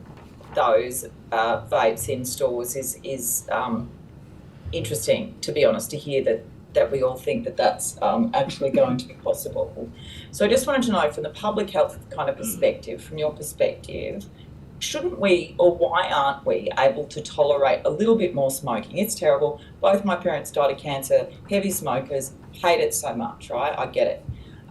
But shouldn't we, why is that the most important thing at this point? Isn't it trying to stamp out this illegal market by being a bit more clever with them? I support a reduction in the excise, because it's really clear that that is what is driving people to buy things more cheaply. And one last thing, it also correlated with the change in the status of obviously vaping. And I think that combined was a perfect storm, the cost of living, the high excise, change in, people trying to seek illegal products. And why are we just obsessed with trying to keep the smoking limit at the lowest it can possibly be, when there's all of these other terribly negative effects now as a result of that? I'm happy to make just some really brief comments, and then I can see that Mark's got his hand up. I think from my perspective, a couple of quick things. I'm certainly obsessed with trying to reduce the impact of cancer in New South Wales, first and foremost. Australia has set a target to reduce smoking rates to under 5% by 2030. That is a nationally agreed target, and we are certainly right behind that target in pursuit of trying to reach that target that has been set by Australian governments. Again, I will just reiterate that most smokers do want to quit, so anything more that we can do to help smokers to want to quit, this is something that we're not imposing. This is something that most smokers want to quit, again, for both price and health reasons. And my last comment before I hand over to Mark is just to say that the reforms that we've seen introduced by the New South Wales government this year are still fresh. Despite the fact that Cancer Council has called for a New South Wales tobacco retailer licensing scheme for the better part of over a decade, it is still really new. And so I think that I would be cautioning against sort of throwing our hands up and saying it's not working and we should do an about face. It's still new. I think that we would want to see it bedded down, ensure that that policy is given a chance to be implemented to its fullest extent to succeed. And that requires strong enforcement and obviously making sure that we are seeing retailers comply with the laws that have been introduced. Thank you.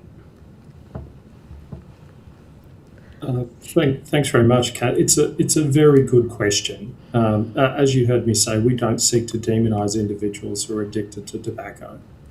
But you need to be able, it's not binary either. I'm not hearing other committees suggest that we reduce speeding fines as a concept. or we reduce speed limits in school zones, because that's some. No one is suggesting that. And I think I say this with some trepidation. The tobacco excise is a federal matter, and it will be up to the federal government to make that decision. Certainly, any reduction or any suggestion that you're making would be an outlier against the evidence of reduction of tobacco usage in Australia. The other point that I think is really important is that we actually need to examine the health system cost of continuing smoking. So as you say, what would a 1% increase in New South Wales for smoking over the long term cost versus an enforcement package to try to crack down on those? So I'm in Brisbane now. I've walked around the streets. I can overwhelmingly tell you that communities are rejoicing at the fact that these shops are being closed in Queensland. And I think we've got to be able to, as Mr. So described so eloquently, we've got to be able to give the enforcement time and allow the community to continue to put pressure on these particular illegal operators. I mean, your comments about vaping, I think we also need to acknowledge that it was bricks and mortar stores, both legal and illegal, that were already supplying these products to feed a demand. And it's really important that we focus in on the criminality or the illegal behaviours of both legal and illegal stores and corner stores and other retailers, because that's where we will start to see the greatest change. You can't simply make a sledgehammer approach and say, let's reduce it by the number I keep hearing is 30%, without actually saying, well, what's the true cost to your healthcare system, which is already burdened with avoidable hospital presentations for things like emphysema and chronic obstructive pulmonary disease.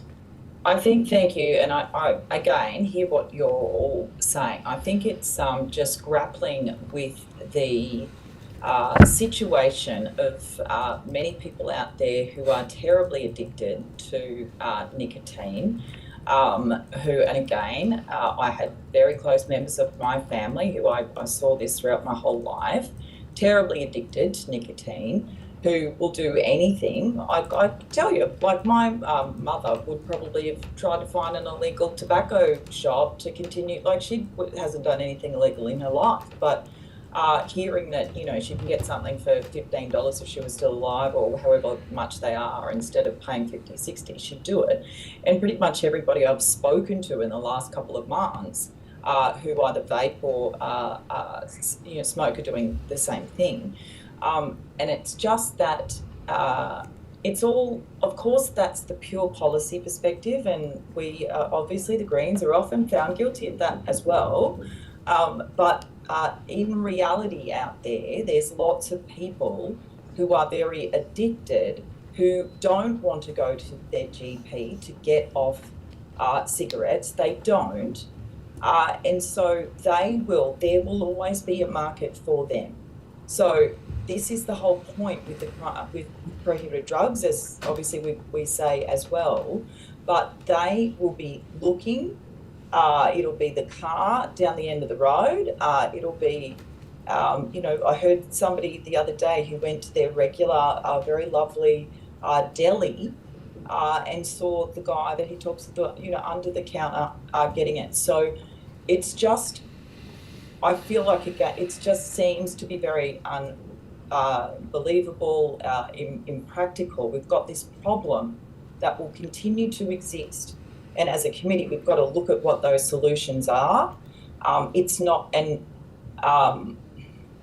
clamping down supply, there will always be a demand. And the problem is the cigarettes are so expensive, it's an addictive product. It's almost like making it unattainable for people to obtain in a way that's sensible or regulated, if you like. So they're going to the illegal market. So it's not really a question, it's pushing back a little bit. However, I do want to finish with, I really do appreciate all the great work you all do, and it's awkward to be sitting in, on the opposite side of the room with most of you guys on this. The Cat, if I may, through you, Mr. Chair, I think you've just answered your question. We're talking about individuals that are highly addicted, and reducing the excise will not do zero for that addiction. They will continue to go and find $15. I think this is an issue of equity, particularly for low SES communities and communities that have priority populations, people with mental health, people living rough. We need to find bespoke solutions that enable those individuals to be able to quit. I've always also spoken with a fair few people actually that would not be doing it if it was a mid-range price actually. Like, it's a big deal. For a lot of people, it is a big deal for a lot of people to do something illegal, to go in and do something that they think they might get in trouble for. And a lot of people, it's just cost of living, how expensive cigarettes are. Again, saying, I hate things, right? Absolutely hate them. But anyway, I've made my point. May I just add to that, just from the previous, I think the quote from Professor Freeman was, you either pay for it now or you pay for it later. And so I think to Ms. Fairman's point is that we know that there is a range of evidence-based smoking cessation programs that is where I think the focus should be, rather than concentrating on how do we make it cheaper for people. We should concentrate on how do we make it easier for people to quit, and what services can be provided by government or by not-for-profits or by NGOs or by community groups that make it easier for someone to quit entirely, not necessarily to satisfy their addiction cheaper. Actually, one last question, sorry, Chair, is just around and maybe you've done some awesome research wanting to have views on this, but it's around the desirable factor when something is illegal for young people particularly. Given that I've heard, for example, research in Switzerland, which has heroin available by prescription. That's not a desirable drug for a lot of people. And that, again, the illegal nature, when vapes became illegal, now it's available everywhere, everybody's kind of talking about it, and whether that you can quote any research or anything on what happens with that in terms of young people being enticed or attracted to something that is a bit more dangerous and a bit more cool and illegal to do.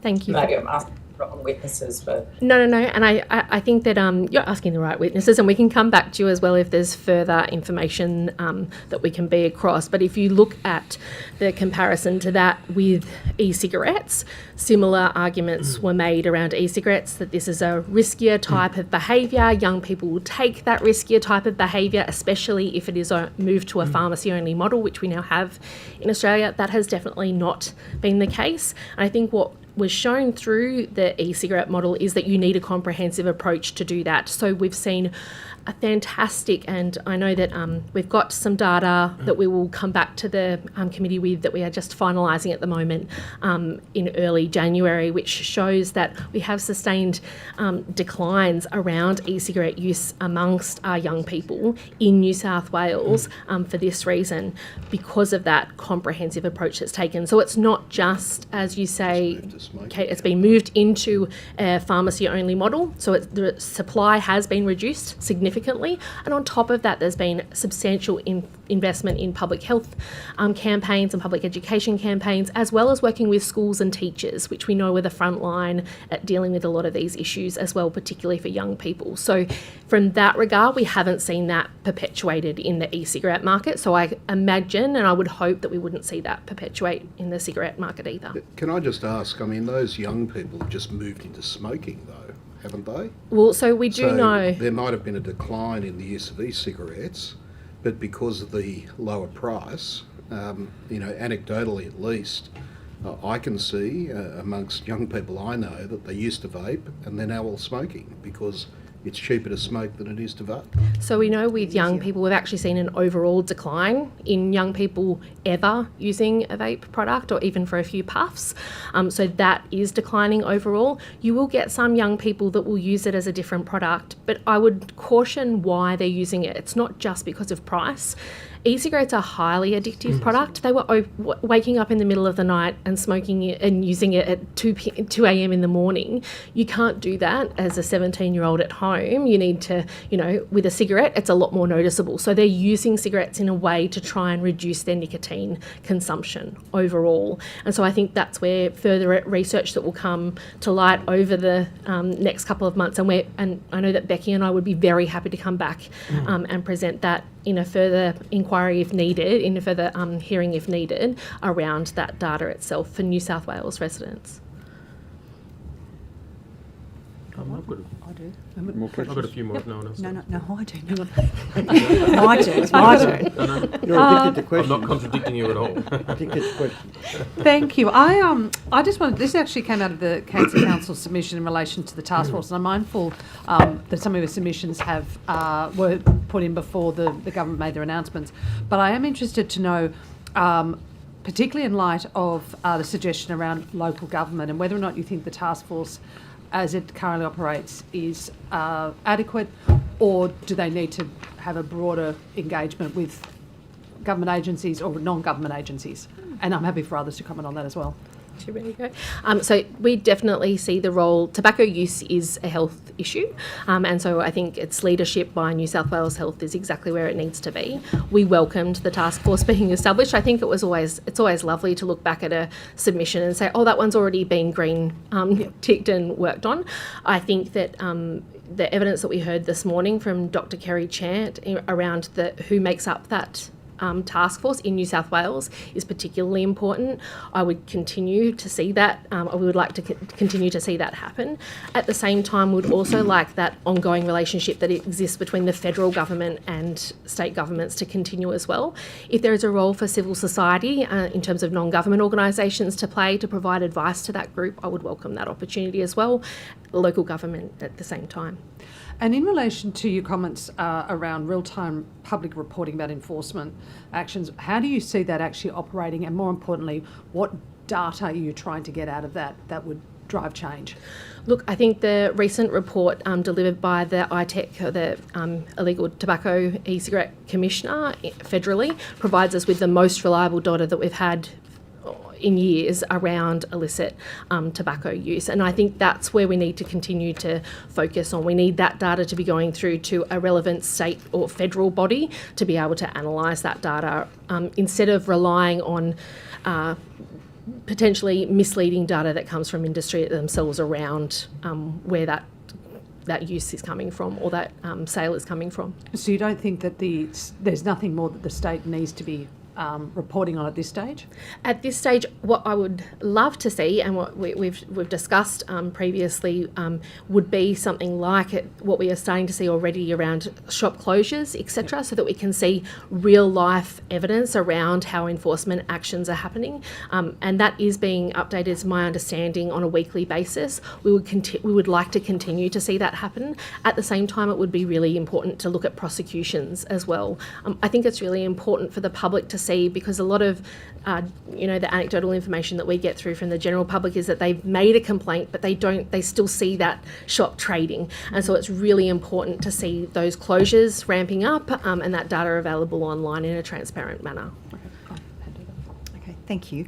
I'll turn to the Heart Foundation submission, but it probably is something that each of you may want to contribute to, where it's noted that people in the most disadvantaged areas of New South Wales are more than twice as likely to smoke regularly compared to those in least disadvantaged areas. Does that include regional areas? Need you to all speak for Hansard, I'm sorry. Yes, it does. Yep, so that definitely includes regional areas in that. Well, then I'll turn to the Cancer Council's recommendations in their submission, and you've noted that specifically 19, 20 and 21, New South Wales Government continues to invest and support campaigns about educating the community about harms of tobacco smoking, the benefits of quitting, the potential of the NGO sector to bolster provision of smoking cessation, to support priority populations. So rather than asking the government to just continue to invest, shouldn't we really be calling for an increase in that investment, and to the point of those statistics, that it's actually proportionate support to those areas where it's most needed? I think the short answer to that is yes, absolutely. Those recommendations certainly come from where we know evidence exists that these are important support mechanisms to help prompt and support people who smoke to quit. I think ensuring that there is, you're right, increased funding and support given to services like Quitline, ensuring that where we are doing public education campaigns, that they are funded to levels which are ensuring that they are being seen by people who smoke, but equally, really importantly, by people who don't smoke. So young people are being educated about the health harms of tobacco use, not necessarily illicit, but tobacco harms. So yes, we would be supportive of increased resources being directed to those recommendations. But that's also proportionate, that we do need to be looking at regional areas and Correct. disadvantaged Yes. populations, etc., to ensure that the help is going where it needs to go. Absolutely. And is that the suggestion then, that it is that's not as clearly defined as it might be, or not as clearly resourced in terms of a pathway? It's a bit of a one-size-fits-all at the moment. Is that correct? I think that is a fair point. I mean, these are very, very important strategies across the New South Wales population, but you're right, we would welcome additional resources being directed towards where we do know that there are higher rates of smoking, and that absolutely does include rural and regional areas, yes. Sorry, and yes, Mr. Hand up there. Sorry, Mr. Brooke. Just to reinforce, I think it's an excellent point you make. Certainly campaigns across the population we are very strong supporters for, but we also need to have bespoke and tailored quits and smoking cessation strategies for high-risk populations. COPD or emphysema and lung cancer prevalence are much higher in rural and remote communities than they are in metropolitan communities. So there are certainly strong justifications for communities like rural and remote communities, like the LGBTQIA plus communities, like Aboriginal and Torres Strait Islander peoples, and culturally linguistically diverse newly arrived and migrant communities, having appropriate interventions that are tailored and locally co-designed. So it is a mixture of population-wide but tailored interventions. And I would strongly suggest the committee look at the data from the Queensland Quit campaign, which is now supplying NRT to nicotine replacement therapy to communities that are reaching out. Okay, thank you. And just one final point, just a very quick one, Mr. Donnelly. Yeah, that, the recommendation number 18, again in Cancer Council, the New South Wales Government advocates for illegal tobacco to be a standing agenda item at the National Health Ministers' meeting. Are you aware, has that been accepted? Is it being considered? Have you had any response at all? I think it's been a standing item on the agenda because the health ministers have put it there on the agenda of most meetings, if not all. I don't know that it is an ongoing standing agenda item. However, I can follow up and take that one on notice. Great, thank you. Sorry, Mr. Donnelly. I think, and it's just through the chair, just one quick one. In reading the submissions and yourselves and submissions from other contributors, whilst it's sort of not said explicitly, the way they're framed in terms of much of what they say in their recommendations is sort of reading between the lines.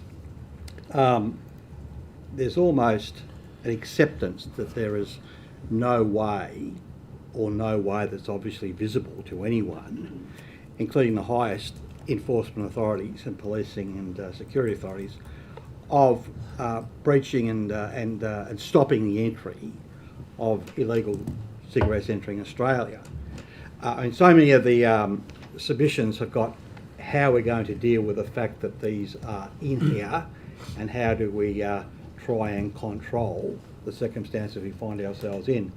Can I ask you, if it's not going to sort of compromise you anyway, with any discussions you've had with law enforcement and maybe other authorities, Australian Federal Police and Border Force and what have you, is there a sense that really there is no way that we're going to actually stop this? There is just no way of controlling, particularly probably less our airports, although they might be coming in through air services, but our seaports, the entry of what are obviously massive quantities of tobacco products, particularly cigarettes. Is there a sense that that's just something we have to accept as a reality?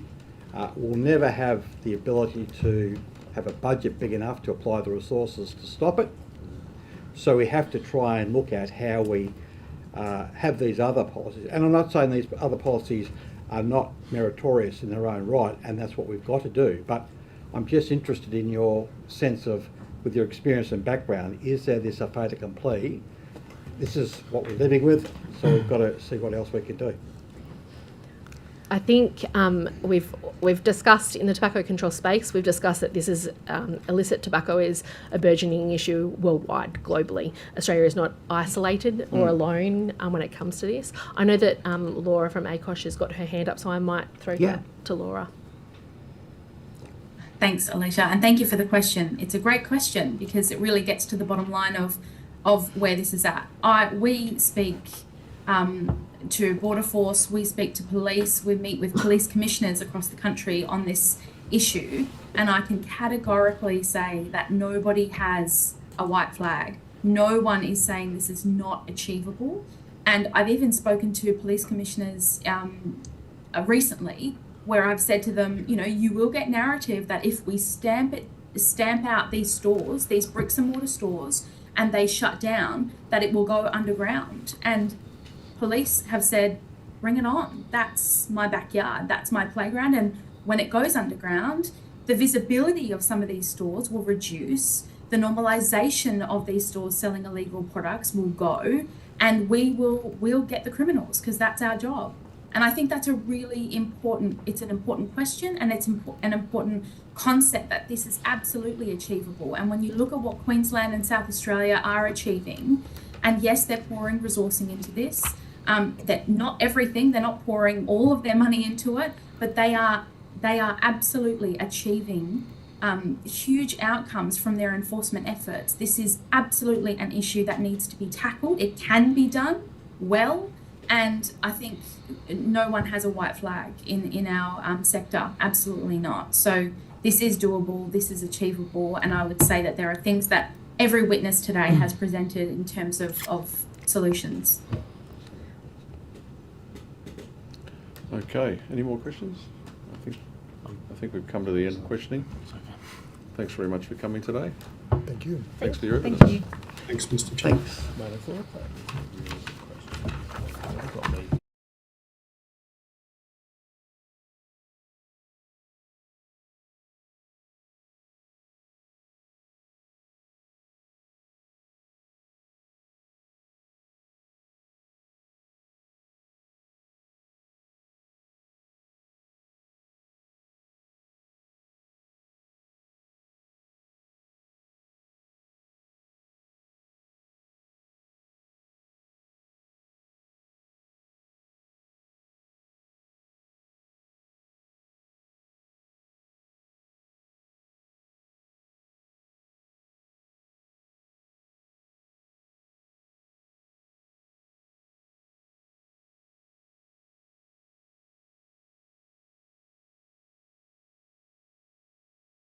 Thanks very much for coming, Mr. Allen. Could you please give us your full name, state your position, and also swear either an oath or an affirmation? Okay, my name's David Allen. I'm the licensee of the Cobargo Hotel, and I swear that the evidence now about to be given by me shall be the truth, the whole truth, and nothing but the truth, so help me God. Thank you. Would you like to make a short opening statement? I would, if that's okay. Please proceed. Mr. Chair, members of the committee, thank you for the opportunity to appear today. My name is David Allen. I'm the licensee of the Cobargo Hotel on the far south coast of New South Wales, and I have worked in hospitality for 35 years, including the past 10 at my current venue. I appear today as a small business owner and community member to speak to item F of the terms of reference, the real-world impacts of the illegal tobacco trade in regional New South Wales. Since COVID, my business has lost around 75% of its tobacco trade due to the widespread availability of unregulated and untaxed tobacco, sold openly through retail outlets and online. That loss has reduced foot traffic throughout the hotel and materially affected the rest of the business. And that 75%, it does correlate with the figures that came out today in my EFO. The estimate for 2025-2026 is $5.4 billion in excise that will be collected.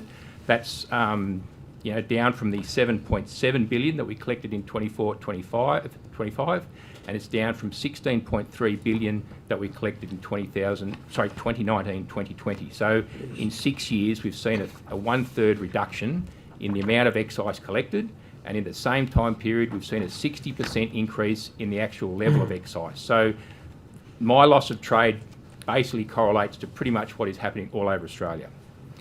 The financial impact is severe, approximately $100,000 per year in lost gross profit, resulting in fewer staff hours and reduced services for patrons, and around $400,000 annually in excise and GST that we are no longer collecting on behalf of the federal government. Hospitality is a highly regulated industry, and rightly so. Products like alcohol, tobacco and gaming carry risks and are subject to strict controls. Tobacco presents a unique challenge. It remains legal despite having no safe level of consumption. Smoking rates in regional and disadvantaged communities remain significantly higher, around 12%, compared with approximately 7% in metropolitan areas. While strong enforcement against illicit tobacco is necessary, my experience shows that supply-side enforcement alone is failing, largely because of the massive price gap between legal and illegal tobacco. As of yesterday, New South Wales Health listed 51 premises subject to closure orders. Nearly half, or 23, which did not hold a valid tobacco licence. So the 51 premises have been breached for selling illicit tobacco, and of those 51, 23 also did not have one of the current legal licences. Before licensing with the old TRN system, Tobacco Retailing Number System, there were an estimated 19,000 outlets in New South Wales selling tobacco. And obviously that figure, no one can give an exact figure, and some of those businesses may have closed or whatever, but about 19,000 TRNs were in circulation in New South Wales. At current inspection rates, it will take years to bring the market under control. In the 10 years I have operated the Cobargo Hotel, I have never had an illicit tobacco inspection. And in the last 4 years, I have not had any New South Wales official visit my premises. Despite media reporting that up to half of New South Wales service stations sell illegal tobacco, no service station appears in the 51 outlets that have been breached on the New South Wales Health website. I have lodged 12 formal compliance reports with New South Wales Health over the past year, supported by photographic evidence. None have resulted in closures. Repeated approaches to local, state and federal parliamentarians also has produced no visible action. This raises a fundamental question. Why is there no serious effort to address the price differential when all available evidence shows it is the primary driver of the illicit market? Around 2019 marked a tipping point. Excise revenue began to fall while illicit trade surged. Organised crime has responded exactly as history predicts. Some estimates now suggest that up to 80% of the tobacco market could soon be illicit. In August next year, New South Wales tobacco licences are due for renewal. If nothing changes, I will not be renewing mine. The trade is no longer viable, risks have increased, and insurance costs are rising. Many legal retailers in regional areas face the same decision. Once the market becomes overwhelmingly illicit, tobacco will resemble the illicit drug market. No excise, no effective regulation, and rising smoking rates, particularly among young people. And reasonable and sensible ideas like, plain packaging, they'll basically become moot because all the illicit tobacco has got colourful packaging with no warning labels, etc., etc. So we're basically handing over that market, and plain packaging, which was been a fantastic things in reducing smoking rates, will become basically moot. There are also unintended consequences. In hotels, lost tobacco revenue is increasingly replaced by higher poker machine revenue as smokers redirect savings from cheaper illicit tobacco. The federal government loses excise, estimated at around $12 billion from the latest ITEC report, while states benefit from increased gaming tax revenue. If Australia is to regain control of the tobacco market while still pursuing the 5% smoking target by 2030, an holistic approach is required. Enforcement alone, given the current price gap, is not enough. Resetting excise to 2019 levels, bringing legal prices back to approximately $25 to $30 per packet would significantly undermine the black market. Combine this with strong licensing, effective enforcement, education, and fully subsidised cessation support funded by restored excise revenue, this approach offers a credible path forward for public health, government revenue, and regional communities like mine. Thank you. Thank you. Questions? I'm happy to kick off with one. Thank you very much for coming, and also for coming up to Sydney for the hearing. I'm interested because you're probably the first witness we've heard from at the hearing in relation to how it's directly affecting you and your business. Could you just outline what you've effectively observed at a local level, not just around illicit tobacco and sales, but also vapes and pouches, and also their youth influence, because you did mention that a bit in your submission as well. Yeah, absolutely. So obviously I'm in a regional area. I'm in the far south coast of New South Wales. We do have a high level of smoking of patrons in the hotel, and they have switched out to the cheaper product. They bring it into the hotel openly. We talk about it. I don't judge them, and I can understand why they're doing it. They can buy it in places in Bega, in places in Narooma, close by Cobargo, for $15 to $20, where my cheapest cigarette I think is $38, up to almost $50 a packet. So, I don't blame those people, but that's the reality of it. The vaping we don't see a lot of, because the median age in the far south coast is about 53, so it is an older cohort of people. So we don't, see the vaping that we do. You may do in Sydney. So it's principally cigarettes down there. Okay. There's no snus or any of those other smoking products. It is basically pretty much tobacco. Cigarettes and rolling tobacco. Yeah. And have you seen any changes? Obviously, the government's legislation have only rolled out in the last few months, but have you seen or heard from, whether it's patrons or other businesses, that there's been a decrease or has made much of a difference in your area? No, none. As I said, I haven't had an illicit tobacco inspection in the 10 years I've been in my current hotel, and I haven't seen a New South Wales health official in my hotel for 4 years. And that was bringing me to my next point, do you believe it goes back to not enough resources? We heard this morning about the centre, upscaling of more staff, but you've just said you haven't had an inspection in general. There is a Daily Telegraph article in my submission that relates to our one sole New South Wales health official who's in charge of this, and he has been there. I've known him since I've been at Cobargo and for 10 years. But he's enforcing an area the size of Denmark. Yeah. It is a huge area. He's based in Wagga, which is 5 hours drive from us. It is a huge area that you've got to cover, and the amount of places that are selling illicit tobacco, as you see in my submission, they're everywhere, and they're just not being shut down. And I said I've put 12 submissions into New South Wales Health on their portal. One place 5 different times. That place is, as of this morning, still operating, and I know it's still selling illicit tobacco in Bega. Thank you, Pastor McCall. Thank you. Welcome, Mr. Allen. Thanks for joining us. No, thank you. I note a couple of your points in terms of attempting to bring attention to this matter, reaching out to your local federal member for Eden Monero. Yes. Did you receive any response? Was there any? No, I had some emails from her staffers, but no response from Christy. No, I have asked for a meeting in the new year, but I have not received any response of a time for that meeting. And so it's not as though it's sort of just a one-off contact that you've been the last putting 2 this years, forward. the amount of emails, the amount of phone calls to our office, the in-house visits. I'll go into Bega, I'll purchase illicit tobacco at all 3 or 4 outlets if they're open, and then take them down and show her, and nothing happens. Nothing happens. And the same for Michael Holland as well.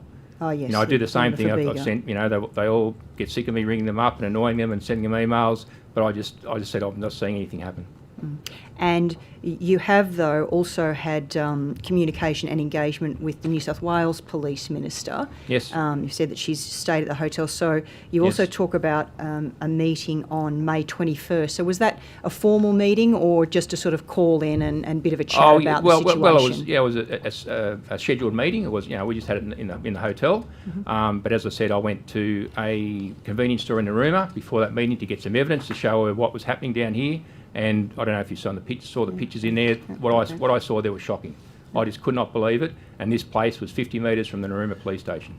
And again, nothing was forthcoming. Went to the Narooma police station, nothing they could do. Yeah. When I went to the other story I had with the Bega District News, with the editor in there, went around to all three Bega illicit tobacconists, bought the vapes and the illicit tobacco, went to Christian McBain's office, and at the stage there was a protest for Gaza there. There was people there banging pots and pans together. There was two policemen supervising that demonstration. They just did not want to know about it. They just said, go to New South Wales Health. And when New South Wales Health is invisible in our area, where do we go? And our federal and state politicians down there don't want to know about it. They're not, sorry, not that they don't want to know about it, but there's nothing effective being done about it. And we can say we're going to enforce this, we're going to do this. Our police resources, as we've seen in the last few days, are very precious, and they shouldn't be wasted knocking over tobacco shops. And that was Yasmin's point, and I totally agree with her. It's police, yes, you pointed out that police, at any one stage, we haven't got enough police in New South Wales. They're hard to recruit. What I've been told by police I speak to is that at any one time there's 20% of police are either on sick leave or stress leave or just unavailable. So the stress is on police to carry out what they're trying to do, and then is to tack on, we'll just go and do all this tobacco compliance. It's a nonsense. Okay. Now, look, we've heard some suggestion today that illegal tobacco activity has potentially been distorted or overblown by the tobacco industry, but you're speaking to us with real world and measurable experience in the impacts on your own business personally. Can I just come to the point that you make about the increasing insurance premiums? Is that directly an impact of organised crime in that way, of the industry? What's the reason for that Absolutely. increase? It's been very well reported in the media that tobacconists, shops that are around tobacconists are seeing increases in their premiums. My premium went up by $5,000 this year. I'm paying almost $80,000 a year to insure my hotel. And my broker says if you continue to sell tobacco, that premium will increase. And I've heard of other places that just can't get a premium because they sell tobacco, because the industry it's looked on so poorly now because of the fire bombings, because of the criminality. The insurance industry doesn't want to know about it. So as I said, it's making my decision very easy next August not to renew my tobacco licence because of the lack of sales, because of the criminality involved, because of the cost of getting the product, and just it makes no sense to be in that legal market anymore when the illicit product is a third the price of the legal product. So you could see it as, if you are no longer in a position or willing to offer a legal product, that potentially exacerbates the illegal problem, because if people have nowhere else to go for their addiction, then that's what they're going to turn to. Absolutely. You just go online and Google illicit tobacco or cheap tobacco, whatever you like, and the amount of sites will pop up.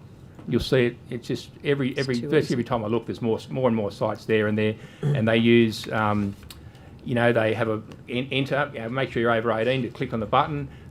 They use Visa logos, Australia Post logos. They have the smoking warning logos on there. They all seem very official, but then they take you to a site where you can buy a carton of Manchesters for $140 or $150 or whatever they are. So it's just and who is stopping those? Who is shutting those websites down? Where is iTech? Where is the new organisation that Tony Burke recently announced? What are they doing to stop these online sites? Okay, and just a final point that I'll make then before handing on to my colleagues. You're clearly upset, and rightly so, given your experience. Your confidence level obviously isn't high in what has been announced and the new regulatory and enforcement strategy, particularly when it comes to regional areas. They're all words. They're just words. That's all we're hearing was words. We've seen no action at all. Okay. Thanks, Mr. Allen. Thanks, Mr. Allen, for your evidence. Really appreciate it. And It was good hearing from all the academics, but it's really good to hear from a member of the community who isn't sort of working as some sort of specialist in tobacco, but he's a business person who offers us this sort of real life perspective. So thank you for engaging with the committee in this way. On the insurance point, I was going to ask about that as well. Have you got any evidence that you could forward us in terms of showing that the increase is attributable to the black market? No, I issues? haven't, because you just can't. I can't provide that. Yeah. You know, they just give you a level of premium, and that's it. They don't tell you, you know, how they don't give you a breakup. So, but I have been told by my broker, who I've had for 10 years. Yeah. He's a very reputable hospitality broker, and he does many hotels and motels in our area and up and down the coast. That they are factoring it in. It is definitely, and there's media reports about, there credible media reports and out there that, you know, I'm not Robinson Crusoe. It's happening everywhere. And what will basically happen over the next few years, if nothing is done about the illicit market, is the cost of insurance will basically run legal tobacconists out of town, because they won't be able to afford to have their shops open. And the gentleman who the wholesaler that I get my cigarettes off and pouch tobacco, he's in that same spot. His insurance is getting to the point where it's just becoming untenable to have his legal tobacco business, and he is basically the only legal tobacconist from Bateman's Bay down to the border. So to your understanding, is the increase in insurance because legal tobacco retailers have been attacked and subjected to arson by the criminals? Absolutely. You know, we saw one in our area at Maruya about 3 months ago. A guy wanted to set up a Italian grocery or an Indian grocery, whatever it was. There was the illicit tobacco operator in Maruya, obviously warned them, and they opened up and traded for a few days, and then they got the Molotov cocktail through the window. Yeah. So that's happening everywhere, and rightly so. Insurance companies are saying we don't want to be involved in that. So they're either putting illegal traders attacking legal traders, yes, in order to increase their share of the market, basically. Yes, correct. Yeah, it is because it is such a lucrative market. Yeah. You know, we're losing $12 billion. The ITEC commissioner said it the other day in a report. $12 billion in excise, and I'm not sure if it's GST as well, but it's huge amounts of money to be made. And other witnesses, I'm not sure what happened this morning, but the amount of money that's being made, you know, what I've read is that the criminals are making more money out of tobacco than the other next five sort of illicit tobacco type. Illicit drug types. So the market is huge, and it's growing, and you can see from the decrease in legal sales and the increase in illegal sales that these people aren't going away. Yeah. So the majority of the public health experts who we heard from today basically were saying that price is among the most powerful of suppressants for smoking. So the higher it is, the less people are going to smoke. And most of them seem to reject the proposition that reducing the difference in cost between the legal and the illegal would reduce the percentage of the market that is illegal. And I struggle to see how those two propositions really sit together, because from a basic sort of economics point of view, while any price difference might not have an absolute effect, it will have a sort of inducing effect. So I'm just curious about your view, I guess, as a business person. I mean, if you reduce the price differential by 10 or 20 or 30 or 40 or 50%, would you expect to see some impact on the black market? Absolutely. And the degree of impact would depend on the degree to which you reduce the differential. Absolutely. And I keep, in my submission, I keep talking about the COVID time around 2019, 2020, which is the tipping point, is when excise started. You know, excise was 16.3 billion in 2019-20. It is now estimated to be 5.4 billion in 2025-2026 now, and that could be less. When the real figure comes out, we could be less than 5. You know, so it's a precipitous drop in excise. And imagine, you know, that $12 billion, what could be done for, you know, to help people quit, to fund cessation services, to fund our roads, to fund our hospitals, to do good for the community rather than go into the pockets of criminals. You mean, to me that makes no sense. And our customers have told us that they will come back to us if the price goes down. They will, because they want with the legal tobacco, there's no quality control, there's no supply chain control. No one knows what's in it, okay? Because people just buy it because it's cheap. Yeah. Okay, they will return. They will pay a small premium for the products they used to smoke prior to COVID, when we didn't have. This problem goes away if we get prices. We excise back to 2019, 2020 levels. This problem goes away. The black market business model goes away. It's as simple as that. I'm not sure. Sorry, go on. You go. I'm not sure how much of the expert evidence you saw this afternoon. I did see you were sitting here. I've been here for a since while. lunch. Yeah. Oh, you have? Yeah, Yep. good. It seemed to me that one interpretation of much of the public health evidence is that their primary focus is on tobacco use as a whole, whether it's illegal or legal, and they don't want to have any overall reduction in the price of tobacco because they think that price is the biggest suppressant of use.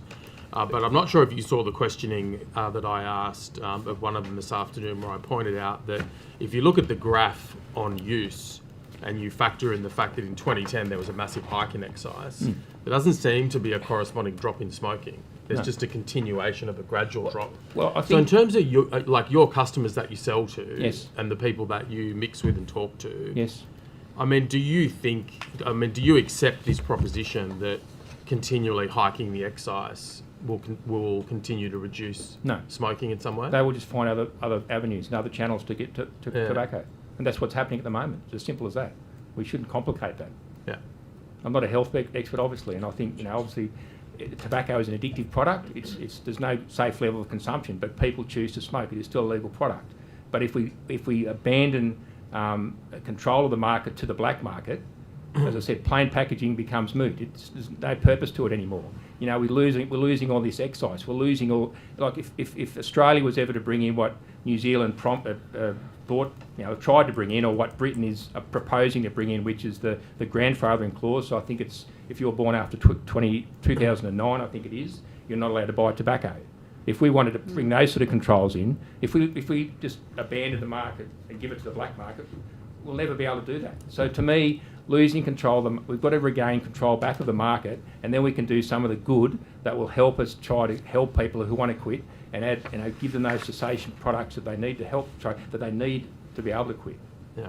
And just lastly, if no one else has a question, it was suggested before in Mr. Donnelly's question of one of the witnesses that it might well be the case that you basically can't stop importation. I don't think you can. That there's not the technology or the resources to search all the shipping containers and whatnot.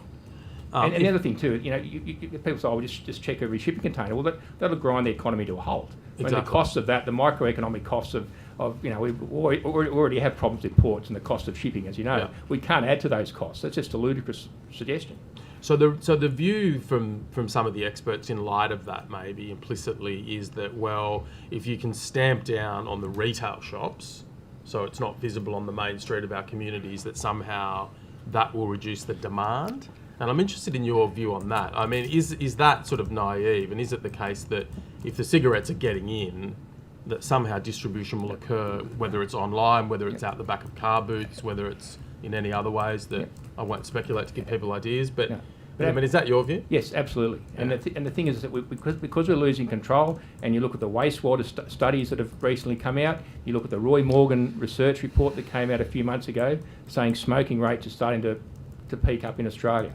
Our alcohol rates are coming down, our sugar consumption rates are coming down, and our tobacco use was coming down. And not, they were all coming down naturally. People living healthier lives, they're making better choices. But the problem is, because of all this illicit tobacco out there, very cheap illicit tobacco, people are now starting to smoke again. And the other issue, obviously, I don't sell vapes. I've never sold vapes, but people do vape, and because they're not buying them in chemists, they're just buying them at these illegal tobacconists or corner stores or wherever. But you're just not going to stop this. People are choosing to do it, and the best thing we can do is take control back of the market and help those people who want to quit. And that's just my. I'm not a scientist, I'm not a health official, but as a business person, as someone who's sees society every day, that's what I think should happen. Thanks, Mr. Allen. All right, any further questions? No. All right. Thanks very much, Mr. Allen, for coming. Thank you very much. No worries, thank you. Thanks for your evidence today.